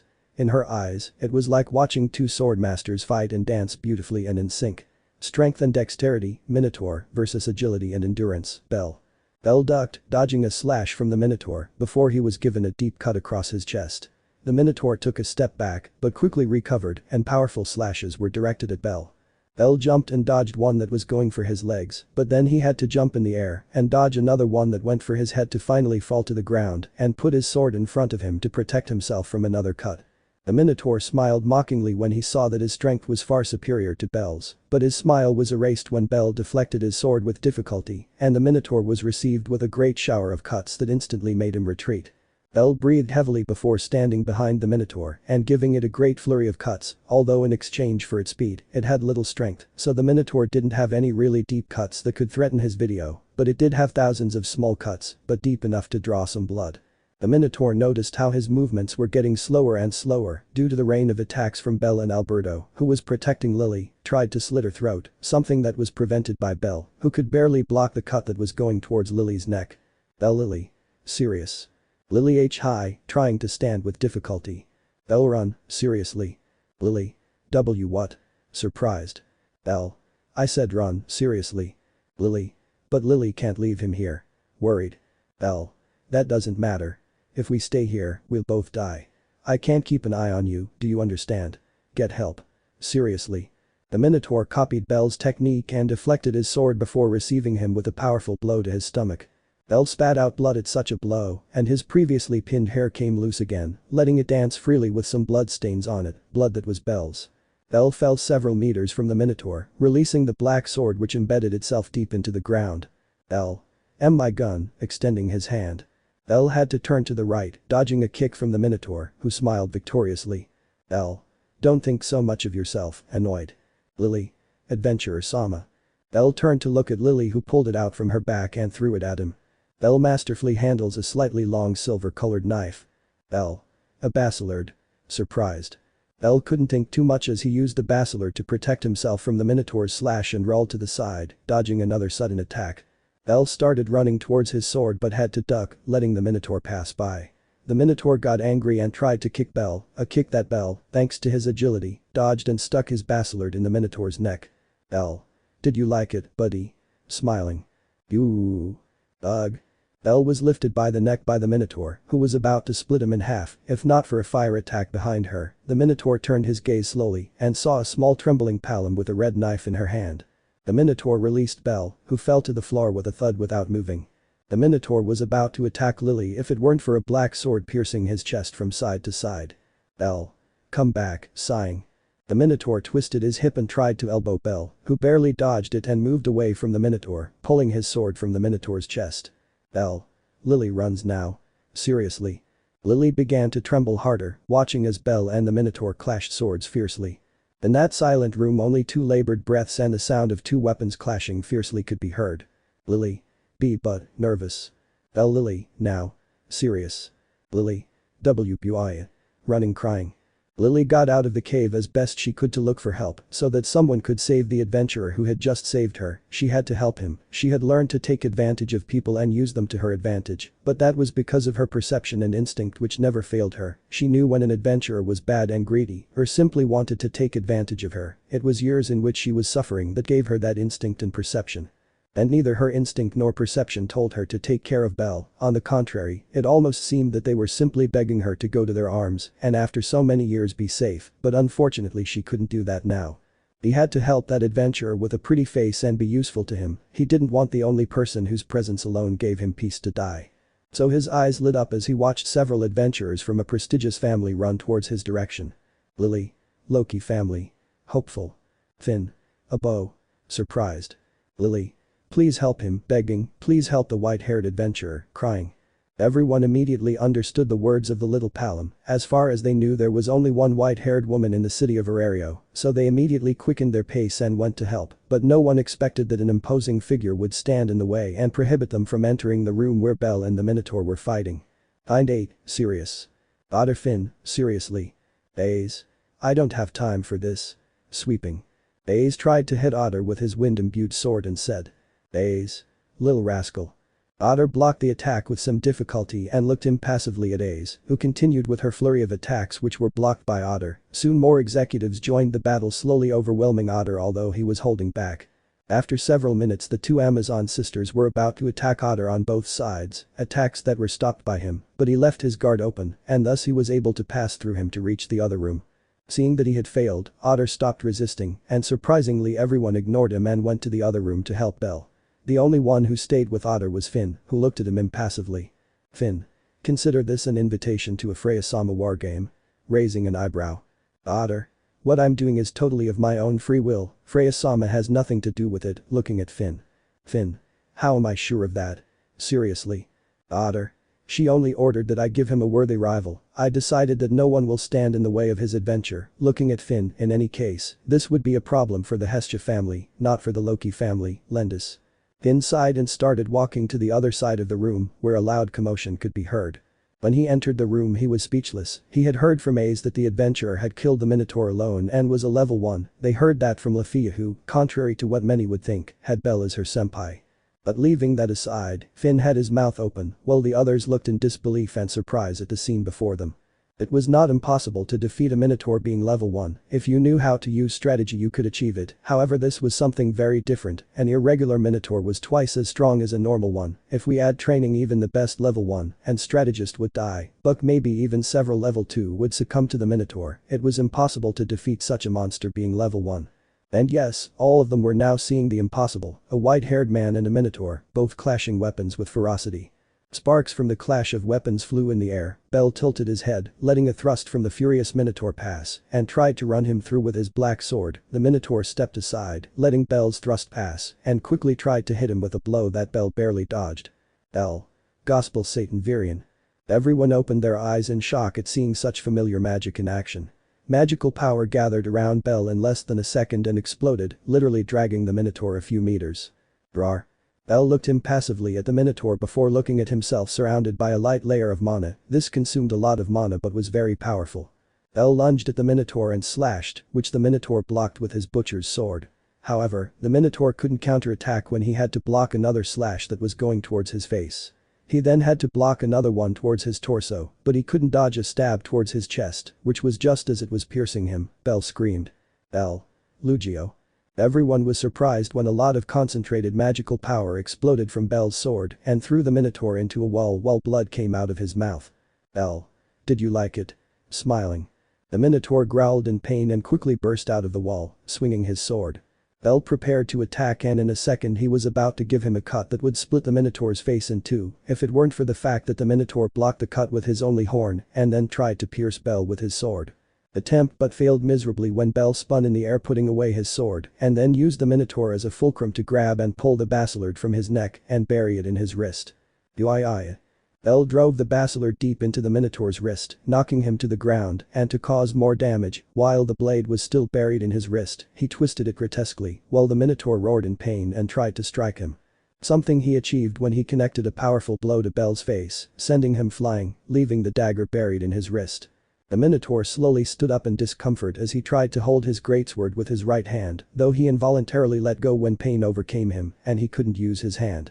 The Minotaur glared at the basilar and savagely pulled it from his wrist before throwing it to the ground and stomping on it until it was destroyed. Bell spat out blood and held his face with a split lip and a little blood coming out of his nose, blood that Bell wiped before standing and looking at the Minotaur in annoyance, but smiled when he saw that he was barely able to move his right hand and then turned his attention to the butcher's sword which was stuck in the floor. Bell started running towards the Minotaur, who, seeing him heading towards him, tried to hit him but was confused when he saw that he passed him by, or so he thought, since a strong kick in his back and a scream made him react. Lugio. The Minotaur was sent flying again and fell face first onto the ground, standing up with difficulty.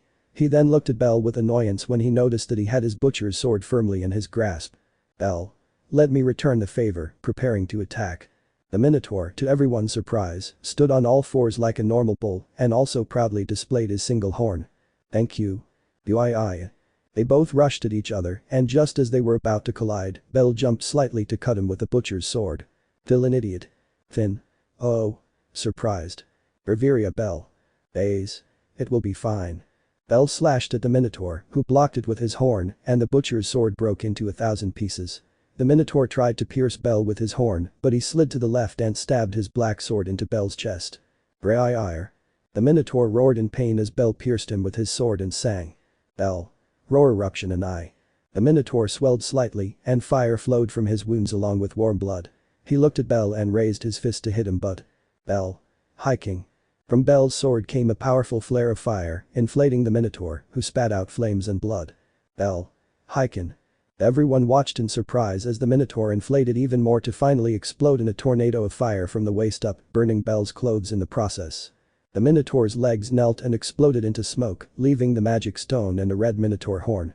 Everyone was in disbelief looking at Bell with his clothes destroyed, posing standing fainted. The damn guy fainted on his feet, surprised. Riveria. Has grown, smiling. Old lady. What are her stats? Annoyed. Riveria. Do you want me to read them without his permission? It would be. He's practically begging us to do it. Annoyed. Riveria sighed and went to Bell's back, smiling stupidly as she touched his bare back. Well. Riveria sighed annoyed and looked at everyone seriously. Riveria. All her skills are at S, smiling. Everyone swallowed hard when all your stats were at B or A you could level up and many were desperate to level up so it was rare for an adventurer to have their stats at S, no matter what level it was extremely rare, they knew it, they were before a prodigy who in the future would do great things, they couldn't even imagine XD. The new silence, 09. NT.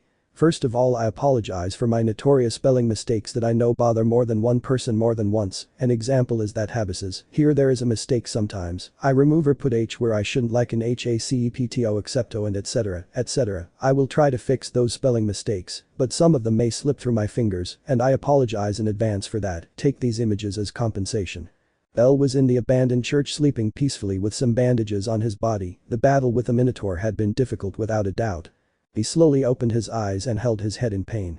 After being like that for a long time, he looked around half asleep before frowning and remembering the events of a little while ago. Bell. Everything hurts, expressionless, even my nails damn, sighing.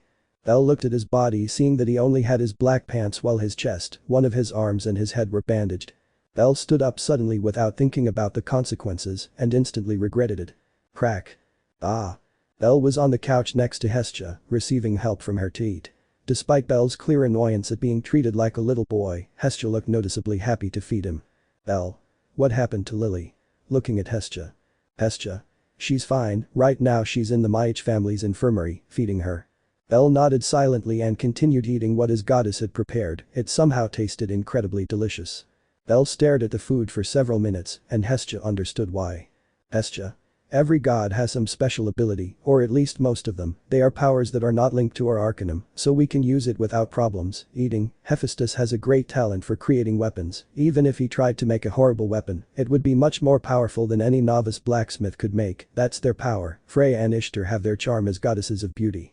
Hermes can go and return to heaven whenever he wants and appear wherever he wants, thanks to being the messenger god. Demeter can harvest anything and well you get the idea, smiling nervously. Bell nodded slightly bored and then looked at his goddess asking for an answer. Hestia. Yes, I am the goddess of the fig tree and the home, so my power is more beneficial to others than to myself, smiling. Bell. What's that? Raising an eyebrow. Hestia. Whenever you enter the church after going to the dungeon, what do you feel? Smiling. Bell. Like I heal faster or feel healthier, slightly surprised. Hestia. Exactly. Every time you are with your goddess or in our home, that will happen. Not only will you become stronger, but you will also receive some bonuses like a slight regeneration. In addition, even if I were to cook monster meat, it will have an exquisite flavor, smiling proudly. Bell. I see, thinking. Hestia looked at Bell who had a sparkle in his eyes and seemed to be thinking about something. Hestia puffed out her chest with pride at the thought that Bell was thinking of her, as if she were a great goddess. Poor fool. In Bell's head. Bell Chibi was in the dungeon killing monsters left and right, although one of them managed to hurt him. Bell opened a backpack the same size as the one Lily had, and from there he took out a Hestia Chibi, who began to heal him quickly, before getting back into the backpack and Bell continued fighting. Out of Bell's head. Bell with a chibi face was seriously thinking about the idea of taking Hestia with him to the dungeon and using her as a unique item, but a small squeak caught his attention. Bell turned his gaze and saw his goddess on top of the bed trembling in fear before the cockroach, which was climbing on the wall right where Hestia was. Bell. Even the gods fear such a beast, chibi.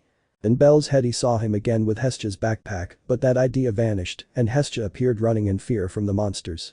Bell. Discarded Hestia backpack, disappointed. But Bell couldn't think again when Hestia spoke to him with fear. Hestia. Be Bell-kun, trembling. Bell. Mirandola. Hestia. Esta nt, templando. Bell stared blankly for a moment before seeing the cockroach that was now crawling on his hand, which didn't have its transparent glove on, and Bell could feel the cockroach's little legs touching him. Gospel. Bay. Satana's version. Ah. Crash, punch, boom. Bell and Hestia were walking through the streets of Arario with two suitcases in their hands. After Bell destroyed the abandoned church, both were walking through the streets of Arario directing him towards the new host of fertility. My mom had everyone working on rebuilding it day and night without rest, and in less than 3 days it was as good as new. 3 days. Yes, Bell was asleep for 2 days while healing at home. At first, he wondered why his goddess hadn't brought Lily to his home to heal as well, but he quickly learned the answer. Lily is not from the Hestia family, so the regeneration effect would not be very high, so it was better for her to stay in a clinic. Anything else readers should know? And you? Hestia. Why are you bringing that thing, trembling? The cockroach was now on Bell's shoulder, looking intently around, while its antennae moved. Bell.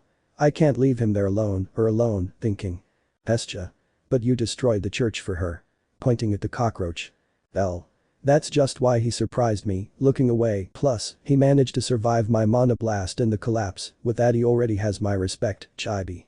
The cockroach looked at Hestia who felt as if she was making fun of her. Hestia pout. Time skip. My mom was quietly cleaning the bar with the other waitresses. They hadn't opened the bar yet since they still had to remodel some things, so they would probably open the day after tomorrow at the latest since they also had to buy food and all that, but while she was cleaning she was perplexed to see that the bar door was kicked and opened with a loud bang. They all stopped cleaning and turned their perplexed gaze to Bell, who entered as if it were his house with an expressionless face that made the situation even more comical. Behind him came Hestia, nervous about Bell's sudden action. She was about to knock on the door, emphasis on this because before she could knock on it, she was kicked by Belle in a comical way. "Belle. I'm here, Chibi. Mom. Bunny." Grabbing him by the collar, "We just repaired that door." Furious. "Belle. And my house just got destroyed, so I came to live here, Chibi. Mommy.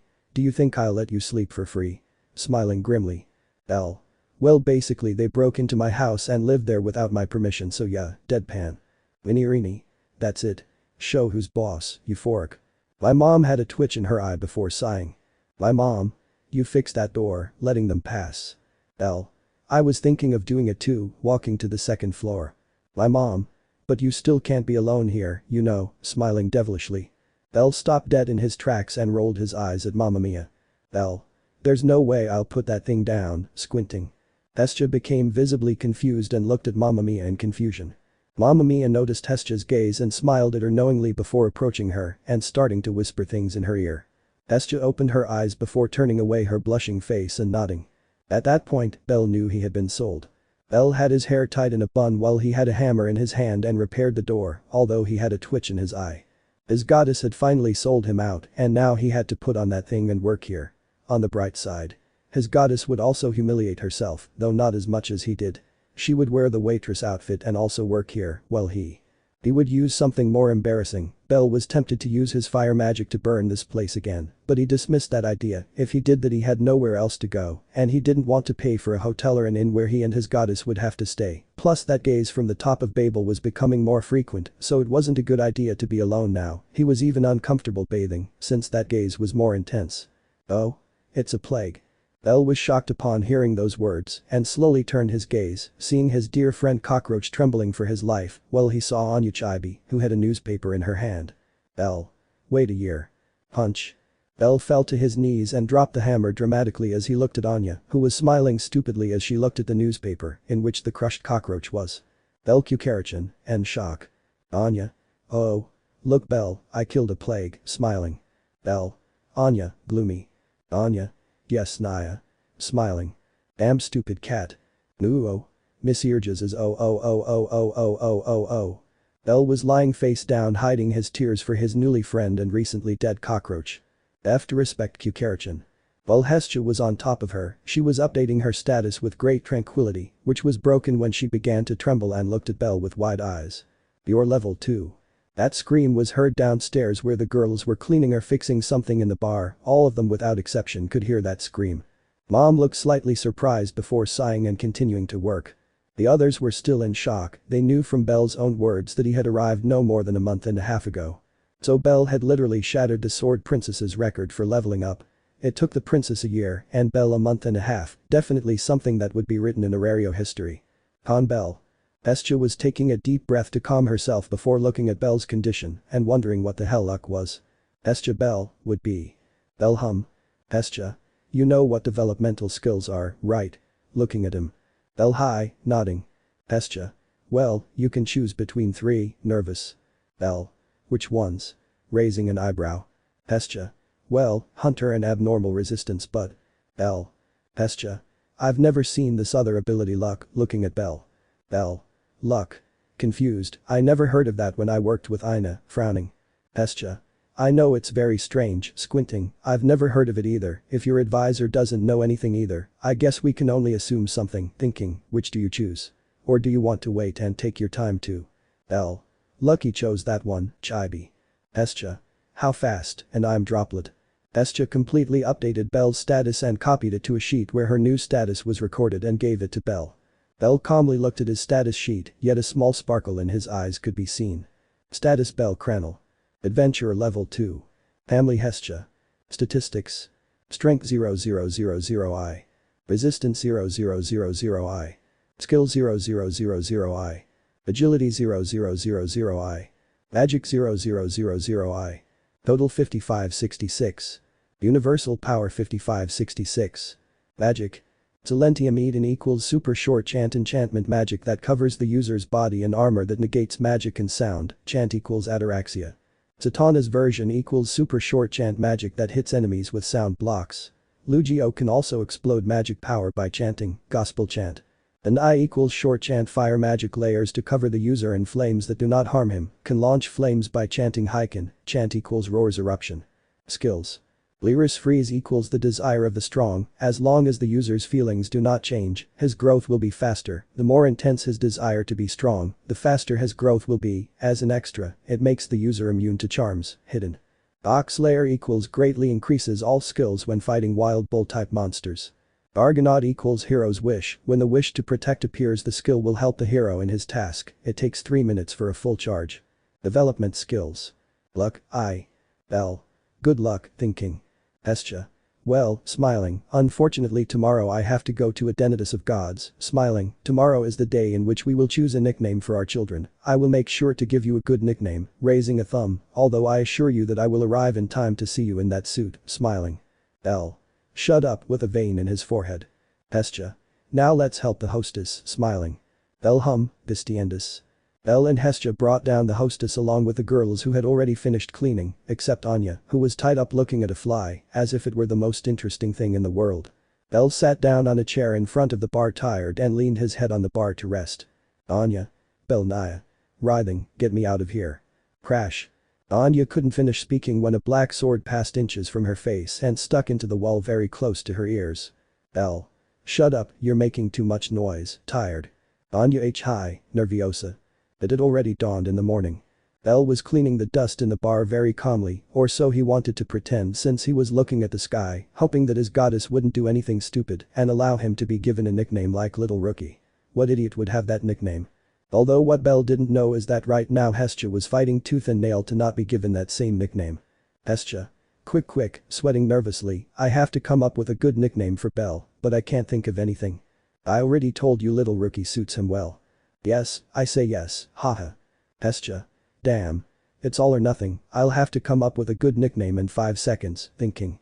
Hestia continued thinking for several seconds until a god that I personally hate spoke to her. Hermes. What do you think, Hestia? Smiling. Hestia. Me.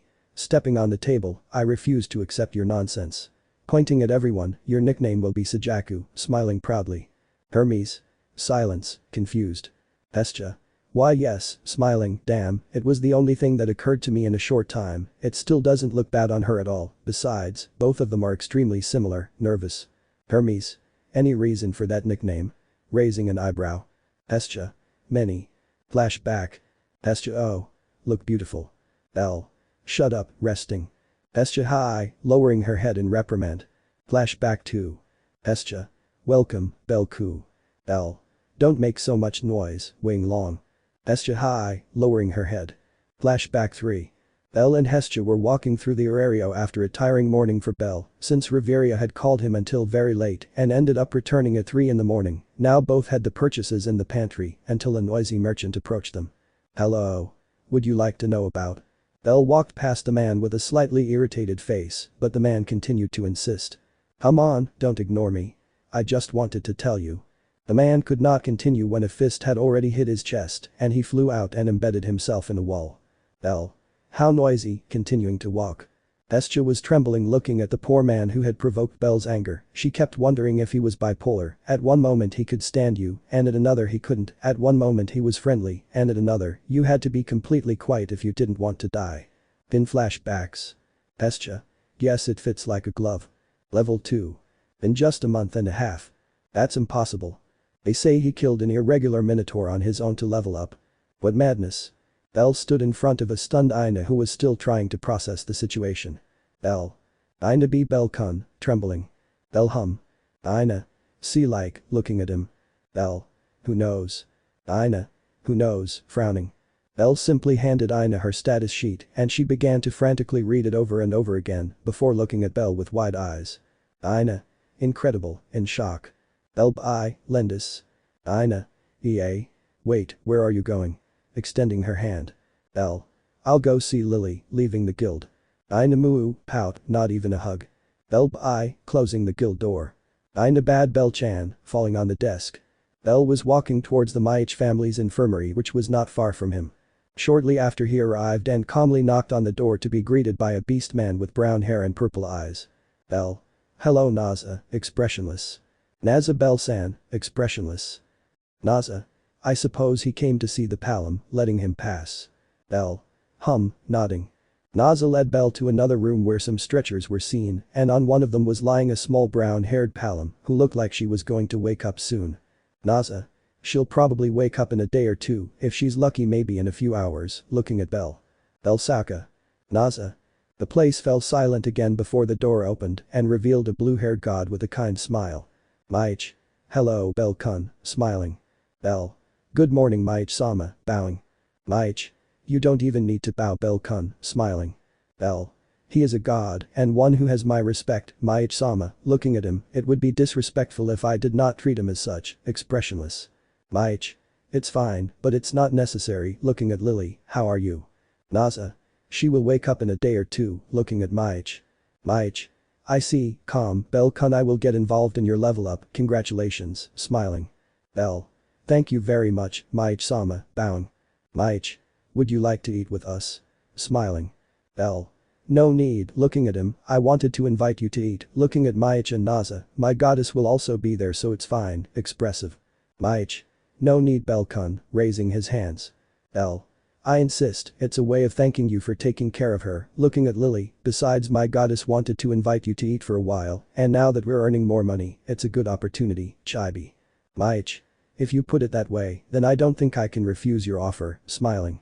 Naza. Are you inviting? Looking at Bell. Bell. Hi, don't worry about the food, I'll pay for it, opening the door, thanks again for taking care of her, you can go tonight to the new fertility hostess, no matter the time we'll wait for you there, closing the door. Bell was behind the bar next to Mamma Mia, watching as they barely opened the bar, and hundreds of adventurers came in to order a beer or some of the delicious food they served. Hestia was sitting at the bar while moving her legs like a little girl in a bored manner, until May appeared behind them alarmed. May. We need help in the kitchen. Stirring the coals. My mom.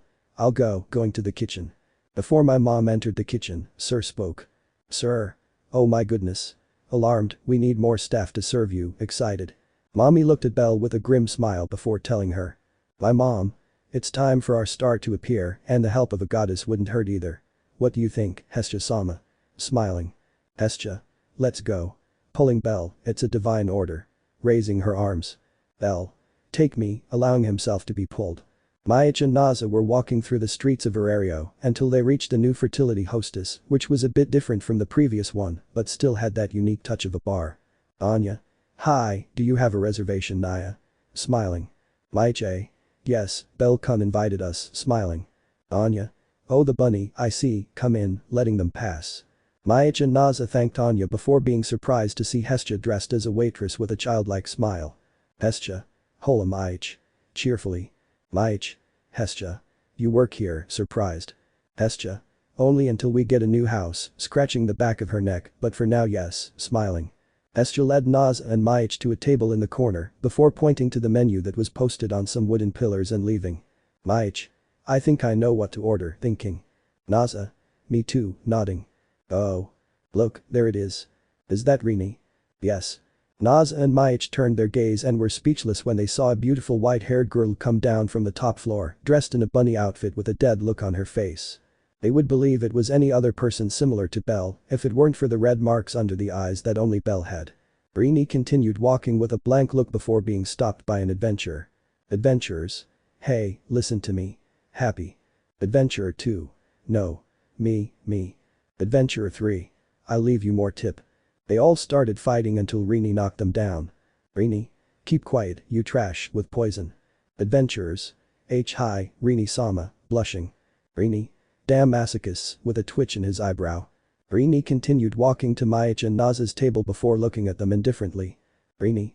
Not a word, expressive, now tell me your order, taking out a notebook. Maich hi, and I'm Droplet. Naza.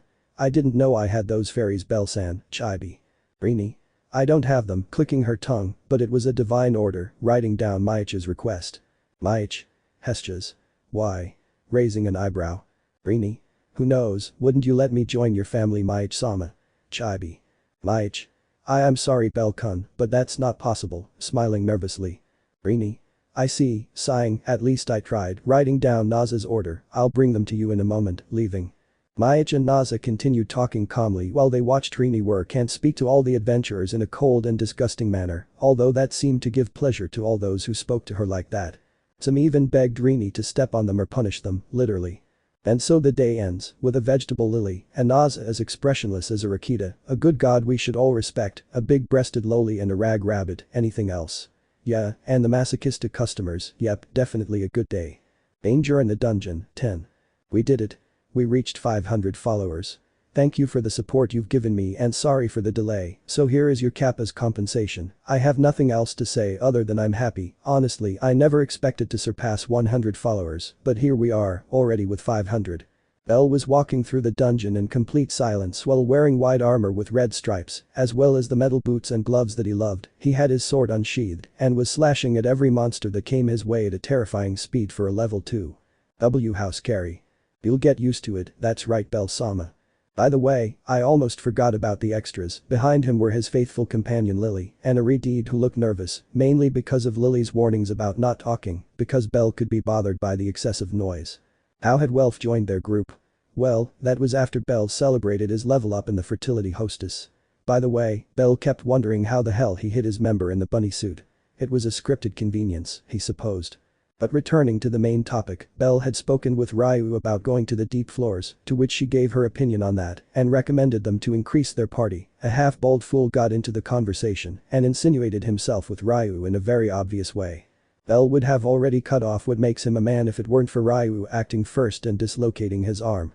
Of course, he still didn't escape a very soft blow from Bell.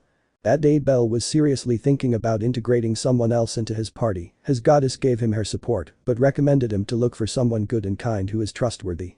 That would be a problem. But when he met a red-haired boy who seemed kind-hearted and was looking for a party, then it seemed that fate helped him. Or rather his luck helped him. And they ended up in this situation. Now Bell had a new armor made by Welf, while he fought and killed monsters left and right without mercy. Welf and Lily protected the rearguard and took care of the other small monsters that Bell didn't take seriously. Lily and Welf would be offended if it weren't for the fact that they knew Bell made it easier for them because he was level 2 and he seemed eager to try out his new level. Bell cut 3 orcs with his sword, while Lily and Welf took care of the small imps that looked like small goblins unlike the orcs that were the same, but 2 meters long, light green and fat. Bell watched curiously as the orcs took some of the trees and turned them into weapons like dough before it hardened into the shape of a bat. The orc tried to hit him angrily, but Bell with great indifference cut the bat in half before raising his sword above his head and bringing it down at high speed, cutting the orc in half. Bell turned and looked at Welf and Lily who were fighting the imps with difficulty. Lily was killing them or distracting them with her arrows, while Welf cut them with his greatsword. But because he was so focused on looking at Welf and Lily, he didn't notice that an orc appeared behind him. It wasn't until he heard a small grunt that Bell opened his eyes and turned his head to find a green fist hit his cheek and turned his head to the other side as the force made him take a step back. The orc smiled before shuddering and looking slightly scared at Bell. He emanated a dark and sinister aura, the orc knew it. He had dug his own grave. Bell looked at him indifferently and put away his sword, confusing the orc, but his confusion was short-lived when a strong blow from a heavy metal glove broke his nose. She groaned in pain before someone grabbed him by the head and pulled him down onto a knee that met him with a knee to the face and then an upward kick, throwing the orc a few meters.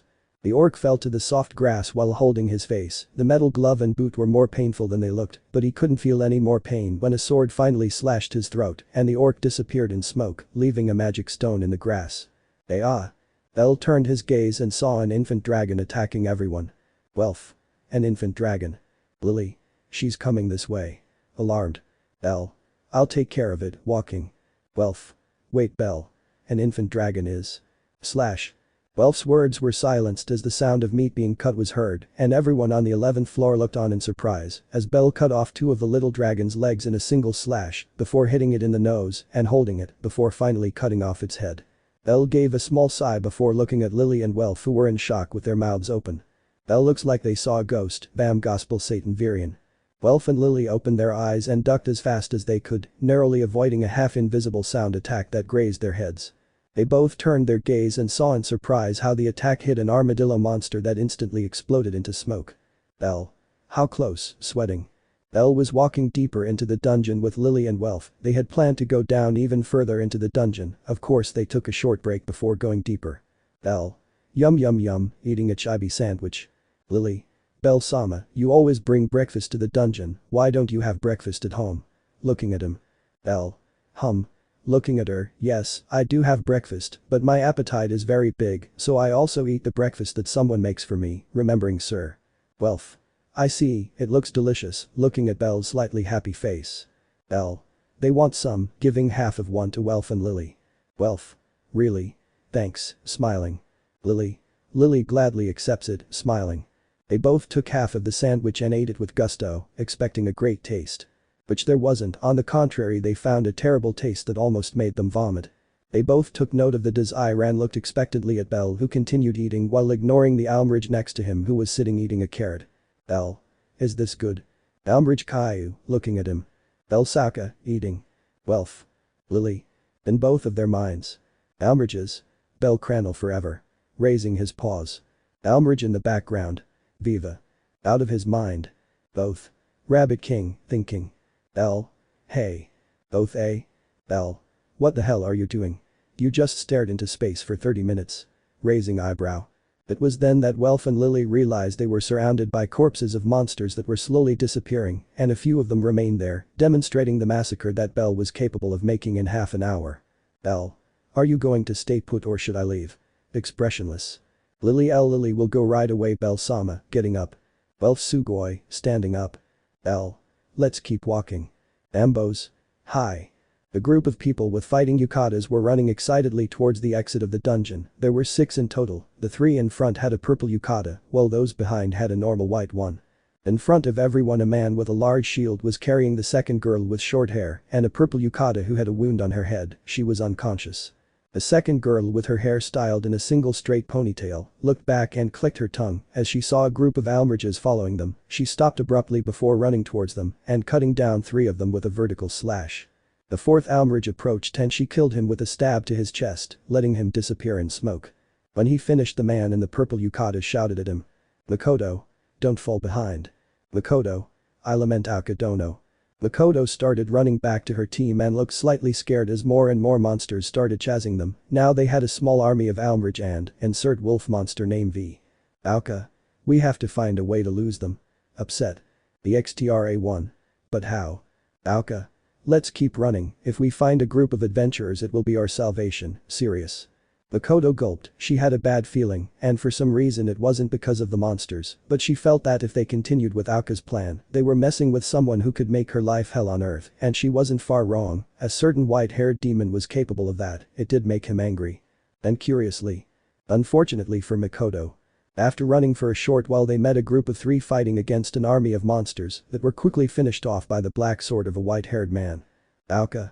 Let's go to their side, seriously. Makoto. But. Auka. I care more about your lives than a stranger's, hurry. Seriously. But the rookies and the white-haired beauty V. Welf and Lily faced the monsters while they looked expectantly at Bell, who did absolutely nothing except dodge attacks or deflect them. Welf. Hey. Why aren't you doing anything? Exalted. Bell. You wanted to level up, right? I can't do everything by myself, so I'm going to help you if you're in trouble. Expressionless. Lily. Understood. Preparing her hand crossbow. Welf.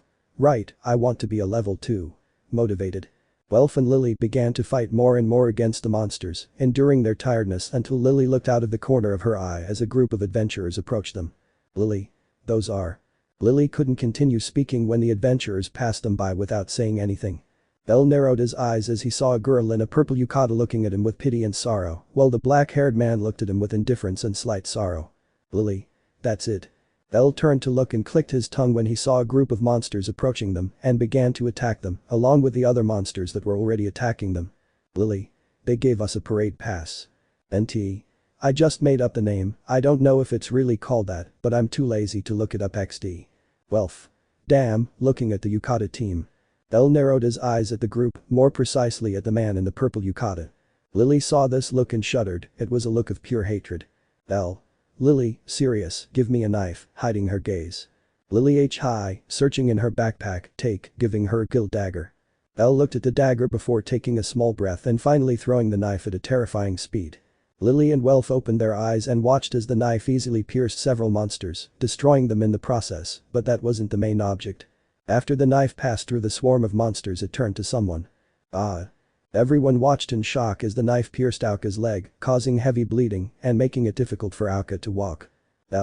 If they make it past us, abstain from the consequences, indifferent, let's see if they can survive like this, taking out his sword. Ignored the adventurers who cried out in alarm as they saw their captain fall to the ground, moaning in pain and holding his leg, where the knife had pierced his calf from side to side. Lily and Welf were going to say something if it weren't for Bel's sword passing by both of them and pierced a hellhound. I already remembered its name. Don't lose focus. Walking past them. Welf and Lily reacted. It was not time to feel sorry for the adventurers who gave them a pass from monsters. Both reacted, and together with Bell, they began to fight against the monsters. Welf and Lily fell to the ground exhausted, both looked with shining eyes as Bell continued fighting with great tranquility, killing monsters left and right with beautiful sword movements worthy of a master swordsman. Of course, although he didn't show it, Bell was embarrassed. Having to fight like this in front of his friends was embarrassing for him, although he hid this feeling perfectly with his expressionless face. Bell. More and more are appearing, it's better if we retreat or at this rate I'm going to fall too, looking at Welf and Lily. Lie. Bell could last half a day fighting if he wanted, but he was getting bored of fighting the same monsters all the time and decided that it was best to go down a few floors, but seeing the state of his companions, it was better to retreat for the moment. Bell. On the count of 3 we run, Chibi. Welf. Yes. 1. Running. Welf. Huh. Lily. She said on the count of 3. Run. Welf and Lily got scared and started running hysterically being chased by the monsters, while Bell had a chibi face running at 200 average of force. While on the surface. The team of 6 were leaving the dungeon extremely tired after carrying Auka and Chigusa. They had no healing potions to help Auka, so they had to carry him and hope that the wound on his leg had not worsened. Several people got angry with the albino for this, except for Auka and Makoto. Makoto knew that they had every right to be angry and hate them after all it is possible that they are already dead, and Auka, well he thought the same, a simple wound on his leg did not compensate with 3 adventurers injured and possibly dead. Chigusa woke up halfway, and when they explained it to her she was slightly angry, but she understood that it was not the other adventurers' fault, but she could not blame Auka either since he did it to save them. Now all that was left for them to do was return to their family and tell this shameful act to their god. But they didn't expect to find him just as they left the dungeon. Take Mikasuchi. Children. Running towards them. Auka. Take Mikasuchi-sama, semi-fainted. Chigusa. She's about to faint from the blood demand. Take Mikasuchi. Quick, let's go to headquarters to heal him. Worried. The others. Hi. Bell was running followed by Lily and Welf while they fought against monsters, but there was a problem, and that was that they had been cornered on a stone bridge. The Hellhound prepared his fire magic, but Welf used his anti-magic and made him explode but. Crash. Bell. Shit, sighing. The bridge was destroyed by the explosion and they fell through a great void while Bell sighed and wondered if he was really lucky. Bell opened his eyes and held his head in pain, there was a little blood but nothing exaggerated. I look around and there were Lily and Welf grimacing in pain. Bell. How many floors did we fall, standing up? Lily. Lily thinks that we are on the 15th floor, worried. Bell damn, annoyed, hey Lily. Lily hi Bell-sama, looking at him. Bell. There's a safe zone on the 18th floor, right? Seriously. Lily. Hi, there is a rest area there, Lily knows what she plans and Lily thinks it is a good option, would be. Bell. Well, Welf, what do you think? Looking at him. Welf. I think I know, and I think it's the best option, the problem will be the Goliath, trembling. Lily. No problem, the Loki family took care of the Goliath a week ago when they went on an expedition, if we go fast enough we will reach the 18th floor before the Goliath is reborn, it would be. Bell. Then let's not waste any more time, seriously, let's go. Ambos. Hi. Welf. Well, there's a problem, embarrassed. Bell Lily. Welf. Well I have a broken leg, looking at his leg. Bell. I'll help you, helping him. Welf. Thanks Bell, leaning on him. Bell, Welf and Lily walked around the 16th floor with disgusted faces. Because. Lily was carrying a bag in front of her that was giving off a stinky smell, a very bad smell. Welf. What's that thing for? Excited. Bell. I think Lily didn't take a bath, Chibi. Lily. Don't talk about me like I'm a pig. Annoyed, I'm the one who has to carry this thing closer than you. Annoyed, and it's so I can howl at the monsters so they don't attack us. Annoyed. Welf. Okay but we'll stay away from you, away from her. Lily. Hey. Annoyed. Bell. Looking away. Lily. It doesn't matter anymore, sighing. The group of 3 continued walking tiredly until unfortunately the effect of the hello ended. Lily. We have to hurry. It would be. Bell. You have, seriously. Welf. I'm sorry for being a burden to you, lowering his head. Bell. Don't apologize, playing it down. Lily. I'm also at my limit, sighing. Bell sighed when he saw that Lily and Welf looked like they were going to faint at any moment, and that wouldn't be long. But before he could say anything, the effect of the monster howling bag ended at that moment, and some roars could be heard. Lily. That's it, trembling. Welf. Yes, minotaurs, nervous. Bell curse, sighing, Lily helps Welf, putting him down gently. Lily hi. Reading next to Welf. Bell. Really, unsheathing his sword, that stupid dragon tops my hit list, but the minotaurs are in second place, pointing at them. One of the 3 minotaurs roared in anger and with the weapon his mother had given him went to attack Bell, but he didn't know what he expected. His weapon was easily destroyed by the black sword of the adventurer in front of him, and before he realized it he had been split in half. Bell looked out of the corner of his eye as his hand glowed slightly and raised an eyebrow, but downplayed it and with a single slash cut half of the second minotaur. When the third was about to hit him, he didn't expect Bell to stab him in the chest while singing. Bell. Roar eruption and I. The minotaur opened his eyes when a great wave of white fire consumed him in seconds, without leaving a trace of him. There on the ground was only his half-charred magic stone. Bell Sugoi, aiming at the hand. Welf. Gee great, in shock, is that the power of the one who defeated a minotaur being level 1. Bell. Let's continue, seriously. If the situation was going from bad to worse now they were screwed, or rather, Bell was. Welf and Lily had fainted halfway to the 17th floor, now Bell was carrying both of them, but they were too heavy even for him, so he left Welf's greatsword in Lily's backpack. Bell. Damn, walking, I hate this. Bell continued walking until he reached a long, slippery tunnel where he jumped. Despite the situation they were in, Bell found the slidey was on fun. He regretted that Lily and Welf weren't awake. They probably also enjoyed it while they were hurt. Finally after a short time the slide reached its fin and Bell fell into a gigantic room with a large strange wall where it looked almost like a barrier. At the other end there was an exit where you could slightly see the light. Bell. Come on, annoyed. Mini Bell. Let's do it. Bell. We have to, running. Bell started running as fast as he could. If he got distracted for even a second he might die, but just when he was halfway there a great roar could be heard throughout the room. Thank you. Bell clicked his tongue and looked at the large wall where a large shadow could be seen. Little by little, the glass began to shatter and revealed a gigantic brown figure with long black hair. It was the Goliath who had been reborn. Goliath saw Bell out of the corner of his eye and they both connected glances. Bell. Shit. Running. Bell was already a few meters from the exit, but at a terrifying speed, the Goliath rushed towards him and tried to land a punch that would probably leave him in a very bad position. But Bell managed to throw himself into the tunnel while he heard the Goliath's blow behind him, destroying the exit. Ah. Bell smirked before looking ahead and slowly seeing a dazzling light.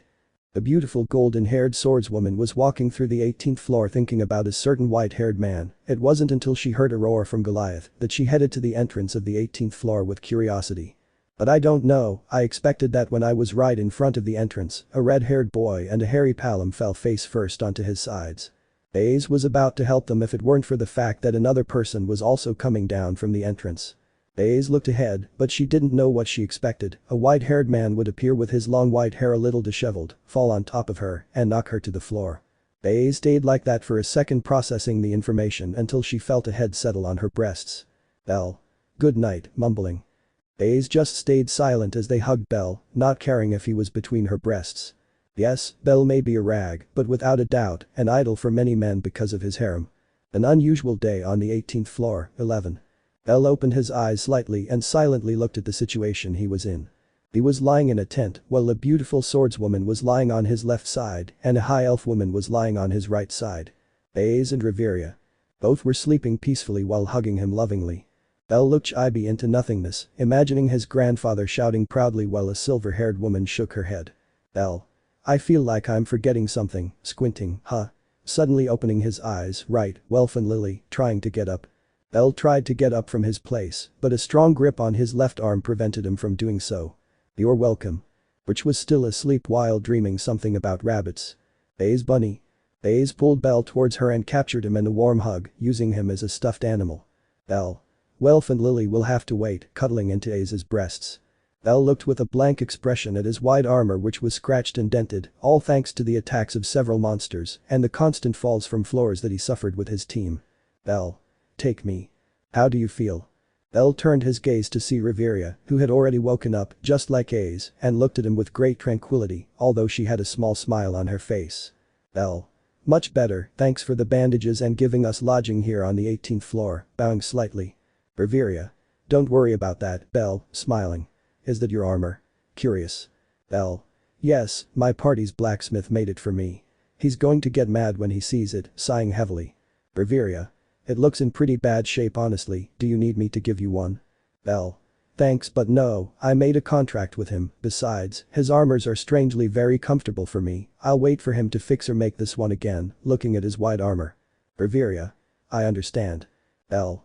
A small awkward silence was created, or so Riveria thought, who had no way of continuing the conversation with Bell and Bell. Well, he was simply looking at the armor and glancing around the place from time to time. After a few minutes of complete silence, Riveria finally had an idea. Riveria Bell. Bell hum. Riveria. Your friends will probably wake up no later than dusk, so what do you say we go for a walk along the Riviera? Bell. Riviera. Oh, you mean the city up here on the 18th floor? Curious. Riveria. Have you been there? Surprised. Bell. Huh. No, I only know a little about it since my guild advisor taught me about the city during one of her hellish injuries, shaking slightly. Riveria. I see, and wouldn't you like to meet her? Smiling. Bell. Sure, I have nothing else to do so let's go, expressionless, but what about that? Raising an eyebrow. Riveria. I heard the Amazon sisters took her somewhere, maybe they found it interesting, thinking, or maybe they'll just meet an interesting monster, watching two firebirds fly above them. Bell. As far as I know, monsters don't appear in this place, right? Looking at her. Riveria. That's right, the reason some monsters are here is because they come from upper or lower floors, looking at the place, it's really beautiful and amazing that there's something like this place in the dungeon, enjoying it. Bell. Yes well, are we going to Riviera or are we just going to enjoy the scenery? Looking at her. Riveria. Oh, sorry, sometimes I like to look at wooded areas like this place, they remind me a bit of home, walking towards a path. Bell. What kind of place did you live in? Curious. Riveria. Well, let's just say it was a very beautiful place, but unfortunately, the elves there were too, how do I put it? Arrogant and stupid, I think, would be the right words, nodding to herself. Bell. Really? Surprised. Riveria. Yes, maybe one day you'll go to Alf's forest and understand why I say that, I hope you don't run into my father, if he finds out I have a relationship with a human he'll make sure to cause chaos, sighing while shaking his head. Bell. Please remind me not to go to Alf, in a cold sweat. Riveria. Don't worry, I'll do it, smiling, on purpose, we arrived. Bell looked in front of him, slightly disappointed when he saw an entrance almost in pieces, it was a surprise that he was still standing. Bell. Welcome adventurers Riviera well considering that it's in the dungeon I expected something worse, looking at the big sign. Riveria. They don't use many resources to make the city, after all it is easily destroyed by monsters on some occasions, if I am not mistaken, I think they have already rebuilt it 66 times, don't worry. Bell.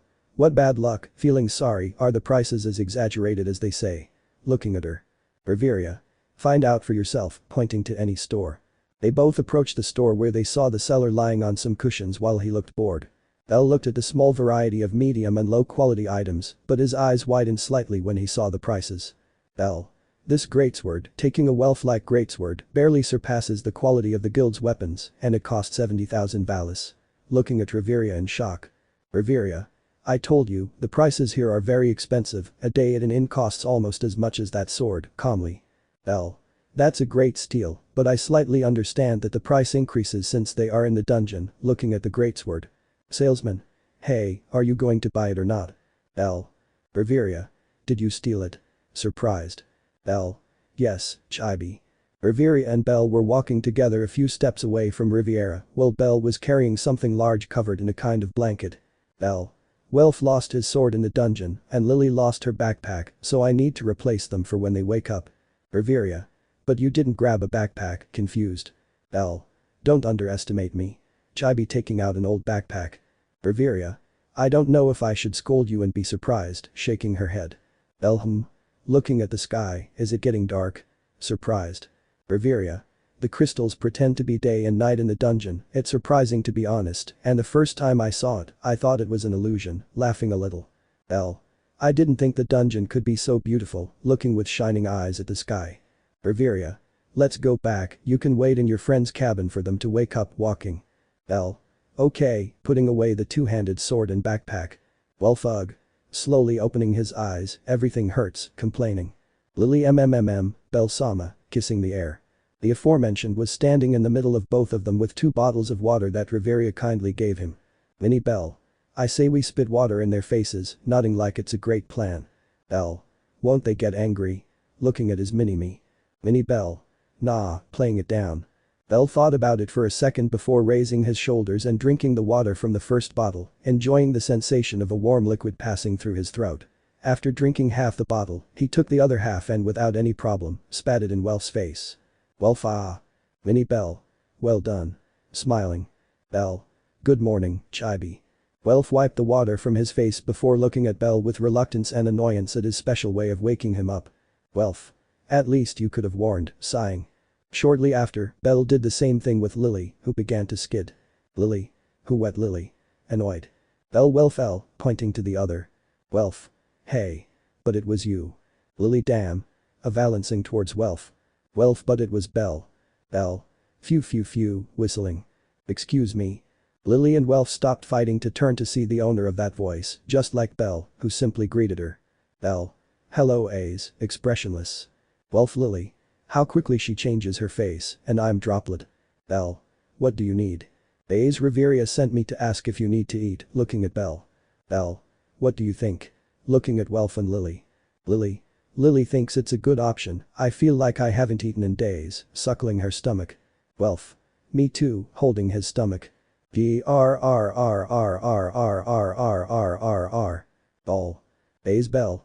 Sorry, I'm hungry, looking away, looking at each other, we're hungry, looking at Welf and Lily. Welf Lily. We already noticed it. Lily. Let's go eat. Ace. Follow me, walking out of the tent.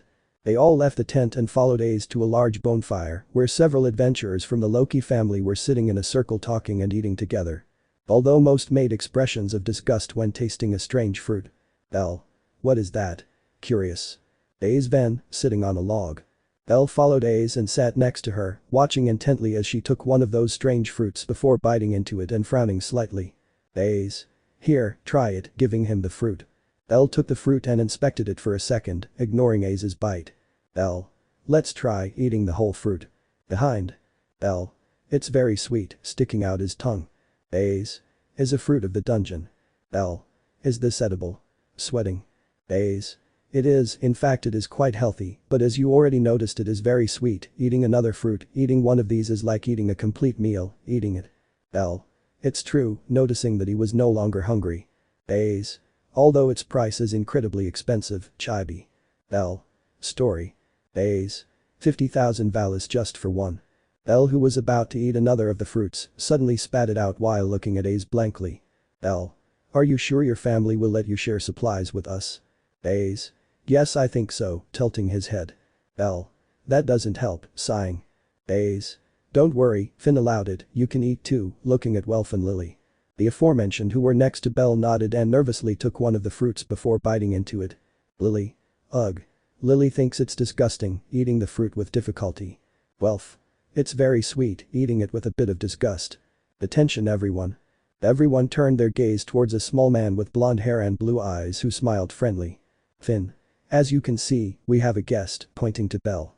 Bell. Me, raising my hand. Finn.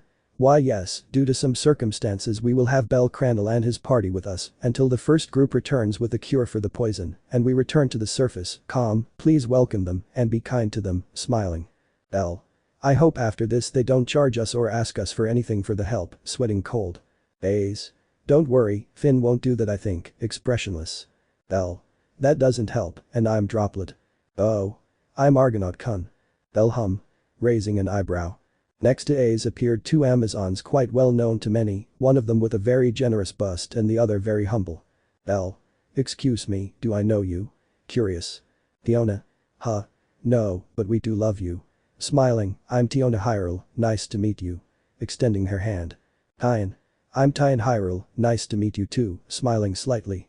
Bellcranel, nice to meet you, shaking hands with Tiona. Tiona. Oh. You're pretty strong for just having reached level 2, smiling. Bell.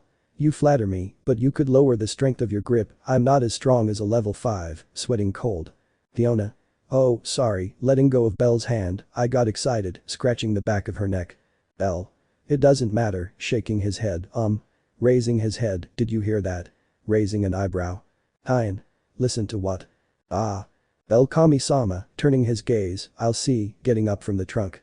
Lily. Wait Belle-sama. Filling behind him. Welf. I'm going too. Running after them. Belle stared blankly at the entrance to the 18th floor where a small, large-breasted goddess covered in a red salamander skin blanket had entered. Hestia ugh, rubbing her head, that hurt, Raising her head, Belle kun. Jumping to hug him. Hestia was about to hug Belle if he hadn't stopped her with his hand and let her fall to the floor. Hestia. Why don't you hug me? Raising her arms. Belle. Your face is soaked with tears, looking at his tear-stained black cloth glove. NT. Remember that this Belle has Alfia's gloves on at all times because she gave them to him. In another chapter 1 will put Belle's past and the reason for his hatred for dragons, especially the black dragon. Hestia. At least give me a hug. Opening her arms. Belle sighing. Belle let himself be embraced by Hestia who rubbed her tearful face on Belle's jacket, soaking her tears. Hestia. I was so worried about you. Hugging him tightly. Belle. Expressionless, wait, how did you get here? Staring at her. Hestia. Well, looking at the entrance to the 18th floor. In a few seconds, more people fell from the same tunnel where Hestia fell, 2 of them she didn't recognize, but the others she did. Welf Lily. You guys. Welf and Lily pointed at 3 people dressed in purple battle yukatas and some Far Eastern features. The 3 of them looked slightly embarrassed and felt that they had a great pressure on their back, and it was no wonder because a white-haired man with long hair was sending them a death glare that reflected how much he wanted them dead and begging for their lives. But before Belle could commit a massacre, a blonde-haired god with a feathered hat stood in front of him with a nervous smile. Hermes. Let's calm down a bit, shall we? Raising his hands, nice to meet you Belle-kun, I'm the god Hermes, extending his hand. Belle. Looks just indifferent. Hermes. Well, lowering his hand, we came at Hestia's request to see if they were safe and get them out of the dungeon, smiling. Belle. They, pointing to the Far Eastern group, what are they doing here, seriously? Hermes. Well, they felt guilty about what happened, so they decided to come with us to rescue them, smiling. Belle. Rescue us. I want compensation in Valis, expressionless. Hermes. EA. Sweating cold, and how many Valis are we talking about? Looking at Belle. Belle. It depends, we lost a lot of things in the dungeon because of him, Lily's backpack had quite a few things inside, besides all the monster gems we got on the floors below, and low and medium quality healing potions, that will be expensive, with a poker face. Hermes. Be more specific, sweating. Belle. Lily, looking at her. Lily. According to Lily's calculations, with glasses and a notebook, approximately 120,750 Valis, looking at wealth. Auka. C 120,750, in shock. Tagusa. That's a lot of money. Whispering to Auka. Makoto. Okay. Doing a dogiza. Tagusa Auka and shock. Belle raising an eyebrow. Makoto. We can never pay the price for having abandoned them and let them die to save our lives, that's why I, Yamato Makoto, promise to pay the debt that you have established, even if it costs me my life, raising my head. Auka TSK, looking at Makoto, I swear to my god that we will pay them the debt, also doing a dogiza. Tagusa simply looked at everyone nervously and copied her classmates by also doing a dogiza. Welf and Lily dropped their hostile glares to look at them slightly uncomfortable. But Belle surprised everyone when he put his foot on top of Auka's head, burying it in the grass of the 18th floor. Belle. I'd like to kill you, expressionless. An elf with greenish blonde hair and a woman with sky blue hair drew their respective weapons upon seeing Belle's actions and words, they were ready to stop him in case he did something he shouldn't. Belle. But I'll settle for them paying us the debt they owe us, removing his foot. Auka sighed in relief while Makoto and Chigusa sighed in relief, seeing that their captain was going to be okay. Belle. Well, it's already very late, it's better if we go to sleep, looking at Welf and Lily. Lily Welf hi. Hestia. I'll sleep with you. Smiling. No. Hestia was surprised when a golden-haired princess grabbed her by the back of her shirt collar and dragged her and 2 Amazon sisters into a tent while the other girls followed them. Belle. That's the girls' tent, we'll go to the boys' tent to sleep, walking. The others hi. You. Hermes. Welf. Belle. Why are you looking at me like that? Welf. Well, how to say it, uncomfortable. Hermes. It's uncomfortable because of your feminine appearance, smiling. Alka nodding. Bell. And what do you want me to do? Go to the girls' tent or what? Joking. Ball. 3 Jag American later. Bell. You must be bucking kidding me, whispering. Fiona. Yay. Argonaut-chan is here. Hugging Bell, Kun preferred again, trying to separate himself from her. Fiona. Come on, your bunny appearance and your womanly qualities make you very adorable, grabbing him by the cheeks. Hyen. It's true, rubbing her head, your hair is very soft and very well cared for. Hestia, hey. Don't take over Bell-chan. Trying to push them away. Bell. Dead stare, Adam died in vain. Baze. Watching blankly as the others played with Bell. Minnie Bell. I think we should make an explosion in here and burn everyone, Chibi. Bell. Honestly, the idea is not bad, annoyed, it arrived. Before Bell could summon his fire magic to make a fire, 2 other hands started dreaming in his head, making Bell nervous. It was the elf with a wooden sword and the girl with glasses. Ryu and Asma. Now that Bell thought about it, what was Ryu doing there? Before I could ask Ryu why he was there, he started donating his head just like the Amazon sisters were doing before, while Asfi looked at his hair with envy. He wasn't sure. Ryu. He looks like a bunny, rubbing his head. Ryu continued to wring Bell's head, imagining the soft white fur of a rabbit. He compared them, and there wasn't much difference in her words. While Asfi continued staring at her hair without blinking, wondering like an adventurer, wondering how an adventurous man could have such neat and clean hair if it was the hair of a maiden. While Bell ducked further and further away, his already non-existent pride even more broken than ever. Well, with the boys. Hermes. I think it wasn't a good idea to leave Bell alone with so many girls, smiling jealously. Welf. Wasn't it good for whom, for him or for the girls? Imagining Bell being used as a doll. Hermes. Imagining the same thing as Welf, I don't know, and I think it would be better not to know. Well, to Mimmer, getting comfortable in his bed. Welfa Mimmer Sia said, also going to bed. Auka. Sweet dreams, sleeping. It was day and you could see various persona gathered on a cliff. There were the Amazon sisters, Tiona and Tyan. On the other side were Asfi and Hermes contemplating the place in silence. Next to them was the group from the Far East talking to each other. And right in the center was Ace waiting patiently. Yesterday she had told Bell that they could go explore Riviera, and Bell said yes. Unfortunately they were in the tent, and the others heard, so they also wanted to join, and 2 of them started to fight and shout Hestia and Lily. And then in the boys' tent, they also heard the 2 of them fighting, so the boys also decided to join in. But leaving that aside. Bae stopped contemplating the landscape when he heard loud and clear moans of boredom and exhaustion coming from the path they had come from. Baze watched as little by little a figure appeared, a long white hair carrying a person with long black pigtails.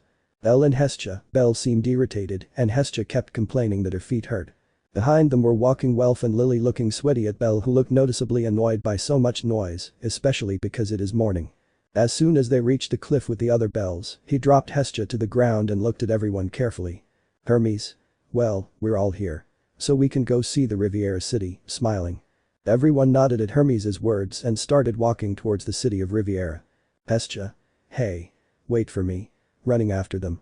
Welf. I never imagined there would be a city like this in the dungeon, looking everywhere. Lily.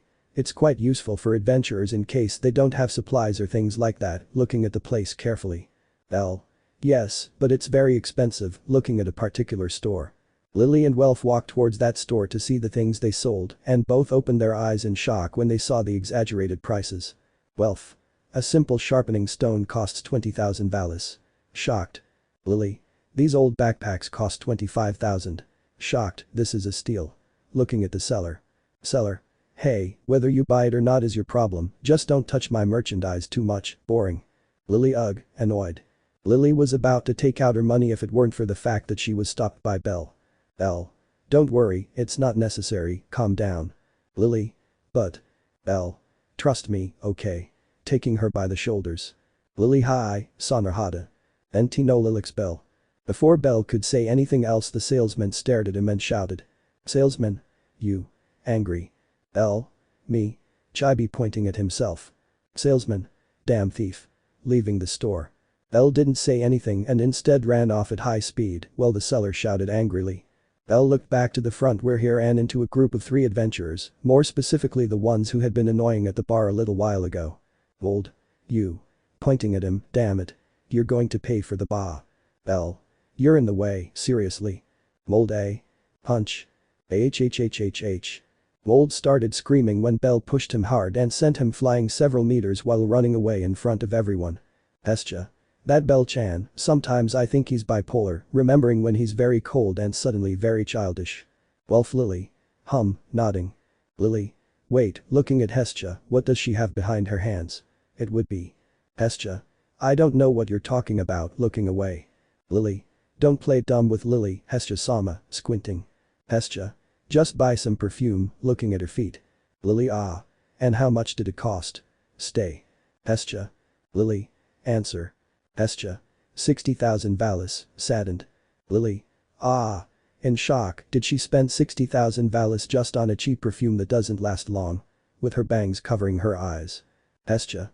Well, I'm a lady, I must smell good to impress Bell-kun, looking away, not like you, how long has it been since you bathed, huh? Smiling with superiority. Lily. Ugh. Feeling an arrow sticking into her. While Lily and Hestia were fighting on the other side, Dills was listening intently before sniffing herself. Mini A's. Don't you dare hug it. A's. Why? Mini A's. Apestas, chibi. A's. Ugh, feeling a blow to his pride. Fiona and Tyan looked at A's and then smiled. Fiona. There's a lake here on the 18th floor, how about we go for a swim? Smiling. Tyan. You can go too, Hestia-sama, Lily, Mirandokas. Hestia. Lily. Really? With a sparkle in her eyes. Fiona. Of course. Let's tell the others, smiling. Hermes. This didn't turn out as I expected, smiling nervously, Mercy. Hestia. Do you think we'll give you mercy, you damn pervert? Snapping her fingers. Hermes. But Bell-kun is here too, and him. Indignant. Hestia. Bell-kun would never stoop so low as to spy on us, you would. Annoyed, you'll most likely drag him into this, won't you? It would be. Hermes. Lily. Your silence confirms it. Hitting him. Hermes. Ah. Wait. So help me. Turning to look at her. Asfi. Do what you want, looking away. Ah. While the girls massacre Hermes with blows, on the other side of the lake, Bell was sitting with his knees on his face while looking at his reflection in the water, ignoring the two naked Amazons on his sides. Fiona. Doesn't seem to be interested in anything other than her reflection, looking at her sister. Tyan. Maybe it reminds you of something, thinking. Fiona. Maybe she has a phobia of depths like A's, smiling. Tyan. Does she still have a phobia of water? Fiona. See for yourself, pointing to A's. Tyan turned her gaze towards A's, who was a little apart from the others while cleaning her body with the water, although her eyes reflected terror every time she went deeper into the lake, and that only reached half of her body. Tyan. I would really relive the trauma. L. Looking at his reflection in the water. The Alfia. Gospel. Ugh. Stop calling me aunt, it makes me feel old. I'm sorry Mama Alfia. It's better. Why are you looking at the lake? The materia liked to look at herself in the reflection of the water. The mom. Yes, she said it relaxed her and gave her peace of mind, try it. What do you see? Myself. That's all. Yes, it's weird, but seeing me in the water is interesting. HMP, she said the same thing when I asked her the first time. Bell. Silent. Minnie. Bell. Unusually quiet. Hey Bell. Bell blinked and stopped looking at his reflection in the lake to turn to see the owner of that voice. Bell. Asfi-san. Asfi. Could you take Hermes from here? Pointing to Hermes tied up and beaten like a boxing match. Bell. Sure, carrying it like a potato sack. Hermes. Half dead. While Bell was walking through the forest carrying Hermes, he suddenly woke up and looked at him with knowing eyes. Hermes. Hey Bell, smiling. Bell. Silence, walking. Hermes. Come on, don't be like that, come on, let me go, begging. Bell. Why should I? Hermes. I can give you a gift, smiling. Bell. Raising an eyebrow, and what could that be? Continuing to walk. Hermes. If you untie me, I'll give it to you, smiling. Bell. I don't trust you. Hermes. Oh don't worry, I'm a man of my word, smiling. Bell. If you don't give me anything I'll cut it off at the root, expressionless. Hermes. Sweating cold, high. Bell dropped Hermes to the floor while the aforementioned let out a groan of pain and without wasting time Bell untied him without any problem. When Hermes had recovered, he put a hand in his jacket and took out a red bottle. Hermes. I am a man of my word, here, giving him the strange bottle. Bell. What is this? Confused. Hermes. That it's the key to paradise, my effeminate friend, passing his arm around Bell's neck, use that position, and it will make any adversity kneel at your feet, looking at the sky with fake tears. Bell, processing, okay thanks, taking the bottle. Hermes. It wasn't the reaction I was expecting, but I'm happy with it. Taking his hat. Well, it was a pleasure, Bell-kun. See you later. Leaving among the trees of the forest. L. I don't know if it was a good idea to leave a god who can't use his power in a place with few monsters, but at the end of the day there are, shoulders shrug, well, it's not my problem, walking. Where am I? Looking at his surroundings, there are too many trees, I'll investigate a little. As Bell went deeper and deeper into the forest, he didn't realize that he was approaching a lake where an elf with greenish blonde hair was calmly bathing. Bell hum. Listening to noise, what is he? Before Bell could finish speaking, a stone at high speed passed right next to his head, piercing a tree behind him. He could even see the other side of the trunk. Bell sweated coldly for a second before looking at where the stone had come from and was very surprised to find Ryu completely naked, covering her breasts with her hand while her other arm was extended, implying that she had thrown the stone. Bell Ryu-san. Surprised. Ryu. Cranel-san. Evilus, 12. Ryu. I understand, nodding. L. I'm glad you're not attacking me, expressionless, I don't think I can dodge one of those stones easily, looking with sweat at the hole in the tree. Ryu. I'm sorry about that, lowering his head slightly, I didn't know it was you, looking at him. L. Don't worry Ryu, I would have done the same to be honest, playing it down, I guess you didn't want others to know your identity, so you came to this place alone to take a bath, looking at the lake. Ryu. Yes, and you came here after what happened with the god Hermes, looking at him. L. Yes, sighing, now they'll think I'm a pervert, blank stare. Ryu. Don't worry Cranel-san, I'm sure they must have already made Hermes talk and they must already know that he dragged you into this, looking at him. L. How are you so sure? Raising an eyebrow. Ryu. Perseus is very persistent. L. I see, are you done? Ryu. Yes, I'm already dressed. L turned around and just as Ryu had said she was fully dressed in her adventurer outfit and a wooden sword that looked quite sturdy. L. It's a little embarrassing, but can you take me back to camp? I ran so fast I didn't even notice how far I went, scratching the back of his neck. Ryu. No problem Cranel-san, but first I have to go somewhere if you don't mind, looking at him. L. Not at all, following her. The elf and the rag rabbit walked through the forest for a few minutes before stopping at Ryu's request, who collected some flowers along the way. It only took a few minutes of walking before they reached a large meadow where there was a pile of dirt next to several stuck weapons and a torn flag with a symbol that Bell could recognize. L. Hestia family, opening his eyes a little. Ryu seemed to hear his whisper and immediately turned to look at Bell fixedly.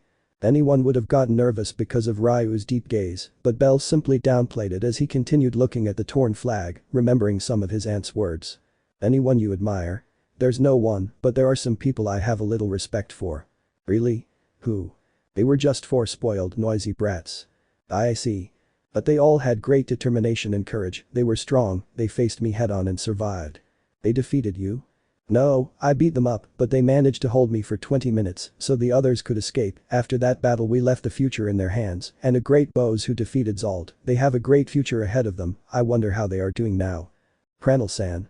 L blinked for a moment before turning to look at the person who had brought him out of his thoughts and found an elf looking at him with concern. Ryu. Are you okay? You were staring into space for several minutes, worried. L. What happened to them, looking at the grave? Ryu. An ambush Evilus brought a huge monster making an entire floor of the dungeon explode. They all died, they sacrificed themselves so I could escape, biting her lip. L. Were you a member of the Hestia family? Ryu. Yes, nodding slowly, after that I asked the goddess Hestia for a long time to leave Arario, I didn't want her to witness what I did, darkening his gaze. L. Could you tell me? Staring at her. Ryu. I took revenge on them, one by one, I alone searched for the members of Evilus and hunted them down, using every method I could imagine, I tortured them, killed them, ambushed them, burned them, electrocuted them and hundreds of other things, it didn't matter if I was directly or indirectly involved with it or who it was or if they had repented, I still killed them, with my eyes downcast, just when I finished fulfilling my revenge, I fainted in a desolate and dark alley.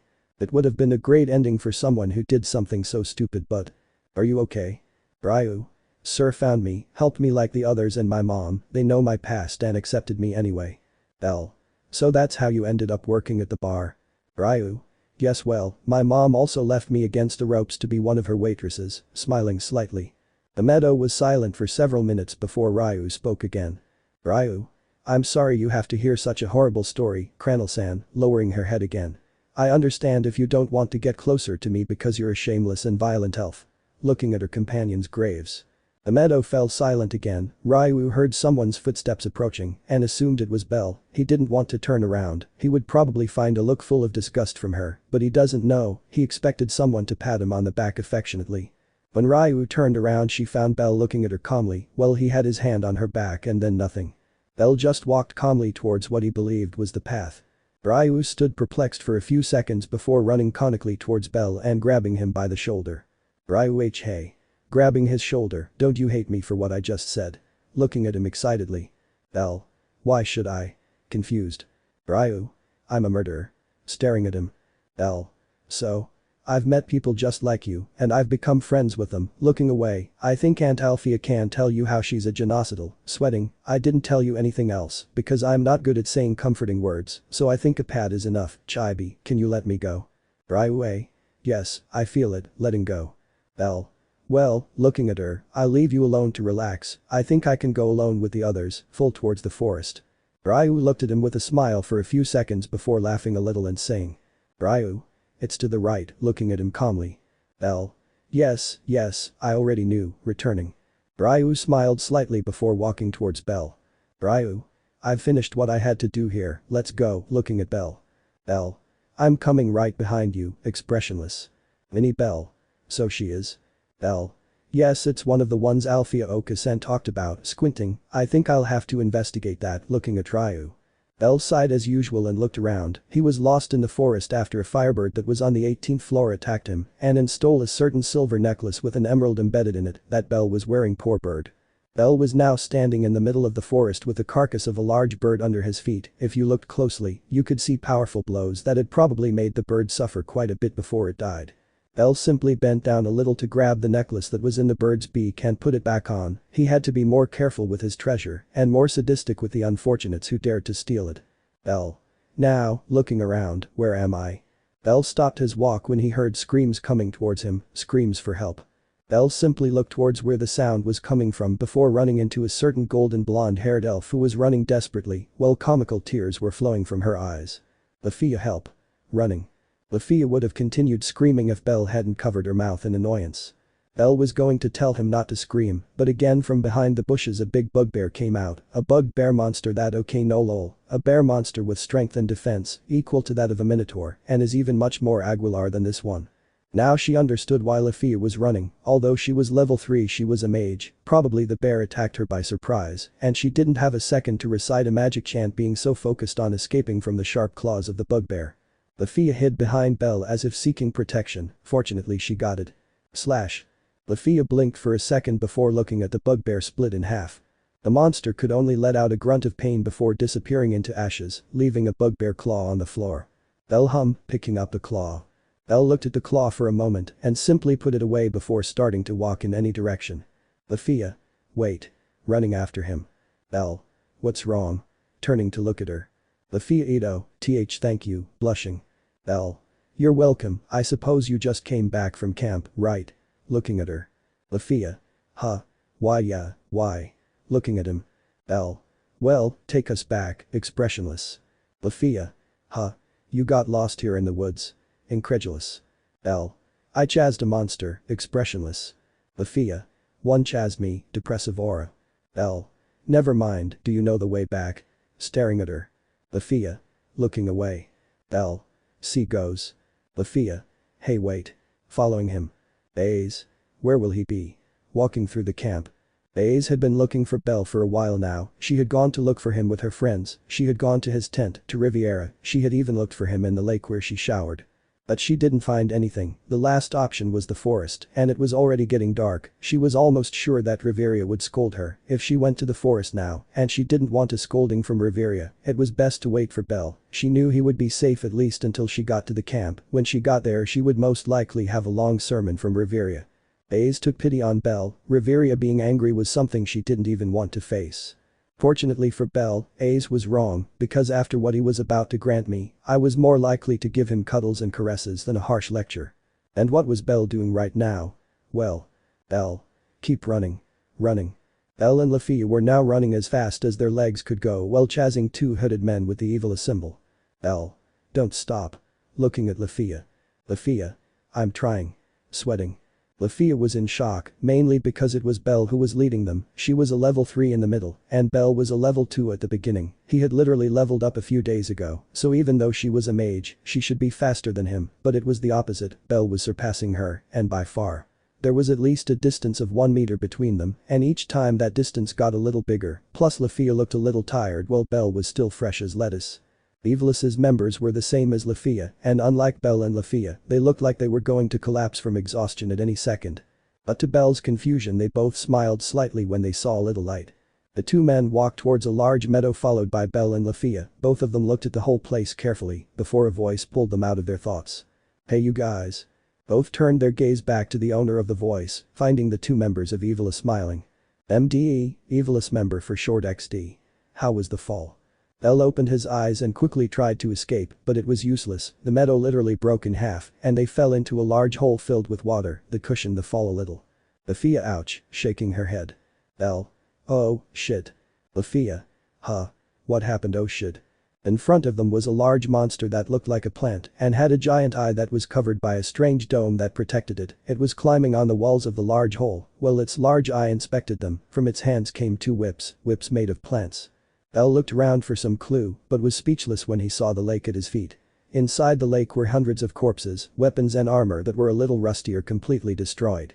Bell looked at his boots and they began to dissolve little by little. He also felt his legs burn slightly. Bell. Acid, looking towards Lefiya. From the look on Elf Bell's face I could tell that she had also noticed. Although that didn't matter much when the big monster gave a loud roar and started attacking them.